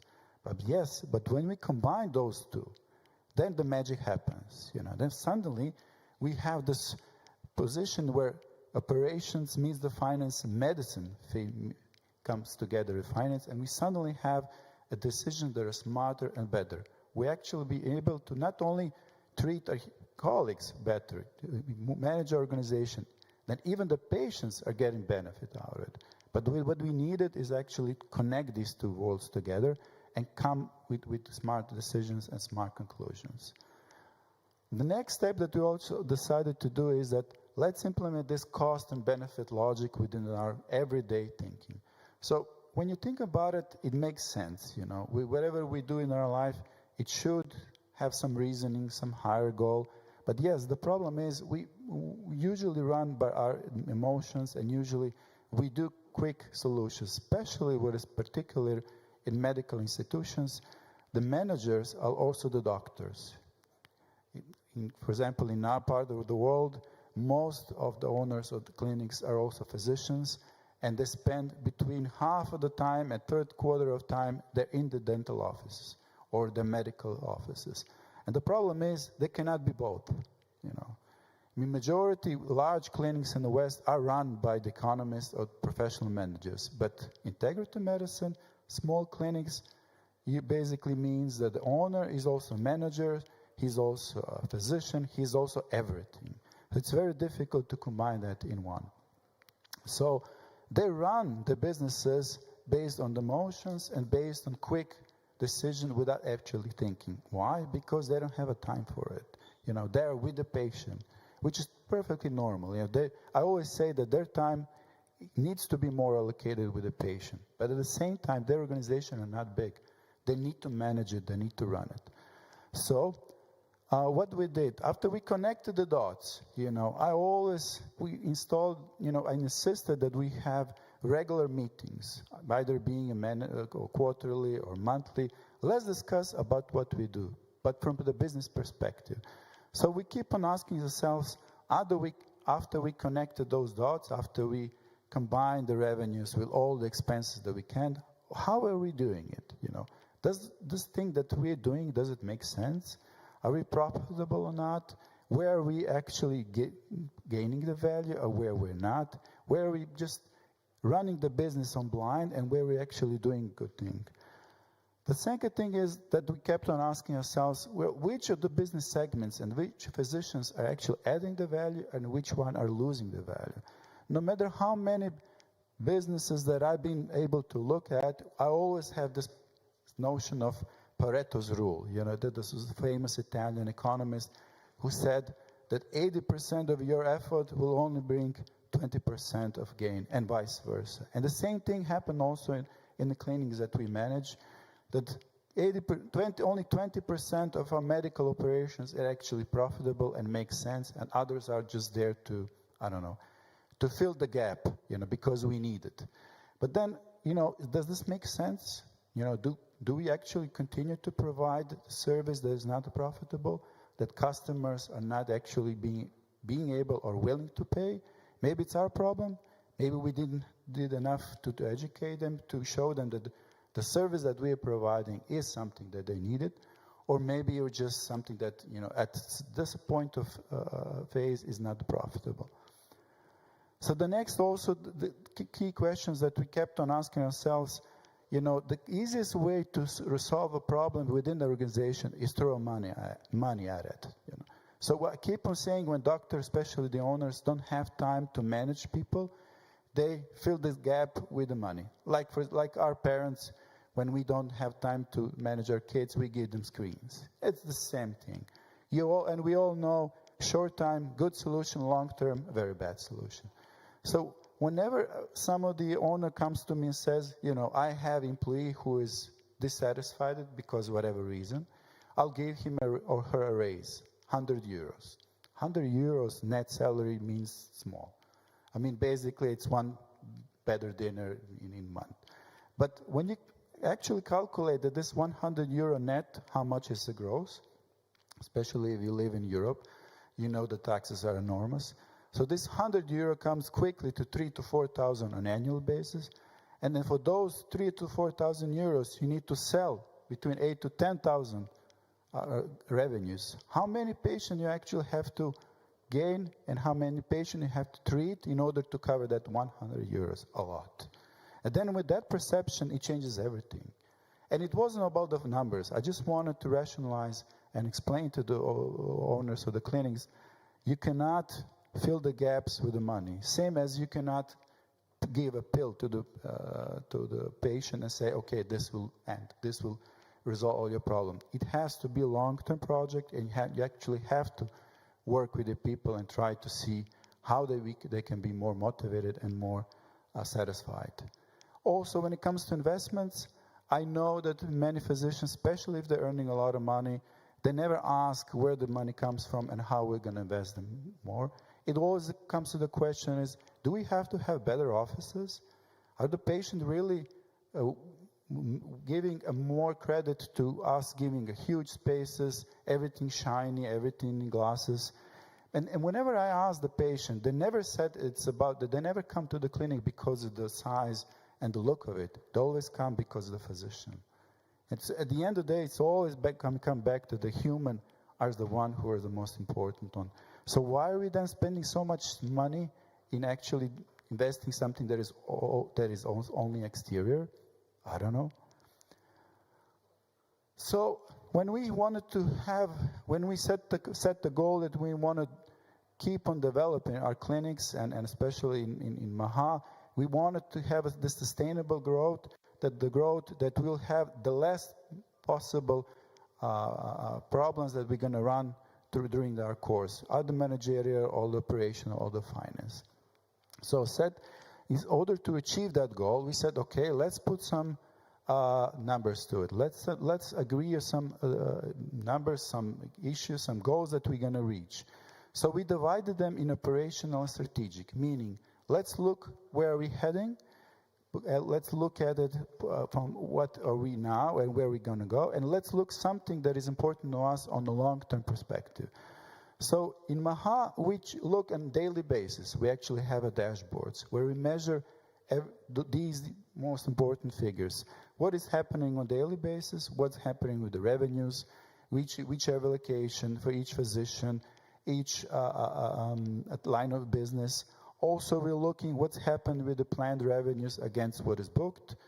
How is that coming? Do we have enough patients booked in advance? What is happening if something is changing? Also, we're looking at the cost levels of our receivables. These are the most important figures that we look when we do the daily running of the clinics. But there's also strategic ones. The strategic one meanings, we look at them maybe once in a quarter, maybe once in a half year, once in a year. They're there like imagining that you drive a car, you know. You look at GPS, where do you want to go? You know, this is some long-term achievement. But you also look how much do you speed, what's the pressure of the tires. These are something that you do on a daily basis. So what do we measure when it comes to the long-term trends? We measure how's the revenue and the whole level of clinic comparing each year is going. Where's this trend? Is it going up? Is it going down? What are we doing better? What are we doing worse? The two also important level of cost is the cost of employees, meaning their salaries and benefits. They're the most important because when humans provide service to human, the cost of employees is the highest. Everything else basically is, I wouldn't say it's non-essential, but these are the most important one. In the clinics that I manage, the cost of employees goes between 45 to 65, meaning if you manage humans and human costs, it's everything. Then you have everything, and then you have materials, then you have the buildings, everything else, the equipment, but the humans are the most important one. That's why we're coming back to the point that you cannot solve the human problems with the money. You know, it simply doesn't work like that. And of course, you also manage this operational profitability, which is important for us because at the end of the day, we are a private clinic. It has to remain some amount of money after we deduct all the expenses. We also, how do we improve the clinic management? As I said, one of the pillars in that integrative finance is measuring productivity and efficiency. What is the productivity? Basically, we are measuring how much is our output. What do we do in this time that we spend with our patient in the clinic? So what do we measure at Maha Clinic? We measure how much of services is being produced, but not only on monetary level, it's also on the volume. Because as you know, somebody can do hundreds of checkups, which are either free or they pay a few euros. And one doctor can do a huge operation, earn 20, 30, maybe 40,000 euros. So it's a huge difference between what this service that we provide. We also, every year, we sit down with our therapists, we go and look the structure of the service that they provide.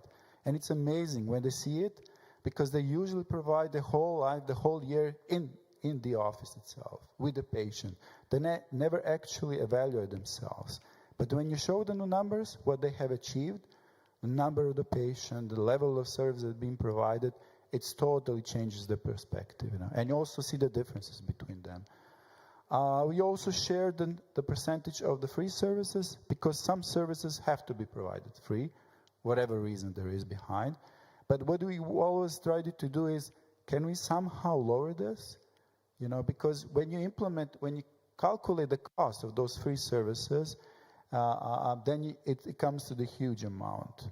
Also, for the last year when they did the comparison, we actually calculated that our doctors, on average basis, spent almost, I think it was around 2.5 weeks free of charge working in the dental offices. When you combine all those free services, when you calculate how much a time it is, it's a month, not a week.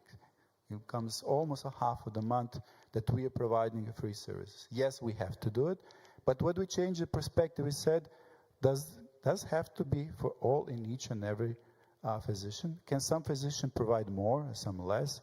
It also helped us, in order to also give a clear line of instructions to our receptionists, that they need to start filling our work schedule in that way that they cut out free services. And we actually told them not to allow to spend more than 1/3 of time our physicians on free services. So that was one of the key how we fixed that.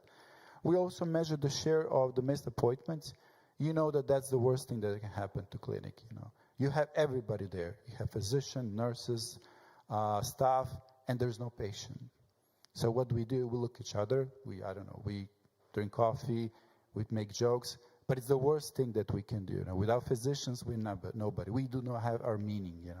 It's not just economically. It's not also otherwise. So we do everything. We send SMSs. We handle WhatsApp. But I worked a lot with psychiatrists, and they told me that there are a few tricks how you can remedy this. One of the tricks that actually helped is that we employed people to call them, because messages are not interpersonal. But when human calls human, saying, "Dear sir, madam, you have appointment tomorrow," it did help. And especially help when they said, not that they have appointment, there's a Dr. Perko is waiting for you. That was the whole change. That they start to begin to aware that not only they have an appointment, that there'll be some doctor that they will be missing a lot of the time with them. So it also changed a lot. When we measured efficiency, we started to measure how much is on our work, how much the therapist actually earns the revenue, and what is his salary or her salary. It's also something that changed total perspective, and we've been honest and open with our therapists about it. We present them these figures on an annual basis when we sit down. Sometimes we even realize that some of the doctors are being paid less than manual workers. They earn less than, ceramic or plumbers. Because when you calculate all those inefficiencies, lost appointments, free services, when you come down to the hour actually spent and how much we actually collected the revenue, you get shocked, that the physicians are so lowly paid. When you, again, get to the average bottom of it. Also, we measured the average time for performed services. This is something that I had a huge problem with the doctors, because they're always telling me that they're not robots, that they cannot be measured. But what I did one trick on them. I sit down with them and I asked them to provide me the average time for the 20 of the most done services with their patient. And I wanted them to allocate the average time that they need for the patients. And we came out, when we finished this exercise, you had the huge differences. Like for the simple tooth filling, we had an average time of half an hour up to 2 hours. You know, and then we discuss with them, okay, what is the problem? You know, can we actually find the middle ground? You know, and it was just about, let's try to agree on what will be at the appropriate time. So not feeling somebody or forcing them to do that. And of course, the discount is something that we always have, but it's also something that I wanted physicians to be aware that whenever they give a discount, it's also throwing the money away and spending, you know, making them to work for less money. Make it better. We also implemented for the whole clinic incentive systems. These are the main, I would say, ideas that we followed. This incentive systems that we implemented, but not for the whole clinic, just for the key employees and key staff, therapists and others. It was most important that these incentive systems are only the small variable. They cannot be substitute for the salary. You know, so it has to be small. It has to be very easily attained. It has to be also simple and transparent because it's, I wouldn't say public, but it's transparent. We communicate to them. And also we also set up the individual ranges because not all the physicians are the same. Some are the quicker, some are the slower, some are the more experienced, some are the less experienced. But for each or every of them, we made individual incentive systems. So we actually send a message that we are tracking them and we want to be in line on the same page. And we are going to go to that extra mile to provide them with customized scoring system, so they, even when they get the bonuses, they don't know why they're getting it. Also, what we did, we sat together with Sebastian, we developed the development plan for the employees, especially for the therapists and the doctors. We actually used this metrics from the Olympics, you know, first, second, and third place. What we did, we used several criteria, and based on these criteria, we laid down the path for each and every doctor. We actually set them and said, okay, if you're here at the first level and you're like a novice and you just came out of medical school, these are the steps that you need to take in order to get to the partnership level. And we actually, not only that we have devised, we actually gave the concrete numbers. You know, if you are going to improve your productivity level, if your level of number of patients that you work, level of expertise is increasing, this is what's going to happen to your salary and your position within the company. Then we made the backward process, meaning that somebody who gets to the next level has to give back.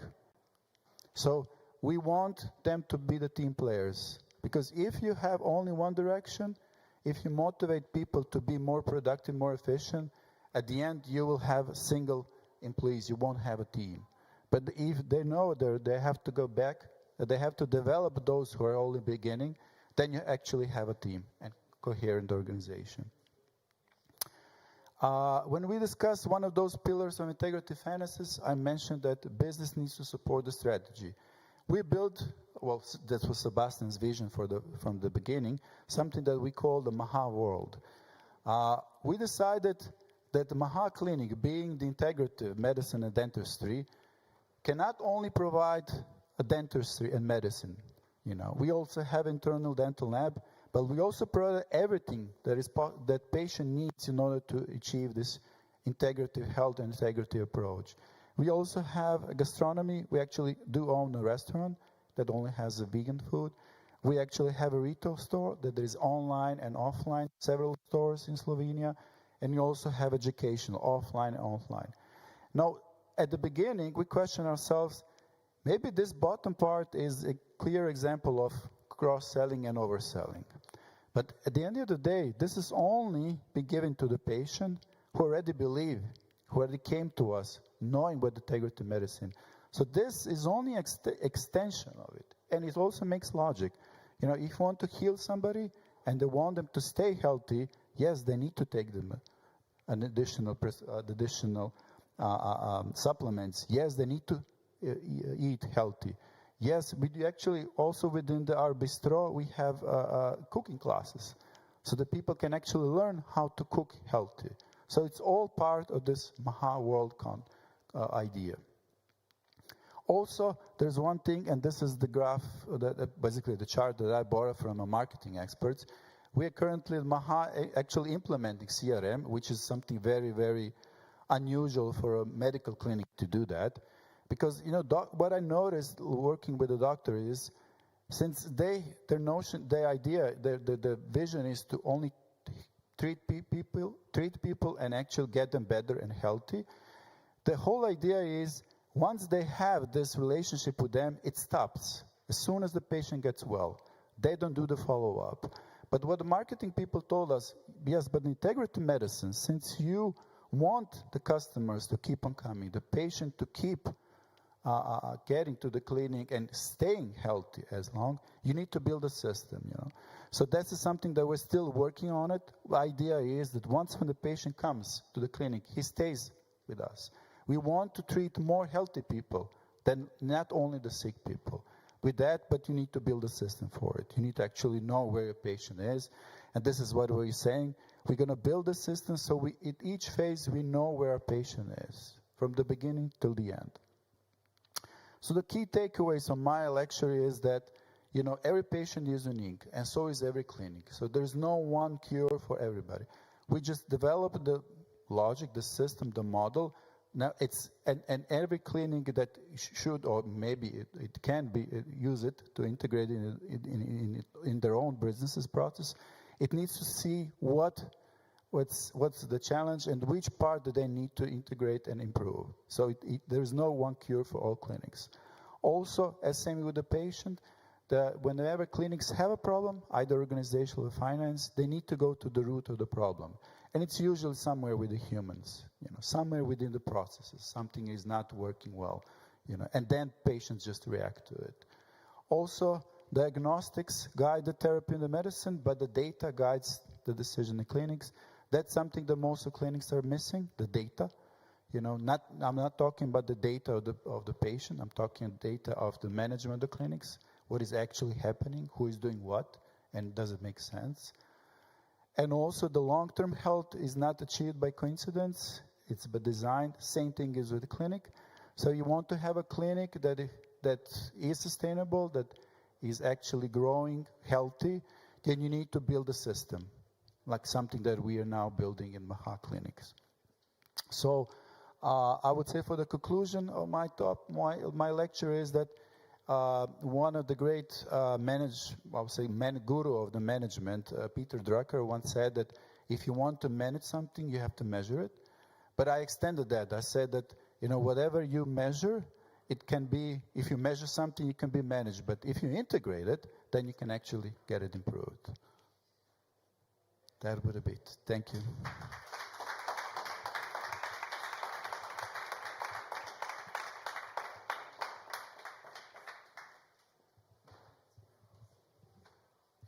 Thank you very much, Dusan. I'm just going to grab this. Thank you. Right, next up we have Maha Clinic's very own Dr. Ajil, an expert in Ayurvedic medicine and a very important and integral part of the Maha Clinic. And I would like to welcome you, Dr. Ajil, to the stage.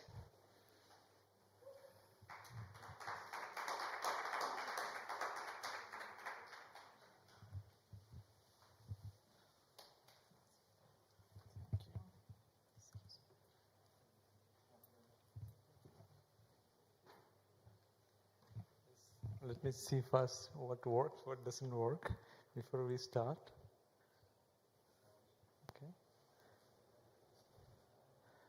Okay, how it works. So let's start, right? So I feel a little bit of very cold, closed energy in this room, right? A bit cold and closed, and everybody's very serious and looking and watching. And see, we can do a little bit of very relaxed way, comfort.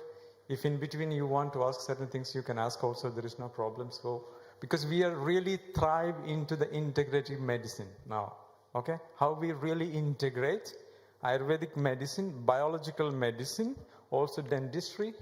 So all these three medical streams are combined together for this case. So I will explain about this concept through a case study.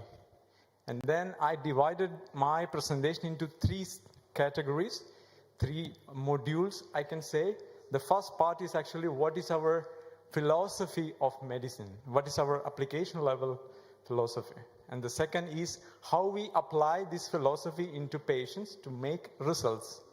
And the third part is what are the philosophies? What are the methods of approach? So it's very clear. So 3 segments. So you will, I hope you will get the main core point of our method, philosophies, and everything. Thanks. So let's go into the deep. Okay, this is my town. I'm from Ljubljana. It's a beautiful town. Of course, everybody like their own town, right? So you should come to visit us in Ljubljana. And this is our world, Maha World. And we are in partnership with multiple corporations and brands. And of course, this is one of our team goal, philosophy and motto, I can say. You can see the lifespan is combination of a health span and disease span. So our goal is to expand the health span and reduce the disease span. So that means it increases the quality of life. Of course, the quality of life improves, then the quality of your existence is completely different. So you can give a lot to yourself, your families, your society, and to the world. So it's really big. So we are now focusing on the single unit.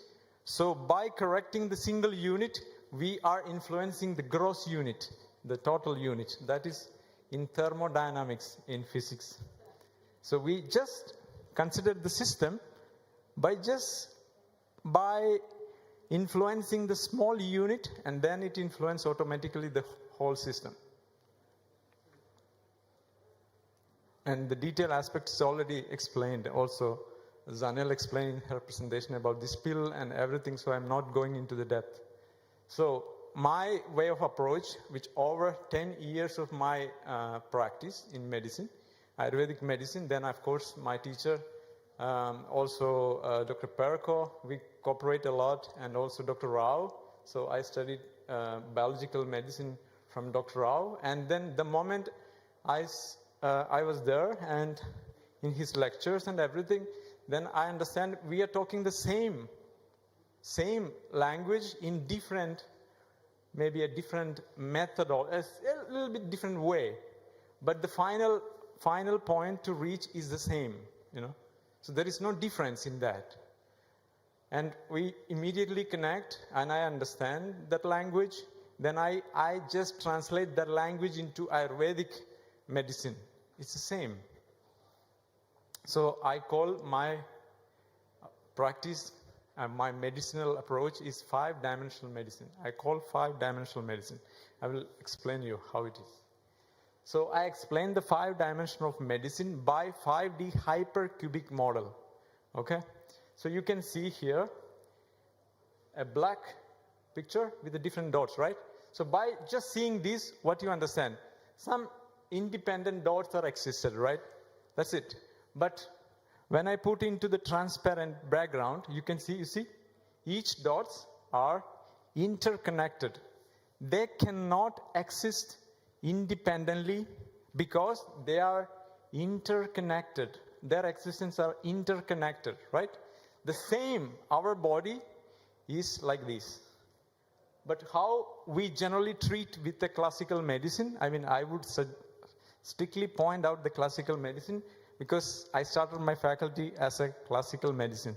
Then with my personal experience in my health situations, and I cured with this medicine, natural medicine, Ayurveda. Because of that, I changed my faculty to Ayurvedic medicine because I know where I'm coming from. I'm also coming from the classical medicine background. So we look like these dots. Okay, example, we look like a cholesterol as a marker. So then we see, cholesterol. Then we have a tablets for the cholesterol, maybe a tablet for the hypertension, maybe tablet for some specific markers, inflammations, or antibiotic for something specific. You can also test which specific bacteria or virus, and then we can target that specific ones, right? But we forgot sometimes how these systems are interconnected. So that's why I explained this my medical model through this 5D hypercubic model, because it's very clear. Each dots are interconnected, right? So I think it's very clear. And then we can go to the next. This is one of the examples. You see? So I expanded this one dot into here. You see? Now I'm really happy.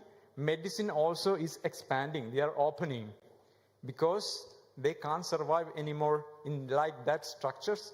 They need some change. Also, Zanel explained, I like that word, outdated system.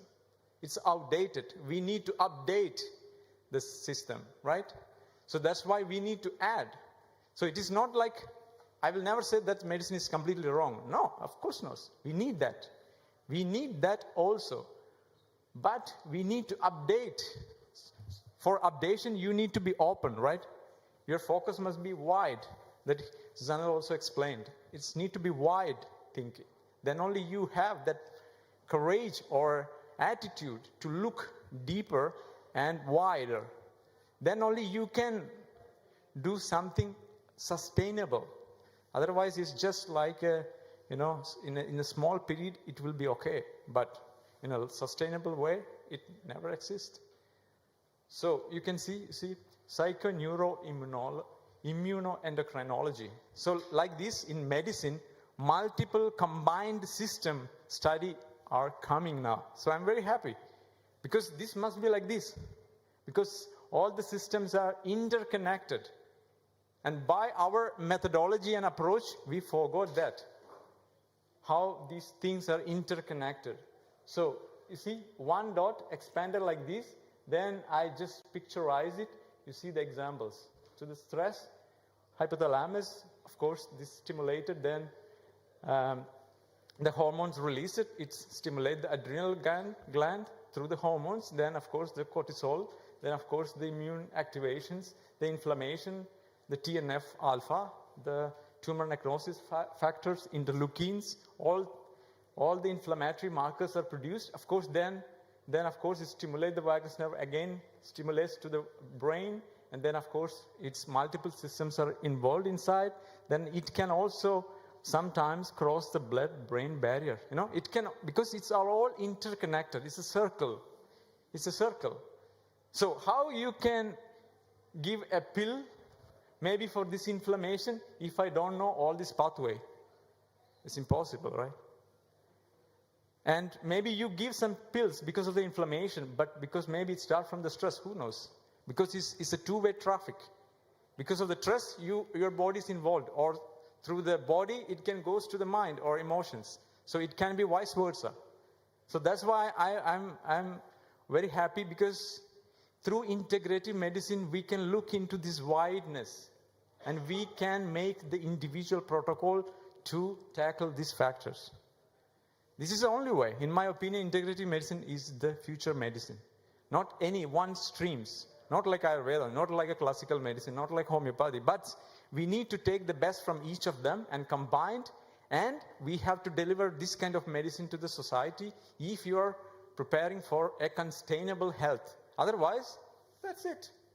If your focus is just like curing the symptoms, of course we can do that also with the classical medicine. Very good, because they are the master of that. Master of that. Symptoms, just give some pills. Done it. You can do your work. That's it. But is it that the goal or something else? You need to really look into that. So, this is a concept I already explained. Now we are going into the case, into the patients. Okay? So let's meet the patients. So this is our patients. I can say this is the father of Dr. Parko. Maybe some of you knows that. Okay? So by seeing this picture, you can predict certain things. His background, where he's working, how is the situations, everything. The picture itself says a lot, right? Okay, here is the history of the patients. Okay? So I'm not just reading. You can, of course, you can go for it. But the important point is here. Here is the important point. He works in a very toxic environment, and also he worked as a blacksmith, also in a constructive fields without any supportive mask or supportive gears. So of course you are exposed to extreme toxic load. Okay, his body is able to excrete these toxins, then okay, but in some moment, of course, but he have also other factors. He is also a smoker, and he was also alcohol consumptionist. He's alcoholic in the past, but now he's, of course, completely changed. But everything, and also stress, and also the restaurant food. So now you can assume where we are going into, right? The predictive, you can predict it, okay? And then, of course, here is one point, because in Ayurveda it is called the ama. The terminology is ama. It is very popular in Ayurvedic medicine. Just I will give you one word, ama. Ama means the toxic load.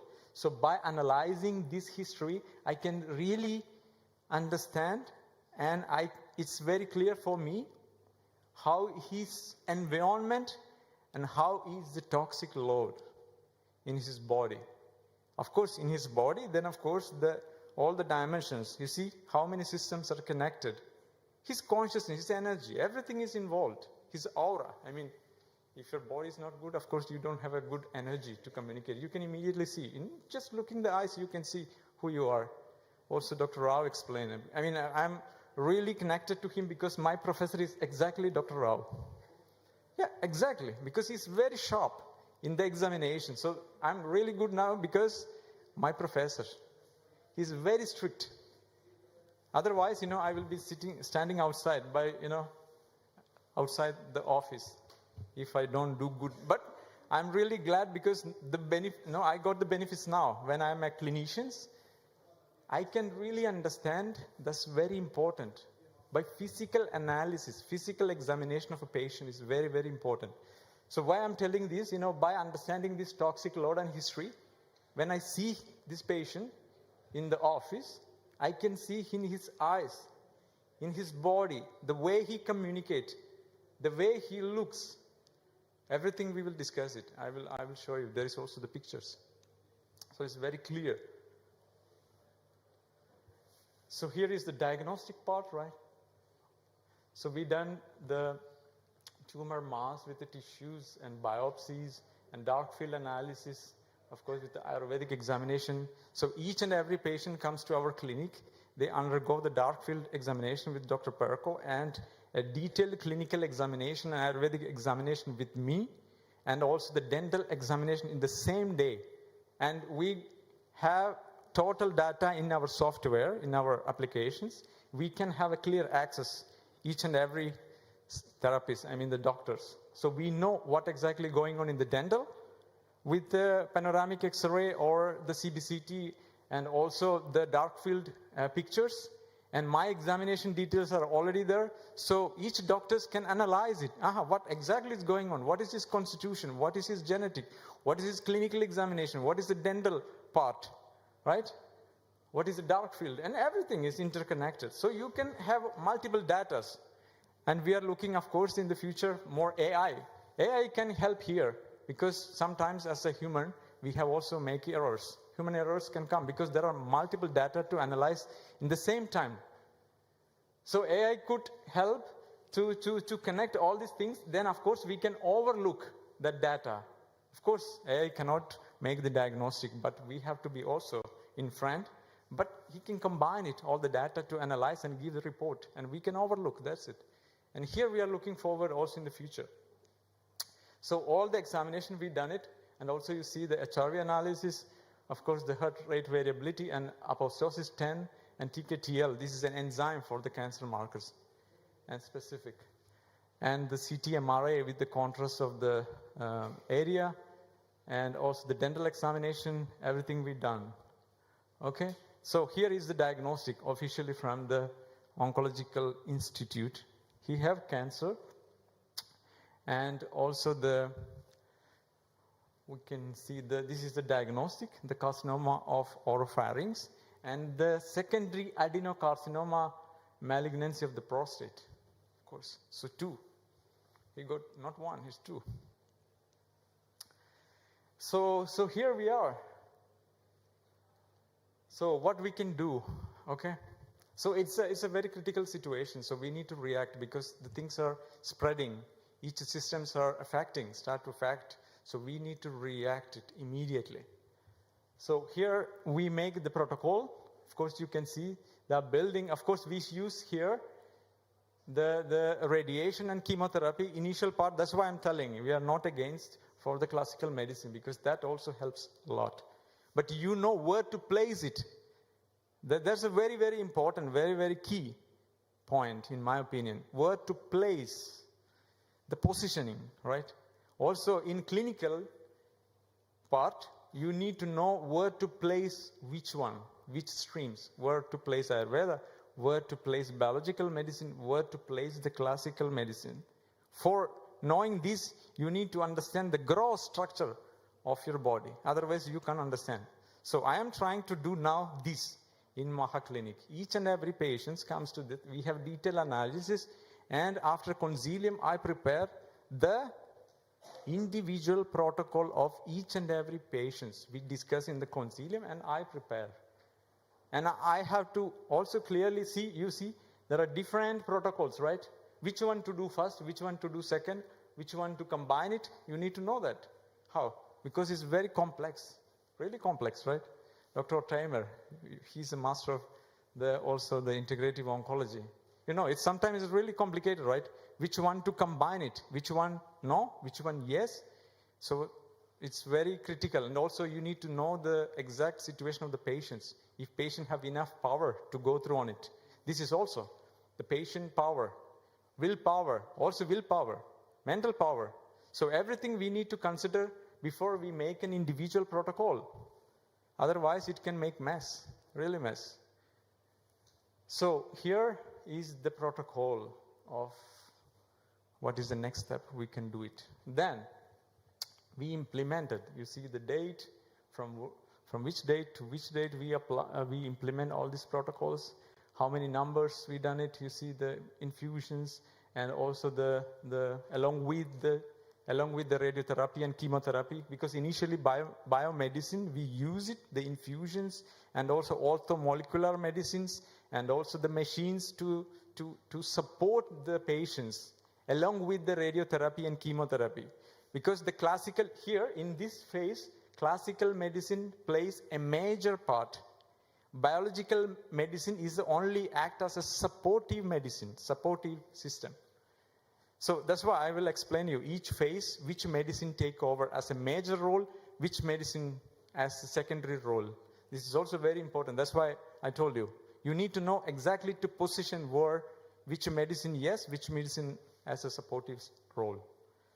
And then we go into this, and along with that, the clear nutritional regimens. Also this is in depth. You see, the dairy, gluten, sugar, strict alkaline diet, because the cancer cells multiply in the acidic medium very fastly, and that's why TKTL1 you saw in the initial diagnostic. That's a specific markers, the enzymes, which really multiplies and makes the acidic medium to multiply the tumor cells. That's why strict alkaline diet. And here you see the Ayurvedic part also comes. Kapha, Pitta, Vata. I will explain you what are these markers. What are these markers? The dosha markers. So pacifying to balance these three markers, because these three markers are involved in the pathology of the patients. That's why to balance these markers, automatically it affects the whole system, because whole system is interconnected. So of course the orthomolecular, these are the supplements which is parallelly we are suggesting to the patients, and the orthomolecular medicine and the phytochemical Ayurvedic medicines parallelly we apply. These are some of them, of course not everything. I can't put everything here because it's 2-3 years of data. So I can only select the essence and to show to you. So here is the abstract. The crucial moments comes here, okay? So it started with the radiation chemotherapy, intensive integrative oncology therapies, and then you see in 9/5/2023, we done it directoscopy, and the healing period was performed. And in biopsy, we get there is a suspicious atypical tumor cells, and the doctors, oncologists suggest, because he have the larynx, they need to cut some portions. So, here it's a very crucial moment, because we need to really, once they cut, of course, you have many limitations to eat and to talk and everything. So it's a serious case, serious situations. So we need to decide what to do it. So then we discuss with, of course, Dr. Perko, and we make a plan that, of course, we start with intensive integrative oncology therapies, and then, of course, to tackle the situations, which you see already, because I already put in the previous chart what are the integrative oncological therapies was performed. And then at the end, here we are, you see? No malignant suspicious cells in the larynx. So oncologists finally confirmed you don't need to go for the surgeries. It's completely okay. So this is actually the situations. So that's my, we can do that, but we need to really take some critical decision in the critical situations. That's very, very important. Of course, you need that power, guts, the rebellistic character sometimes is needed in integrative medicine, that archetypes. Sometimes it's needed, of course. It's your gut power. Okay, but you see the malignancy of the prostate. It's already there. So Gleason scale 3+3, it's not so aggressive, but of course it can go, because he have already BPH, benign prostate hypertrophy, which is chronicle in the initial stages. So that changes into the malignancy, prostate cancer. So here is the report. And then, of course, we go for the second step of the therapy, second protocol. You see, from this date, what are the main therapies we perform? Here, we took over the cases. The Ayurveda plays a major role, and biological medicine as a supportive. So initial phase, classical medicine as a major, then later on carried by the biological medicine. In the second phase, Ayurveda take part as a major role, and biological medicine as a supportive role. So here are the protocols, which are the therapies we performed and combined. So we classify into two categories, detox therapy and regeneration therapies. What are the therapies we put under these headlines? It's very clear, we mentioned. And then how many numbers? You see, the 14 days of therapies performed. I remember Dr. Rao always mentioned the 7 years, Our body regenerated, reborn in every 7 years. Do you aware of that? Right? Because different body cells have different lifespan. Okay? So the maximum in the cardiac cells and the nerve cells have almost 7 years they can sustain. So every year we are reborn. So here 14 days. Why 14 days? I can do also 15 days. Why 14 days? That's why I'm explaining about why this 7 is very important. It's not because of he have convenience to come 1 week. No. 7 + 7, 2 weeks. No. It's not? Sorry? Ronaldo. 7. Yeah. That's the significance of the numbers. Why? Because of our body can reborn in every 7 years. So we can't do 7 years of the therapies for such a kind of critical care. But the subunit is 7. Subunit is 7. That's why we need to touch the deeper structure in 7 days, because each day in Ayurveda we call dhadus, the tissue level metabolisms happen in day by day. So we start from 1 day to therapies, second day to second layer of tissues, then it goes to 7 layers of tissues. That's called dhatu in Ayurveda. So that's why it comes 14 days. Otherwise, it is not just because of the week. And then we implement the protocols. Exactly, it's clearly mentioned what are the therapies, how many numbers of therapies performed. And of course here, there are some latest research, I mean the articles, why we use this kind of specific, you can say, oils, because the phytochemical oils I chooses specifically by the evidence-based research and also by the Ayurvedic medical foundation. So by both, so that's why we are hybrid. We are hybrid, exactly Dr. Sanal explained in the previous. Because we are hybrid, we are taking the best out of it and make combined, and then of course we deliver to make the best results out of it. So, of course, these are some photos. This is not the patient, sorry. But these are some therapies, authentic Ayurvedic medical therapies performed during the protocols. Just to understand you, just to get the feelings, what are the therapies.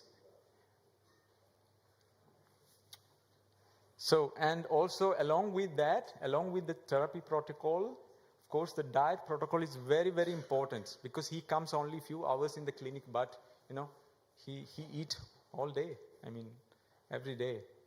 So, the nutrition protocol is very, very important. See, it changes here. Vada, Pitta, Kapha. Before it was Kapha, Pitta, Vada. This is order also important. It's not like it's a mistake. It's not a mistake. That order is also very specific. That's why everything is it's specific because it depends on the patients, which is the order. Which marker comes first, which marker comes second, which marker comes third. It depends on the predominancy of that particular marker in that particular period of time and the pathology. So here, you see, after this second protocol, and one story I need to share. Before we implementing the protocol, I remember me and Dr. Perko, we have a consilium. And I told to Dr. Perko, we can clear this. It's not a doubt. It's a confidence. Why that confidence comes? Because you know how it works. It's not like, okay, we can try and let's see. No. We could make clear. That's it. It's very specific and it's a very clear. Why? I will explain you in the third part of the presentations. Why? The approach. That's very, very critical. I think nobody explained it. And it's very hard because I took a long time to prepare that specific diagrams because it's very difficult to convey to you what we are doing because we are out of the conventional medicine, we're out of the classical medicine because here the hybrid.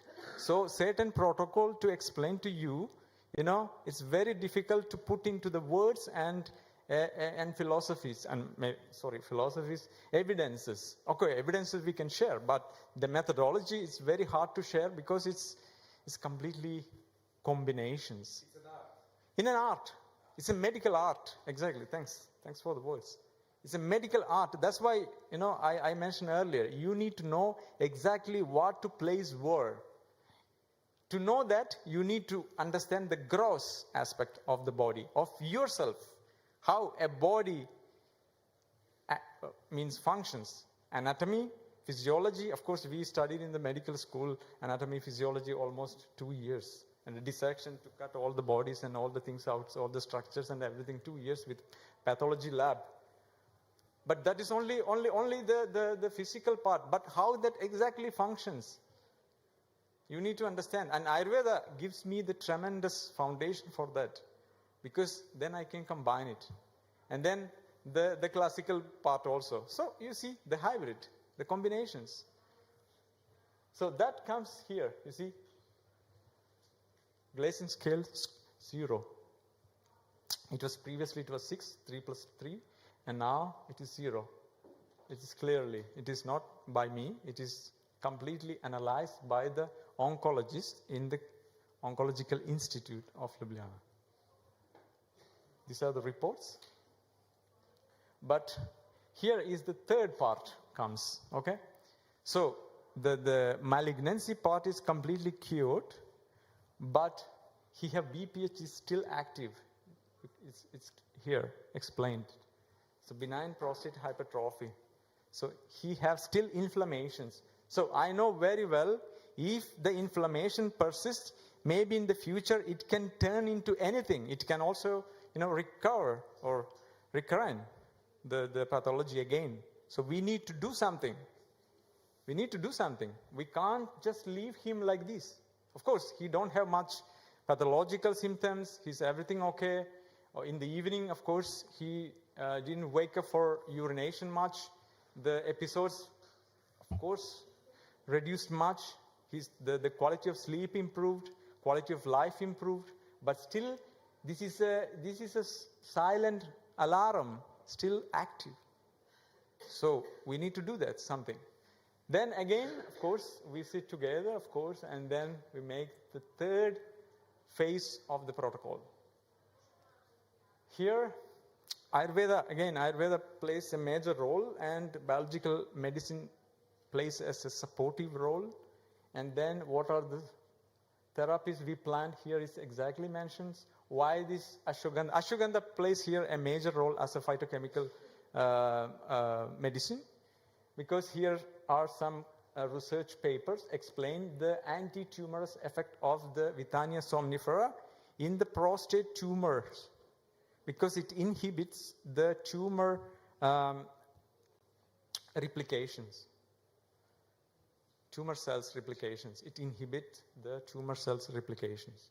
So that's why we choose, it's not just because of that, but also it's phytochemical principles by Ayurveda and also by research. So it is a hybrid. So that's why I can explain like this, with the science-based and also the traditional medicine aspects. So it suits in both plates. It's not a single plate. It suits. So here there is a video I can show you, because here I need to explain. In the last phase, he have just BPH, benign prostate hypertrophy, the inflammation of the prostate cells, but it is chronical. So what we done, he don't need any more the systematic therapies. So we need only the localized therapies by using the enema, oil enema. Of course, the supplements, nutritions are parallelly going on. Of course, that's very important. And the main treatment protocol is oil enema. And then I mix a little bit of Himalayan salt, because the penetration of the oil into the cells become very high if we mix with Himalayan salt, with the oil. Because does Himalayan salt have a specific action, therapeutic actions. And then rectal ozone.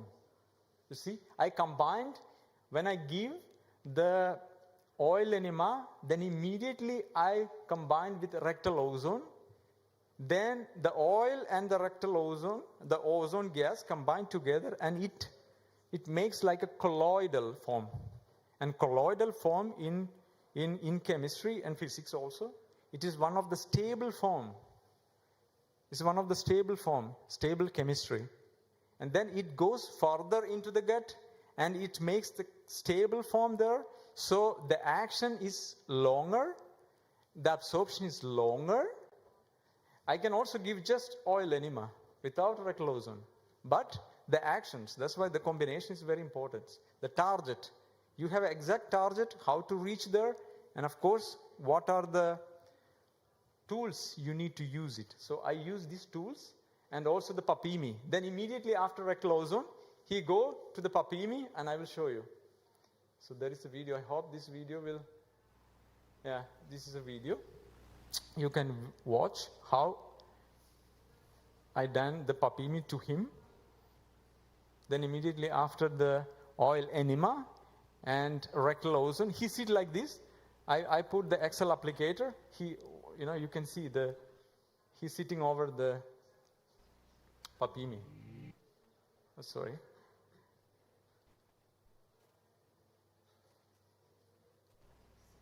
So he sit, and then of course the papimi is IV ozone oxygen. Yeah, and then IV ozone also performed. Is a very long name.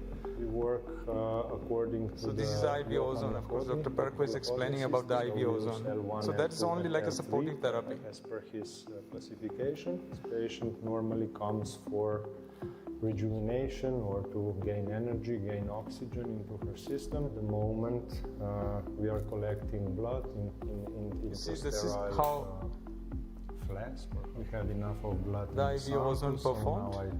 So now then of course you see the results. This is also, we know exactly how to tackle it.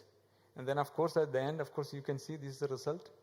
The no BPH completely found, and of course, the prostate volume is completely like a normal. So that is cleared. So that's the case. Okay. Now we go into the third phase of the. I think I'm late. I have 15 minutes. Okay, thanks. You are super. Thank you.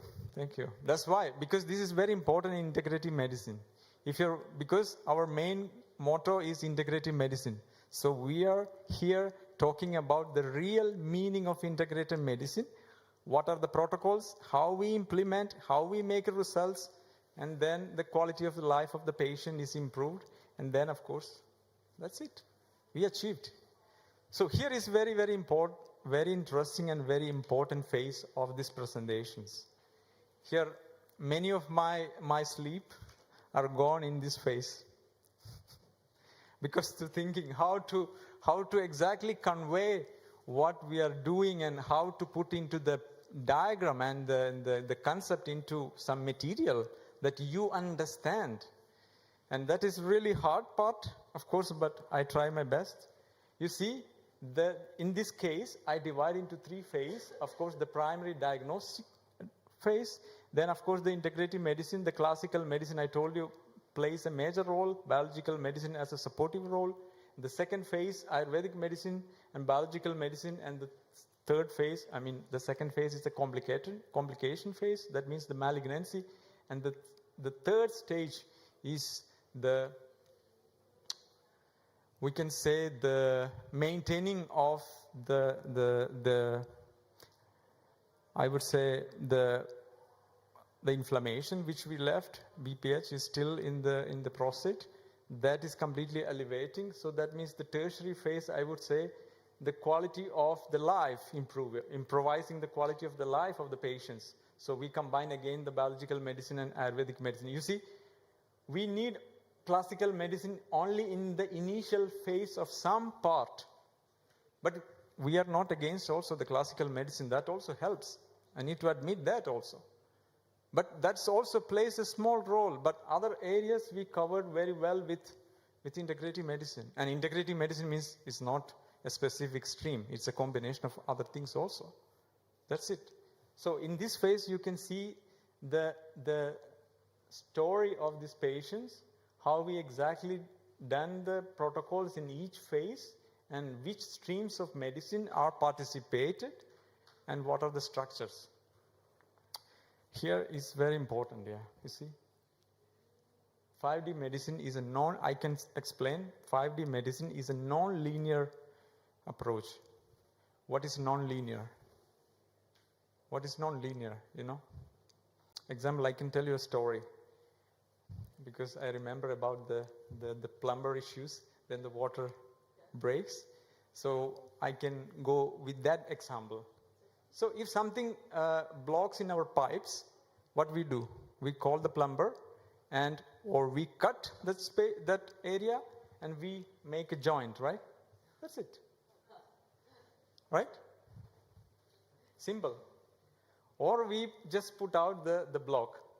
That's called non-linear. And you need to think why the block came, what happened in the total systems, what is exactly, why is there. So you need you need to answer multiple questions. You need to find the answer of the total situations. So that's why non-linear. It's not just cutting the space and just combining something or take out the blocks using some methodology, but why that blocks exactly happened, in that particular time, that particular season, that particular area, you need to look because it says a lot. And it's need to convey to you many things if you are ready to listen. So here comes, because our body works non-linearly. So if your approach will be linear, it will never work with the body. Your approach must be non-linear. So we need to find that here is a very crucial role, because by approaching the non-linear body, which markers you will choose to analyze the non-linear body to understand the gross structures. So you need a non-linear marker to understand the gross body. That's normal, right? Because body is non-linear. So we need a non-linear marker to understand the body.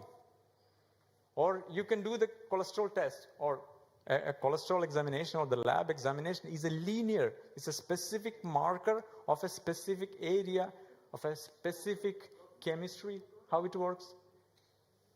But we need to look the whole, the totality. That's why it's very important, non-linear markers. Then, of course, if you want or need some extended informations or extended confirmations of specific things, you can go for the specific marker or a linear marker. Example, like if you have doubts, like the sleep is disturbed, of course, the stress and everything, you need to know which is the neurotransmitter, is what happening with the neurotransmitter. You can go for the neurotransmitter test and you can exactly specifically point out, which neurotransmitter is having problems, or in the gut or microbiome test, or with the chelation test, which is the main toxic element in the body. So you have multiple methods also available. That's why we are not against the technology and laboratory. That's also needed here, only here. If you want to know a specific information in a specific place, or then you can choose this, or ultrasound. We need also sometime ultrasound, because we need to know exactly what is happening under that particular area. So we can use also ultrasound here as a specific marker or a linear markers. But over that, you must have a non-linear marker to understand what is happening exactly in the totality of the body. Otherwise, you can't get the point. So that's very important. Here, you see the three dosha principles. So these three doshas is, I call the bioenergetic markers. And this is completely analyzed through the clinical examinations. We can understand what is going on and which dosha is prominent, what is the secondary dosha, what is the tertiary doshas. It is clinical examination, but you see, the gross information we can get through this clinical examination of the bioenergetic markers. These are the information we get through the clinical examinations. And then you see, this is one of the example, the Vata, Pitta, Kapha, the three doshas, the bioenergetic markers. And then example, you see neurotransmitters. So if we go for some specific examination like neurotransmitter, this also connected with this mark, the Vata, Pitta, Kapha, three doshas. Because each doshas are interconnected and multiple systems are connected here, which I explained into the 5D hypercubic model. So when I know about Vata, Pitta, Kapha, when I examine the patient clinically, I know which one is connected with what. Then if I need some specific informations, I can go for a specific lab test to confirm that or to specify that. Or if I not, it's clear for me, then I don't need any specific markers. We can go for also the treatments. Then of course, this is very important because the metabolic chart, the metabolic constitutions, you see Vata, Pitta, Kapha. To understand you well, I just make a diagram. Vata is a catabolic markers, Pitta is a catabolic and anabolic markers balance. Kapha is a anabolic markers. And Kapha, you see, if a person is predominant with Kapha, he is hypermetabolic. His metabolic level is low. And if the person is Pitta dominant, he is a medium metabolisms. And if a person is dominated with Vata, then is irregular metabolisms. This is very important in clinical part or therapeutic part, because if we prescribe or suggest some orthomolecular medicine or Ayurvedic medicine, you need to know which metabolic constitution he or she is. Then only we can modulate the dosage and also the therapies that his body is in a receivable conditions. So we need to get the optimal output. So this is very important, yeah. And of course, the prakriti, the constitution. So I told you, by just coming the patient into the office, I can see which constitution, anatomical constitution, which dosha is connected, then of course connected with metabolism, connected with genomics, immunity, and all the factors which I told you in the previous slides, all the systems interconnected. We got all the information by seeing itself. And then if we need some specific information, I can go for a lab test, because now the technology is huge. With BioVis, we can do everything we want, everything with German labs. Everything, okay? See, here is a toxic load, AMA. So the toxins we can also measure through the chelation test. We have chelation test, very advanced chelation test. We can go for chelation test to specifically identify which toxins are active in the body. So then we can tackle that also by chelations. So the methodology is very high. And then of course the dark field. And this is a slide. I can go immediately because of the time. So Dr. Regovitz has already explained. Otherwise, I will go a little deeper into this, but because of the time, I'm just mentioning that. Because in Ayurveda, Sattva Vajaya Chikitsa is very important, because why a patient got certain kind of pathological situation? Because he or she done certain things, certain patterns which affect the dimensions. Like I told you, Dr. Regovitz already mentioned the mind cognito, physical cognito, intuitive cognito. These are all connected. This is the slide. Because this dimension, this pattern affect all these dimensions, and over the time it develop into the physical cognito, because you are existed in this physical form. So the physical structures changed because of certain pattern. So without reversing that pattern, the healing is not complete. This is my idea. Impossible. But in his case, after this all protocol, his life is completely changed. He understand.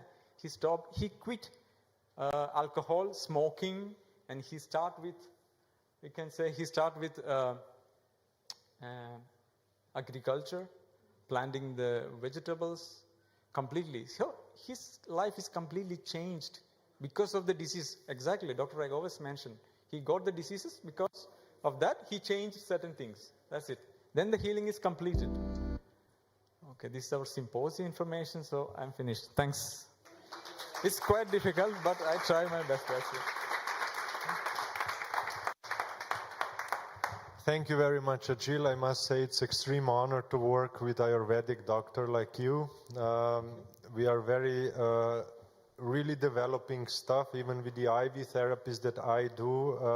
He helps me a lot. He tells me when to infuse curcumin, how high dosages to use, will the body accept it, because I really don't know. I can give a lot of magnesium, selenium, whatever, curcumin, and then I always go to him, how much do you think this patient can take it? And since we do the diagnostics, this will be my talk, we always do it together. It's a very, very valuable contribution to the integrative medicine. So are there any questions? I can sacrifice 5 or 10 minutes of my time. Do we have questions? Otherwise, Dr. Ajil, of course, will be available. We are here tomorrow. We have a booth downstairs, number 53 or 54. And, well, we are here. Okay. How do you cooperate with oncologists? Because they're super hard, and since I was unlucky, I had to work with them, and I had a lot of propositions from Sebastian. He said, no, impossible. You should not do that. So, Zio, maybe you can tell a few words, then I can. Well, the important thing is that we keep an open mind, and we always tell to patients that they should follow the oncological protocol that they are getting. We are not, thinking we are better, but clearly we can say that we have patients that were only treated by our medicine, and it was quite successful.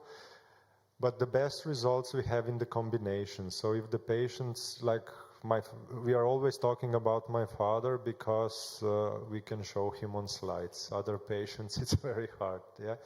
And even Dr. Rao from Switzerland said that my father should get radiation because the tumor was on such location and so large that we need to combine the treatments. And actually we followed his suggestions on the treatment. So I would say the best results that we have are always combined with regular oncological treatment. Of course, we say to the patient, it's your decision. But the oncologists always say, don't do anything else. But but I know for a fact that there are some who support the combinations. Of course, they can't say it out loud. It's political stuff. I hope that online viewers also keep this talk to themselves. Yeah, but it's the way it is. It's the state of the art, we call it in science. What's your opinion? So here is a very important point. We don't see oncological patient as that category. We see that as a metabolic disorder. That's it. That's another very interesting point. Then, if we consider that as an oncological patient, then only comes the oncologist in the pictures. If we consider as a metabolic disorder, here come into the pictures. And we need some opinion. Of course, we have in-house an oncologist.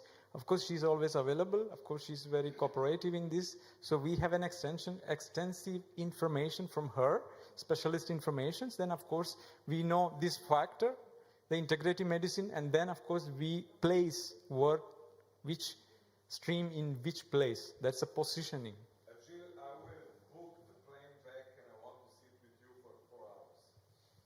Thanks, man. Come.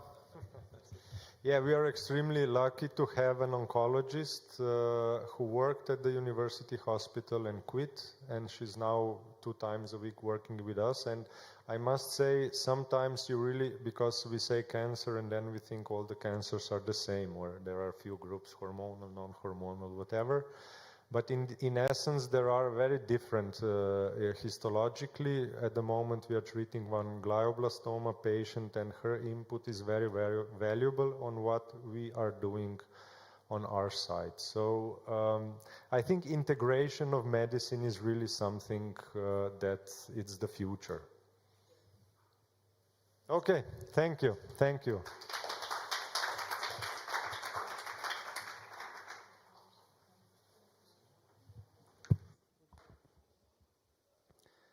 Yeah, I need to put this on here. I almost forgot. So, now it's my turn. I will have half an hour and then I will introduce Petra Brzovic. She will have another 20 minutes of lecture. Yeah. So, I will talk about what do we do with the patient when he comes to our clinic. I would say, Dusan had a talk, our finance master, I can say. He took a huge load out of my shoulders when he joined us, because the finances are like medicine. It's not so simple as one would think they are.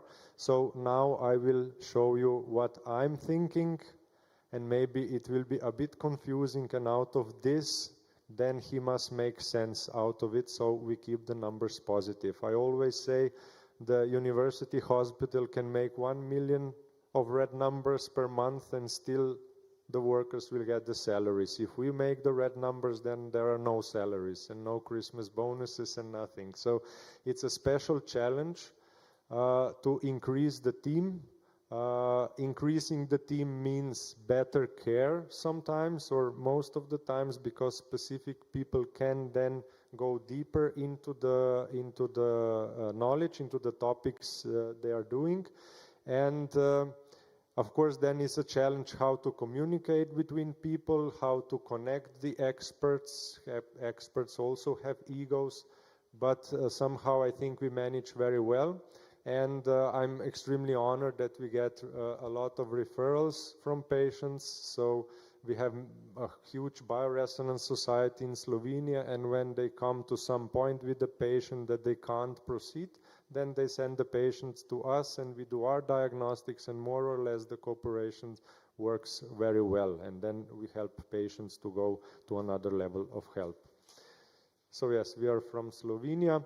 The important thing, I always show this slide, is connecting medicine and dentistry.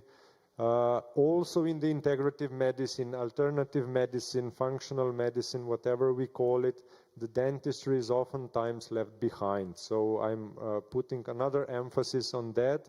The dentistry, it's very important. And if you have a patient that you can't proceed with treatment, send him to the right dentist so he will know how to check, because you will get the next level result if the dentist treats your patients right. And we all the doctors here, I see 2 faces, we can confirm 100% or 1000.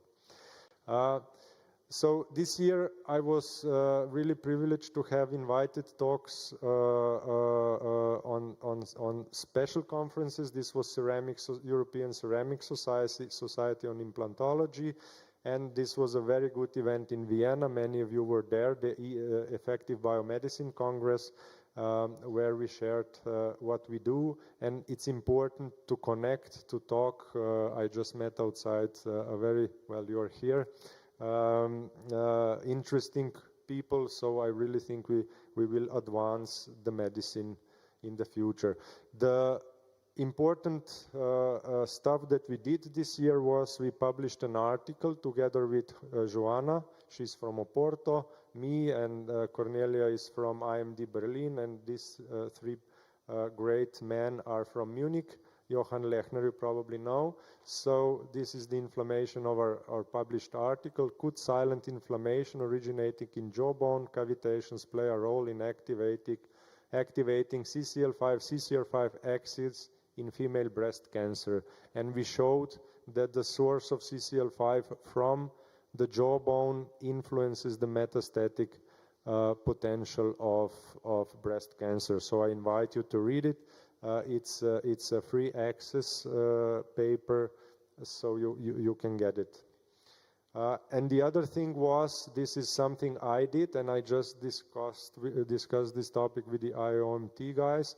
I made a study, I made a protocol, let's say, like a protocol on how we can influence the healing of the bone, jawbone, and I think all the bones in general.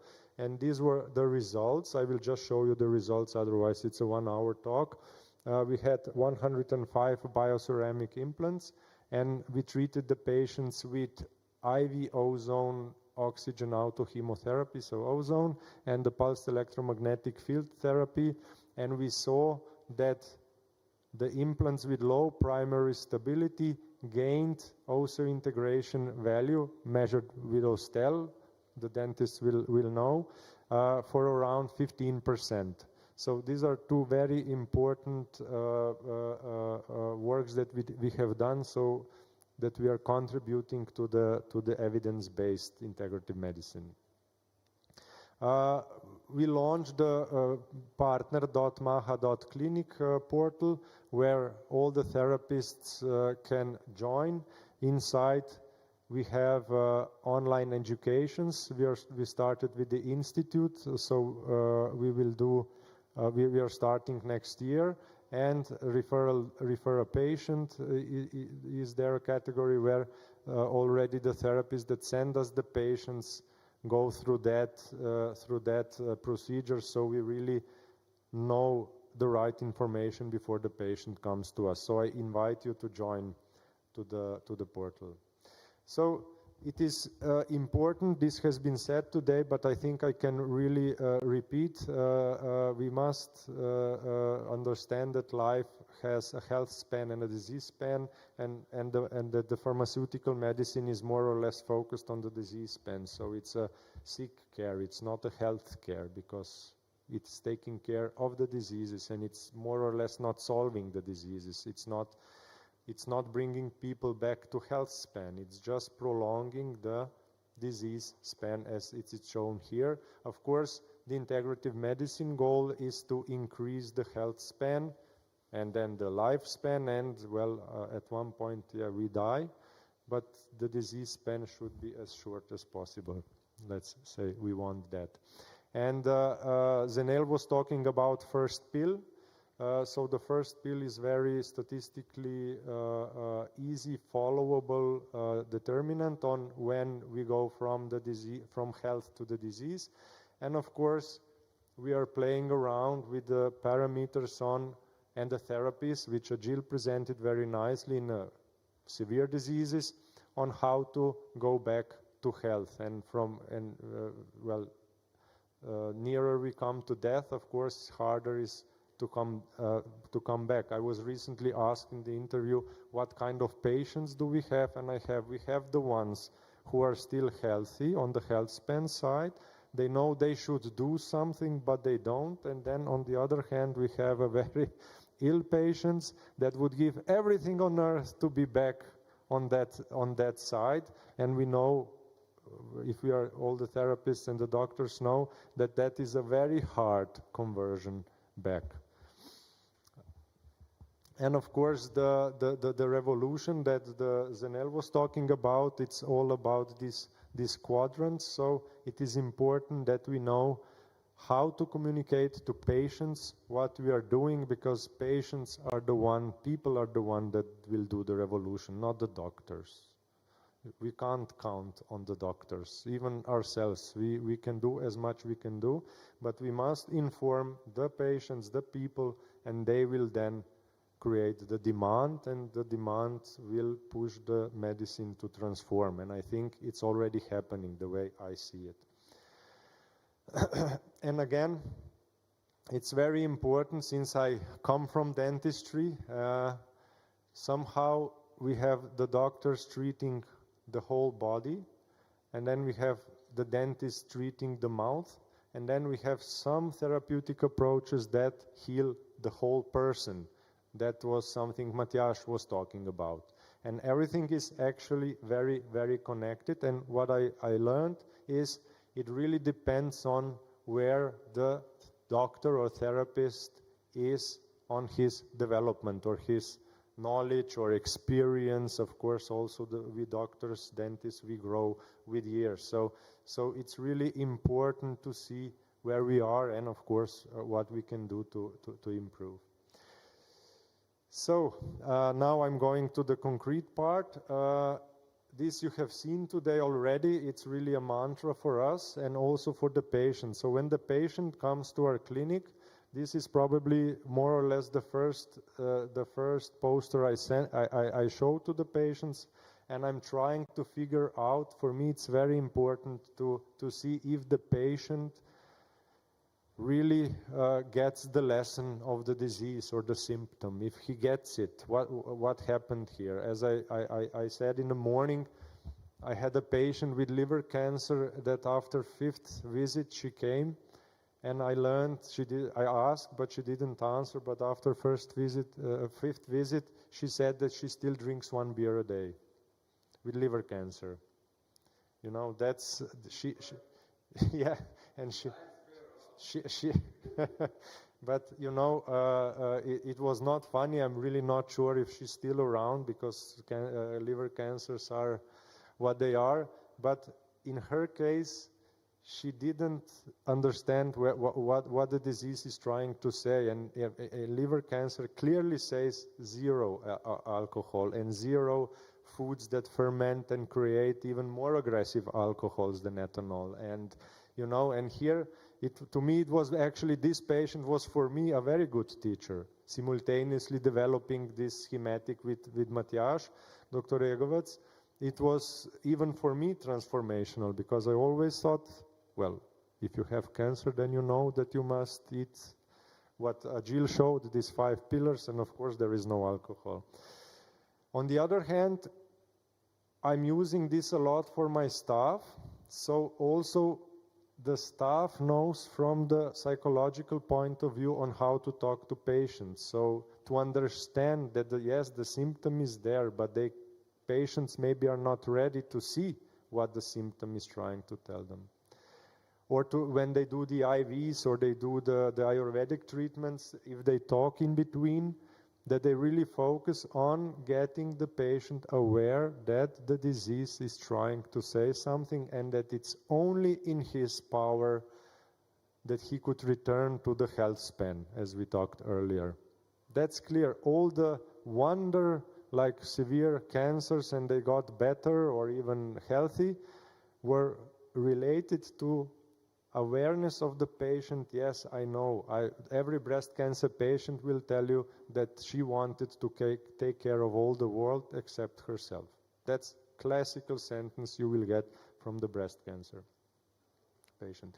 And the role of the staff is enormous. So having the right people, the first physical contact with the patient is the reception, is the nurse. It depends on how large the clinic is.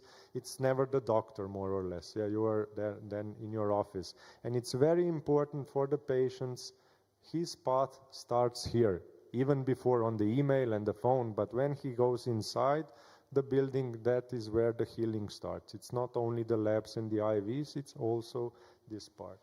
Then the patient comes to my office and we do the discussions. I always do the dark field analysis where I look at the blood. And this is, for example, one sample, and here I can see many things. I can see a lot of thrombocytes aggregations indicating the leaky gut. So I would do the stool test for zonulin and alpha-1 antitrypsin, calprotectin, secretorial IgA. I would do the whole microbiome analysis more or less in the stool. I would, for example, suspect because of the target cells that there are some either acidity problems, but it's not so much seen in the aggregation of the erythrocytes, or we have some toxic load, and then I would focus on the analysis of metals in the serum maybe at first because it's cheaper, and then if I see them in serum, that definitely then we do the chelation test. Jill showed part of it, and see what the toxic metal load is, and slowly proceed with the testing. Then the patient would go ideally the same day to Ajil's office. He would do Ayurvedic diagnostic. He would do all the palpation tests. We have this agreement, so we don't do it twice. So the patients are on the table lying only once, and then they would go to the dental part. And again, diagnostics, examination, periodontal tissue diagnostics, ultrasound, and then at first panoramic X-ray, and then if needed, of course, the CBCT. And then we decide on what labs we will do, which blood tests, which stool tests. More or less we start with the same panel for everyone, and of course we also, so we take the blood, we give the tubes for the stool samples, we centrifugate it if needed, and etc. And in the dental lab, we would analyze the occlusion, and on the X-rays we would analyze for root canal teeth, for cavitations, CBCT, and cavitao, and the ultrasound. And in the end, what I normally would also do if I have time, if I would see the gum inflammation, I would do the dark field of the plaque, or even if it's separating somewhere, I would do the dark field. So you can see that this is the gingivitis, and it's only bleeding, and the patient is healthy. And this is, you see the spirochetes here, and this, I always say Speedy Gonzalez bacteria, because I don't know which is. I know it has 3 flagella, but from the dark field I really can't pinpoint the name. But it's always present in the aggressive forms. This is the plaque, it's the glycoproteins and stuff. And maybe if I would see here a granulocyte, I would say, okay, something is going on more seriously. Maybe I have the pus formation, but I can't see it, but I know it's already there. The granulocytes are forming the pus. And then I would take a look at the gingivitis, so the gum inflammation of the cancer patient. You can see the difference. It's much more of the spirochetes, much more of these Speedy Gonzalez ones. It's completely different, and in both cases, the sample of the plaque was taken from the gingivitis patient. And of course, the patients then swallow these bacteria. Of course, they are more in number in the pockets around the teeth, but also bacteria are present in saliva. Yeah, and we swallow them. The bacteria go into the gut, and then in the stool tests that we do in BioVis, for example, they already test for Fusobacterium species, and they will now even do the Fusobacterium nucleatum, which is a clear resident of the periodontal pockets. So whenever I would do a stool test and I would see increased Fusobacterium, which are risk for, let's say, oral and colorectal cancers and other diseases also, then I clearly, well, we always do the total mouth disinfection protocol. That's clear. We must have no gingivitis there, or periodontal disease, even worse. But I'm extremely more, so I would say to dental hygienists, you must follow this patient in the beginning, maybe monthly, because we have this bacteria here and the probable source is from the mouth. And it's clearly connected through the labs that we make. And then the patient comes, and we do the lab analysis, and it's a lot of numbers. I will show how it looks like after. We give the diagnosis to the patient, and then we present the treatment plan, what we would want to do. And you can imagine that the patient having like 13, maybe 15 stuff that we see in integrative medicine. Normally patient has 1, 2, maybe max 3 diagnoses if he follows the international classification of diagnosis. There's a special abbreviation, I forgot now. So, and we need to basically, then we sit on consilium. We have weekly consiliums with Agil and our oncologist, and we set the priorities, how we will begin, what is the first, what is the last, what are the preparation phases and stuff. And for example, this is part of the stool analysis. We can see here that it's Candida lusitania is increased, that the Dientamoeba fragilis is present, and let's see, Fusobacterium. It's a bit up. It's not here on the slide, but Akkermansia mucinifila is very low. We know that this bacteria is very, I think, influences polarization of the macrophages. I'm pretty sure M1 and M2, so pro and anti-inflammatory, if I'm correct. We were just discussing that before. And for example, on this side, we have this is the urine test for the neurotransmitters. We see that serotonin is very low, tryptophan is very low, quinaronin is very low, and all the other markers. And from this, we really can connect with the Ayurvedic diagnostics, and then we are doing truly, this is not like a marketing now line, but truly personalized medicine. Because sometimes, you would do the same treatments, but since we get all this data, we really focus on specifics in the treatment.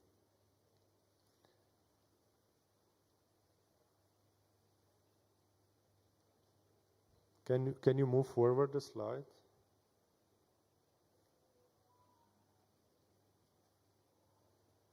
Okay. And then, for example, we have the MRIs we get from the patients. This is my father's. Jill presented it. Here you can clearly see a large tumor mass, and only half of the throat is, so he could breathe and swallow only from the half of the throat, and then the patient sees the CBCT, for example. Here it's very, very interesting. In the year 2015, this tooth was completely okay. And then after the cancer diagnosis, we did the CT 2022, and we found granuloma. So in 7 years, this tooth somehow died away. My father is a severe bruxer, so I think that was the main cause. Of course, the filling, we did the crown, and the filling here was very deep. Maybe even the the Schleiftraume, they call it in Germany, so the due to drilling, and sometimes, well, I really don't see that cases a lot, but it can sever the nerve. In any case, in his situation, it was clear we need to remove the tooth, yeah. And then the treatment phase comes. I won't stop here much because the whole Agile lecture was on that topic. So you saw how much of the stuff happens. And this is Agile's work, how we go phase 1, phase 2, phase 3. And what we learned, we started like, okay, we do the treatments, you are better, and then we are finished. And that was our mindset. But basically, I think the real work starts after the treatment. You know, in treatment, motivation is high, patients is interested, they feel better, very good. But the life is there, and the life goes on. And for example, this is the MRI after the first set of intensive therapies, and you can see here the throat is now normal. The tumor shrunk, and here is the central necrosis still here. So we were waiting for the body to heal it, and then Agile told you how the story was. We are now at the moment thinking on where how to do the maintenance phase, and we are we have a lucky we are a bit lucky that we have a team member now finishing the school for naturopathy. And she's really passionate about the iris diagnostics, so we are already trying this in practice. These are the more sensitive methods. Maybe I can now remeasure because I'm following the parameters with my father, but maybe sometimes even the lab can be quite good. But I have this intuitive feeling that these methods now can clearly be a better diagnostic tool. And for the maintenance phase, the patient needs to come once every half a year or so. In dentistry, it's very normal for patients to come every 6 months to regular checkups. In medicine, I see no. The public systems are that you go there when there is the need for it. Otherwise, people don't go, yeah? And the important thing we learned is exercise, of course. So we have an osteopath that is also personal trainer, so all our patients are then once a month we have a gym, small gym, and patients do the workout at home, and once a month they have the regular checkup, and we have extremely good results with that. We must stay aware that we produce 1.5 liters saliva per day that we swallow it, so we must do the flossing, the interdental hygiene, regardless of the success of the therapy, because the disease will come back. We must do the biological dentistry or integrative dentistry. We really must be aware of the metals and stuff in the mouth, and we must replace that, yeah? That the spread goes through the saliva, it goes through the digestive tract, it goes through the blood, it goes through the lymph tissue, and most important, it goes through connective tissue, extracellular matrix or Pischinger space. It's happening all the time, even when you think you finished the therapy or that you're healthy. And I put this intentionally, so once a year we would put a car to the car mechanic, check the oil, check all the other stuff. It's no problem to pay 300, 100, 500, 1,000 insurance for the car. Probably the big one, because if you have an accident, the insurance reimburses. This is normal. What is not normal, I see all over the world, is to get your body to the regular checkup once a year, to do some lab, to do Ayurvedic diagnostic, to do iris diagnostic, to do bioresonance, whatever. My regular checkup is with Dr. Agile and my friend who is a bioresonance guy. I don't check myself, except of the lab that I follow due to research that I do. So this is the same, this is my father again. 3 metal tests, how we proceeded with the chelation, and did we achieve the goal. For example, here you see, because he had a bit of a chemotherapy, to increase the radiation effect. You have large quantities of platinum, and here it's already 10,000, and we did some more chelations. So, but I will retest him now and see where he's with the numbers at the moment after 1 year. Here is one feces, one stool analysis with Fusobacterium increased. And for this patient, we must be very careful on what we are doing with the microbiome and, of course, his situation in the mouth. And this is a very good article. I showed it many times because it's really, really, it gives a good information on how the mouth influence all the different diseases, and I really advise you to read it. It's an easy read article. And yes, the supplements were already shown. More or less we need food supplements, at least in the beginning. Of course, we would try to make the nutritional improvement so that we wouldn't need so much supplements, but more or less we need some. And for example, this was the great result. It's again my father. Very high nagalase, which is suppressing macrophage action. He was a cancer patient with low macrophages, high Tregs, low cytotoxic T cells, the crucial part of the immune system that would prevent even maybe development of cancer. And before the therapy, the activity of natural killer cells was only 6.9%. After the therapy, it was 25.5%. So we really increased the immune system that I think played a huge role in the success of the story and all the treatments that we have done. And today all the friends are asking him, didn't you have cancer? Because he looks like 10 years younger than he did before this symptom happened to him. And I'm extremely, I would say, thankful that he realized and he changed his life. Of course, there was a point I was very strict with him. I can be. He's my father. You can't be that strict with your patients. And I think that's all from my side. I hope you get the idea of the complexity. And thank you again to my team for helping and that we can realize this project. And well, thank you for your attention.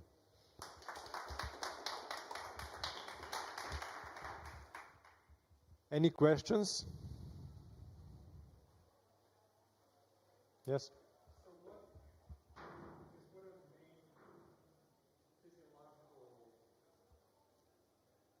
targets for you? Like you take a patient like your father. So what are your targets? As I learned, the first target is digestive tract, starting with teeth and the mouth. Once we get the digestive tract in order, which is related to the diet and the exercise and everything, then we proceed to so I normally say we just want to flush your body. Detox it, flush it, whatever the word is, to clean the extracellular space, the connective tissue. We know that when the detox capacity of liver, kidneys, and other organs gets blocked, the body will dump somewhere the toxins. Toxins, I mean microplastics, metals, pesticides, materials, from the mouth. And the first dumping ground, of course, is the extracellular tissue. So after fixing or more or less it goes simultaneously, after fixing the microbiome in the mouth, in the gut, we would drain the extracellular matrix with different therapies. Ayurveda here is very powerful, like a lymph drainage treatment with herbs. And nutrition. More or less all the patient would have, as I said, if we talk about cancer patients, low immune system activation, and more or less either deficient in zinc, selenium, magnesium, or other minerals that we test always. We have very, very interesting cases, for example, where patients, I have now a 10-year-old boy who had like this energy loss, and they thought it was something psychological. In the end, his hemogram was completely normal, like perfect. And then we did the expanded vitamin mineral test, and he had like 0 zinc, like 0 selenium, 0 iron, although the erythrocytes and the hemoglobin were okay, and none of the non-existent coenzyme Q10. So we just supplemented this few stuff. In 2 weeks, he was up and running. And still, of course, we are supplementing because we know that the first front is the gut, and only then it comes to the blood, and from the blood to the organs. So, did I answer? Yeah, I'm probably getting too much into the specific mineral supplementation because you were talking about zinc, selenium, so forth. Yeah. Iron all being low. So, I mean, if iron wasn't moving or very low, are you supplementing with iron? Yeah, we have this product from Biogena from Austria, Moferin. So it's like a natural product. Yeah, and I gave the boy the capsules. Oh, so this is oral supplement. Oral, yeah. This was all oral. He's a 10-year, for example, for this patient, I'm just throwing you, random examples. This is a 10-year-old. I wouldn't do IVs, I mean, if not needed. And more or less, at first, I would try with supplements. If it doesn't work, I would complement with IVs. It is decision of the patient. I would propose both, and then the patient decides. Some patients want to try with supplements. They don't like needles, and I must say, in some cases it works. It works just fine. Especially if they do the diet and follow the microbiome protocols like prebiotics, probiotics, and stuff. Thank you. Okay, and now thank you. Now our last speaker, she's not on the paper, but still I thought it's very important. Petra, please join us.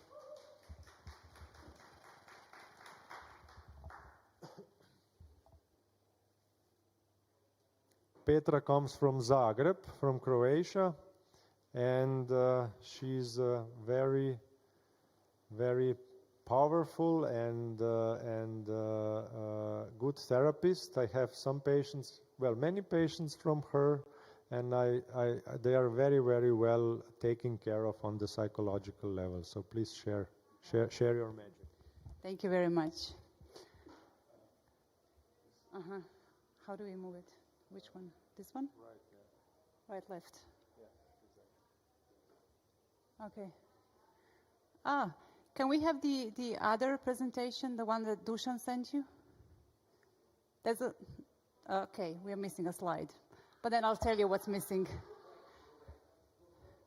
Where, here?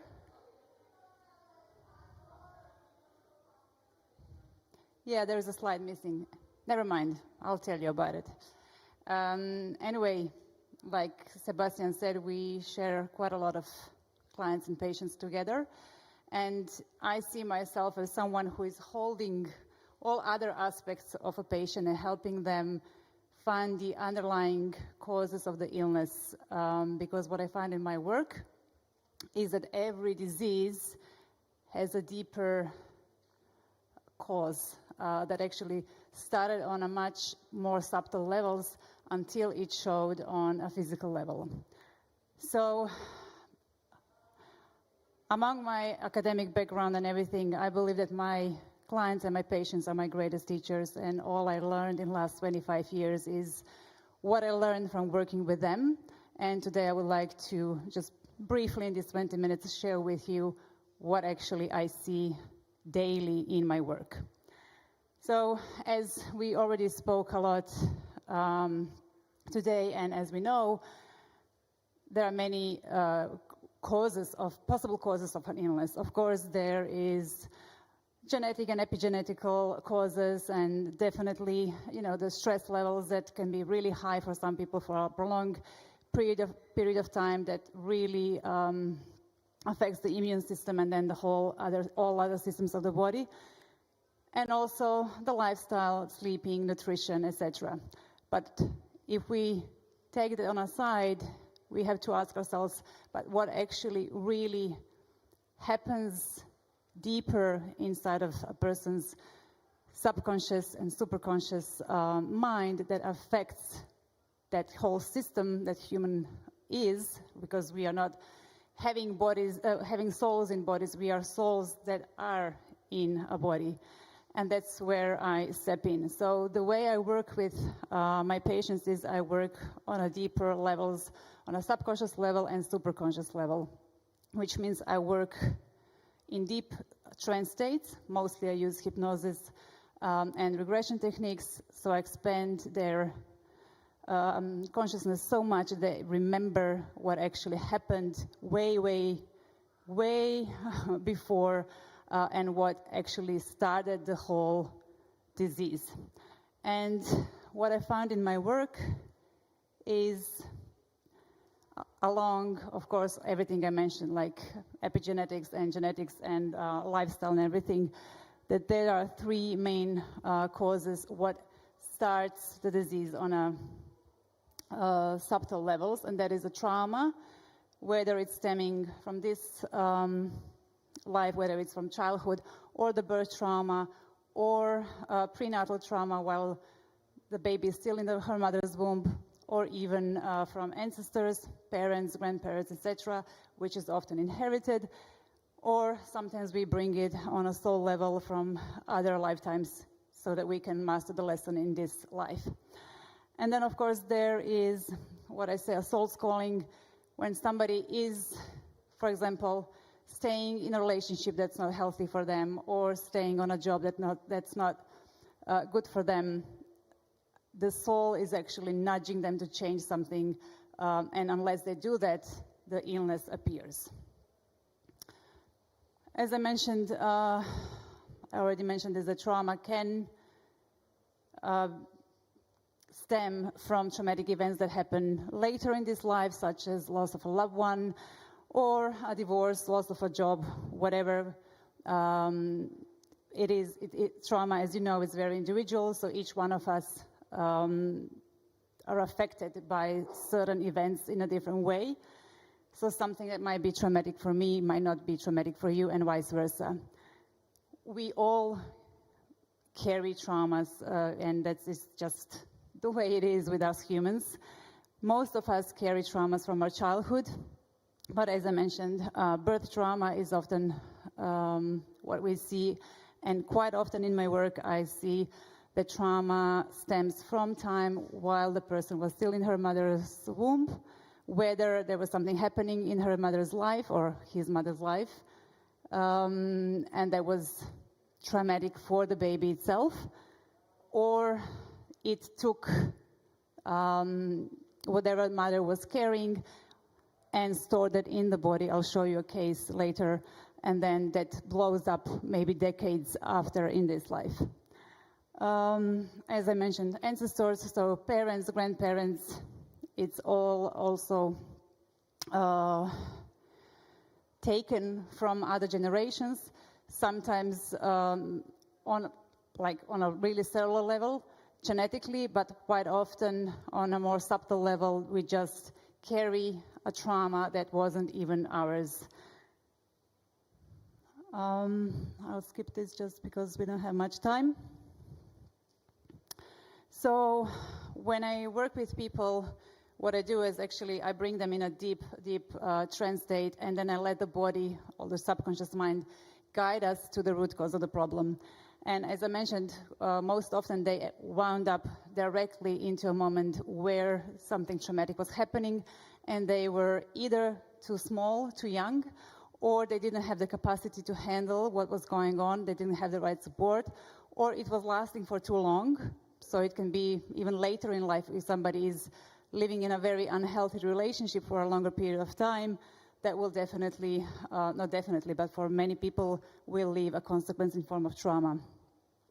Then, since the body is so wise, the subconscious also carries the answers as well. So the body is showing and telling what it needs to heal that trauma so that it could start healing on a physical level as well.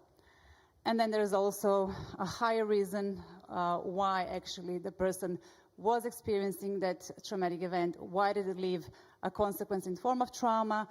And what is the lesson? Why the person had to go through that journey, or maybe the journey of healing the illness, because I'm sure we can all agree that we learn a lot while we go through an illness, and when we are on the other side, we see it as a blessing in the end.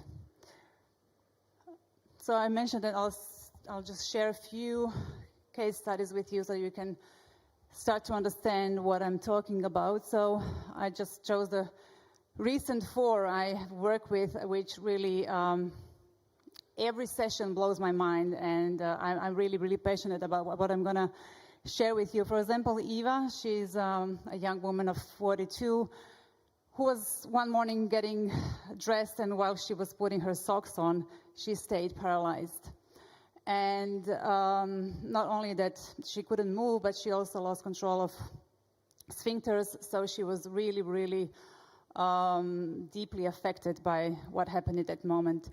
And she reached out to me to help her find the root cause of that event, let's call it that way. And when I regressed it, she immediately went back to her mother's womb. So while her mother was carrying, and she started crying because she was sensing a lot of sadness that wasn't hers, it was her mother's. And what we found out in that session, which she didn't know, but her mother confirmed afterwards, is that her mother was carrying a baby before her, and she lost that baby when the baby was 7 months old in gestation.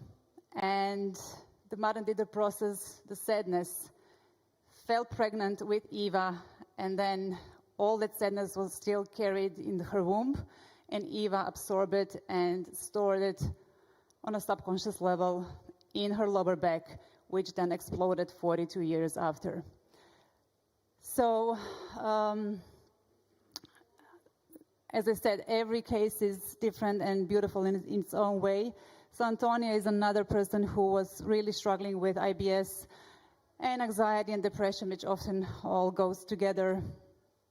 And when I regressed her to the origin of her problem, she ended up immediately in a moment when she was a 2-month-old baby in Bosnia in war. There was a bomb that exploded next to her while her mother was holding her. She froze in that moment, and the body clearly showed that that was such a traumatic event that it caused all other problems that she was struggling with during life.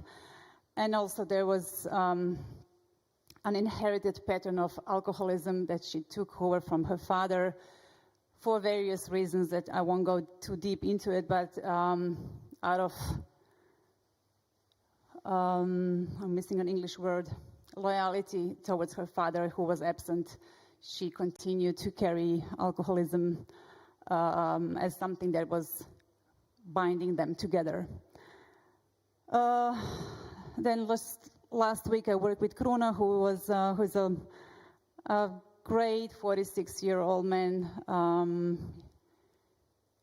who appeared to be full of energy until his hemorrhoids, as he says, fall out, which happens several times a day, and then he really has to stop everything. He has to lay down, and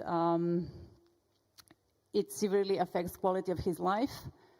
And what was shown to be the root cause of that problem, so when the body started to lose the energy and getting sick, was due to the fact that he was witnessing his father being extremely violent towards his mother, and since he was a small child, he couldn't protect his mother. So all the anger and fear that he felt in that moment, or those moments during the childhood, he suppressed it in his body, and due to that fact that his body was so constricted, the hemorrhoids appeared. And there's also Martina, with whom I recently worked with. She had extreme dysmenorrhea, which means that she would end up in hospital every month due to horrible pain, vomiting, diarrhea, and fainting. So believe it or not, the root cause of that problem was a moment in her teenage years when she had a sexual intercourse that her father thought was too early, and she was publicly ashamed by her father, and that left such a big mark that it affected her period and also chronic urinary infections that none of the antibiotics could heal. So since I'm seeing all those amazing things daily in my practice, I wanted to see what actually happens in the body, and I reached out to a friend, Norman Schack in Germany, who has an amazing institute and using measurements such as quantitative EEG, GDV, HRV, etc. So what we did is I came to him 3 times in a row, and I was conducting sessions, and we were measuring pre and post and during the sessions to see what is actually happening with the patient before and after and during the session. And it really blew my mind to notice the changes that was happening, like on site while I was conducting those sessions. So this is what I'm really passionate about, and this is really what I want to invest my energy in future as well, because I want to show that everything has to be connected, that we are so much more than physical bodies, that our bodies on a subtle level, the subconscious mind, and our souls know so much more than any human mind could think of. And that is the contribution I want to give to the medicine field in a way that to support all the efforts that doctors are doing while they're treating their patients, to understand that there is always a much deeper underlying reason why the disease actually started in the first moment. And we are at the end. That was fast. Okay.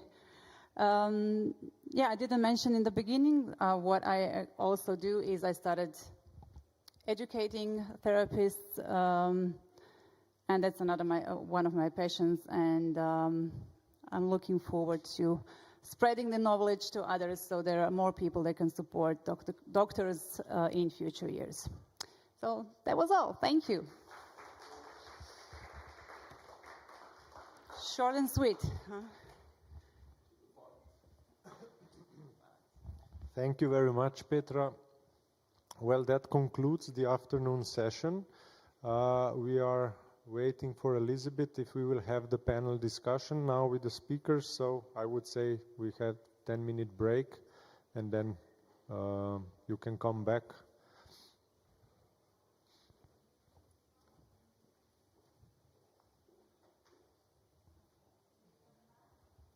We are finished now.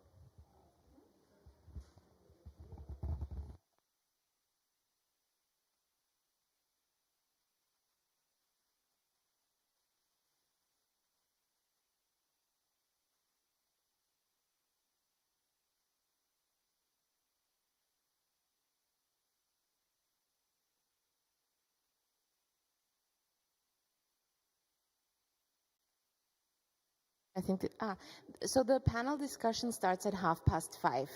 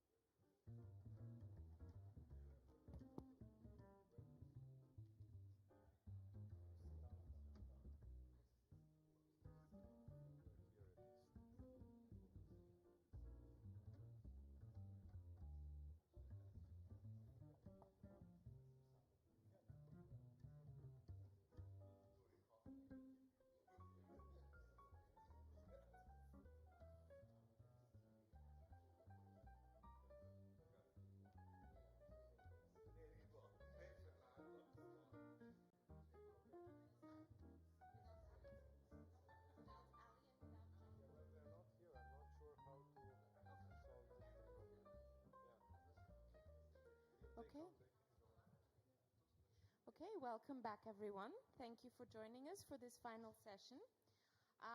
Now in this panel discussion, I will be asking every one of you a question, summarizing the day and creating a little outlook for the future of integrative medicine. So, Dr. Regovec, you spoke today a lot about the constitution of man. And in your opinion, what do doctors most likely overlook when working with patients, even though they claim to work as integrative specialists? Thank you, Elizabeth. I think that we underestimate the power of both medical and integrative doctors. And what I can see is that every doctor is quite aware of the psychological dimension, as well as increasingly aware of the spiritual dimension.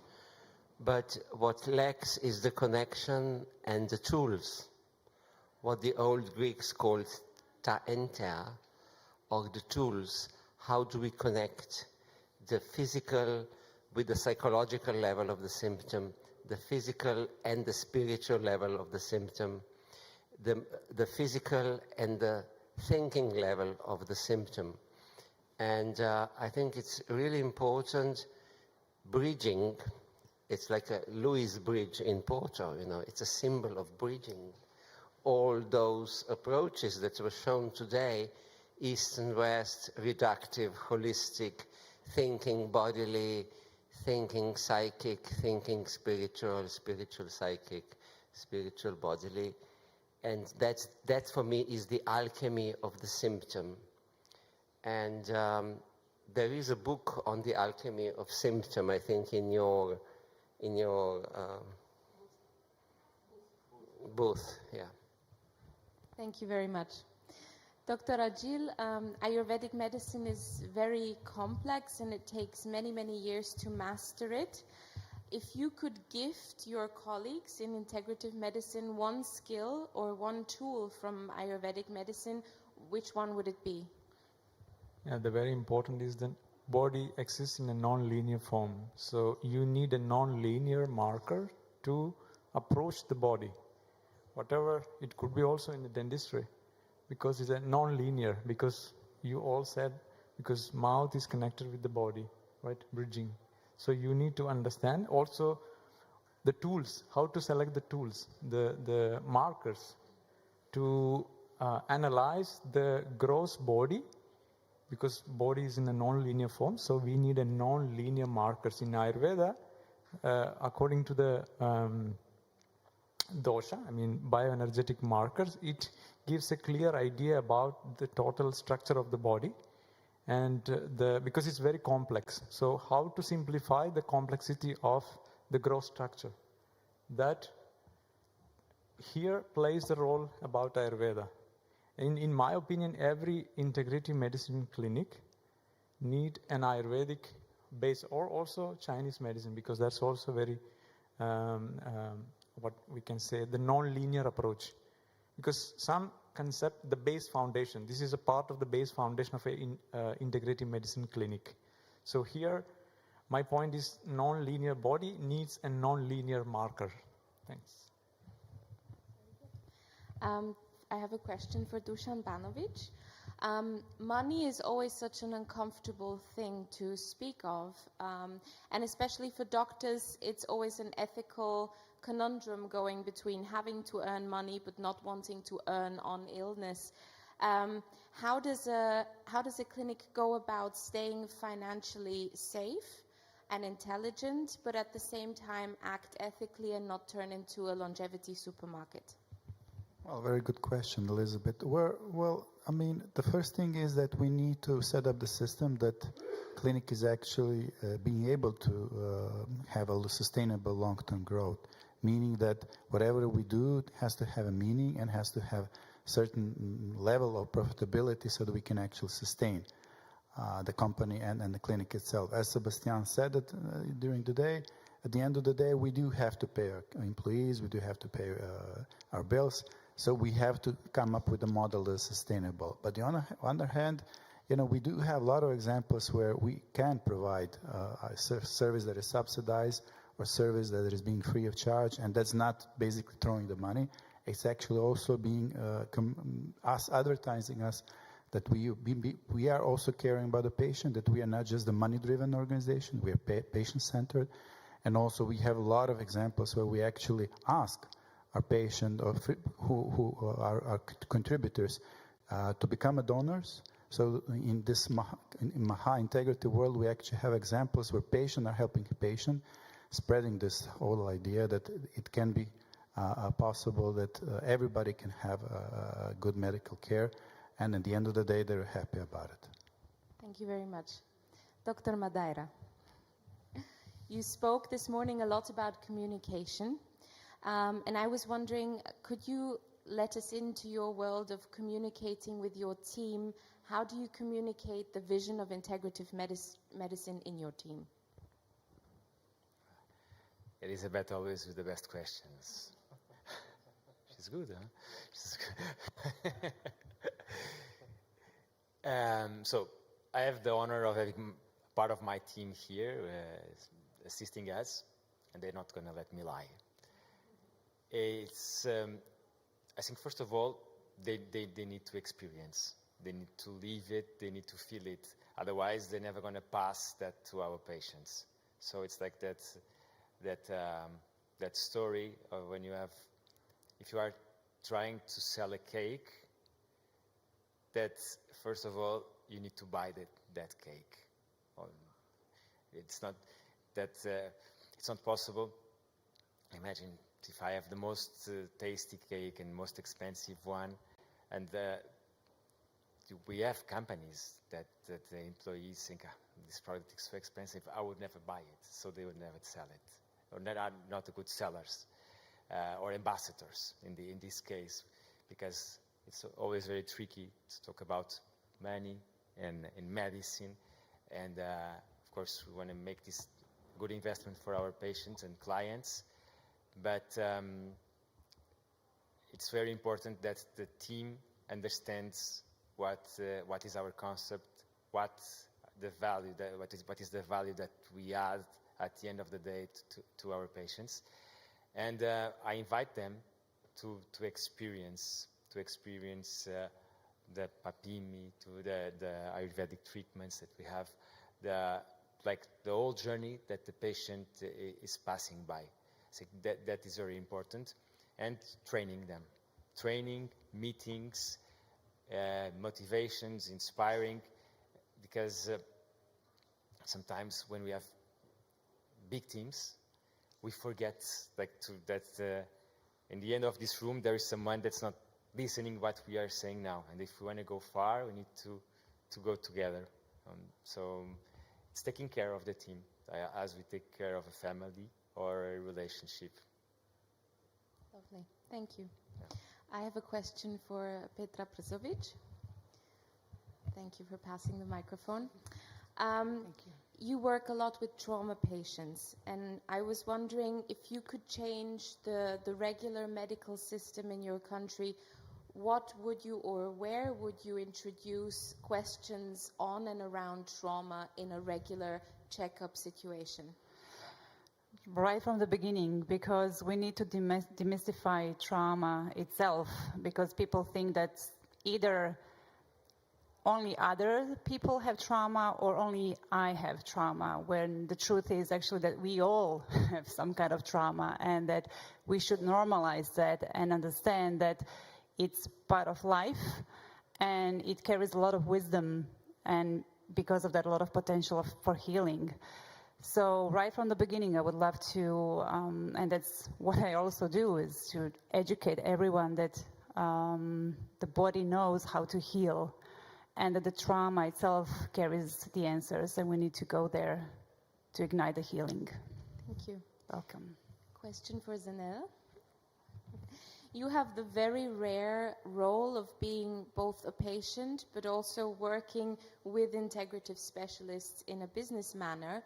So your perspective is quite unique. And I was wondering, as a patient, having experienced integrative medicine, what was the one thing that you felt that you lacked to understand what integrative medicine was?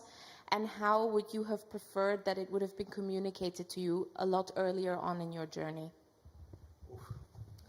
You know, I showed the image that Sebastian showed me when I came back to life, and you know, that image.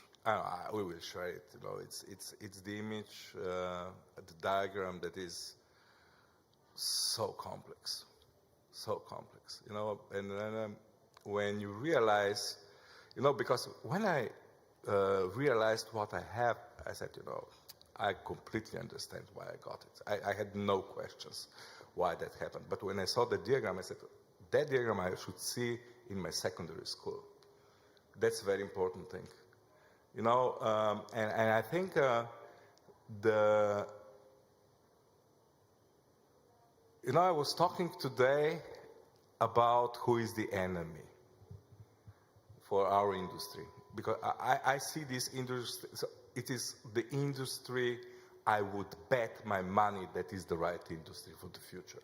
That's our industry. When you see such an industry that is doing so right thing, you know, it's just amazing. It's just amazing. Yeah. I lost a little bit myself. I'm from time to time I'm getting emotional. Thank you very much for being so honest. I have a question for Dr. Perko, the final question until I release you to dinner. How do we heal the world? Maybe that we listen to Michael Jackson's song every day. So thank you for a very good question. We were actually talking about that with Elizabeth a lot. Well, it starts here in this room, and all the people on the live stream and all the people who will watch the lectures we had here today and also in the other rooms. Important thing is what we wanted to present in this room is that we need to work together with brand experts, trauma experts. We have two of them on the stage, with financial experts and dental experts and integrative medicine, Ayurvedic experts, Chinese medicine experts, and not only sit in our offices, but coming to the congresses, support the congresses. I have a really very, very great respect to Ana Moreira, dedicating a lot of energy. I was just talking to the other lecturers in the time where we are at the peak with our patients and the work and everything, the workload,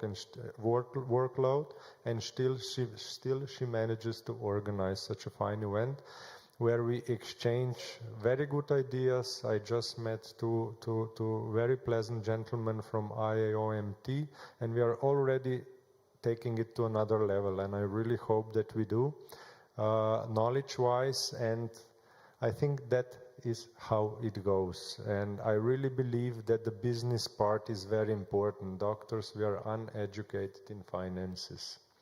And I think that's a huge obstacle in essence, because I know that the goal of the public health industry is to have zero at the end, and from the business we know that means a huge minus. You need to have a solid goals so you can advance. And for me, I know when I started, they say, oh, and your crown is so expensive. And then I said, yes, it is. If I would just do the crown, but if I do the IVs, the PMF, and then I start counting and counting what the patient gets with this crown or the tooth extraction, then my friend, I won't say the name, said, oh, and do you have any money left? So it's important what is your strategy? Either will you invest into science? As Dusan mentioned, we actually tried to do with our government to put 1 or 2% of our profits into a special fund from which we would do the treatments for the poor patients.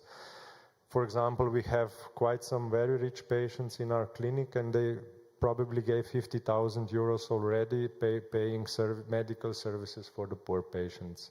And at the moment, it's tax-wise and whatever-wise, Dusan knows, impossible to do that. Or it's such a huge complication that we won't be able to do it, not because we would want, I mean, we would really want to do it, but there are governmental obstacles on that way.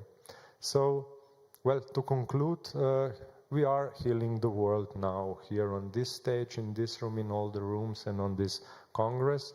And do come on our symposium next year and other events on integrative medicine. Thank you very much.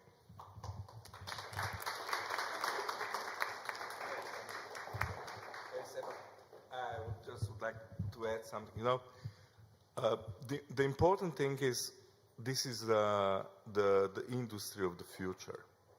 When you are working in an industry of the future, expect that there will be, because we will not be able to fulfill all the requirements. This is also what Rao said in Vienna. It will boom. And it is very important that we know that there will be some others, the shamans, and I don't know who, that will try the longevity supermarket guys, very good expression, and they will jump on what we built very hard. And that's why we need to brand ourselves, to protect ourselves from the others that will come.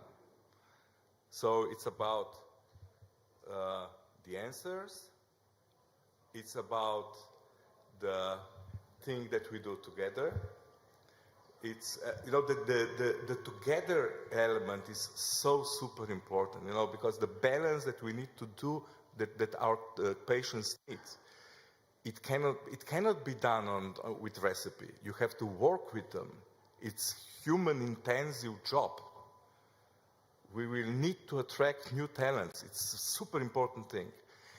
And we have to work together, at least on European scale, with a common brand behind.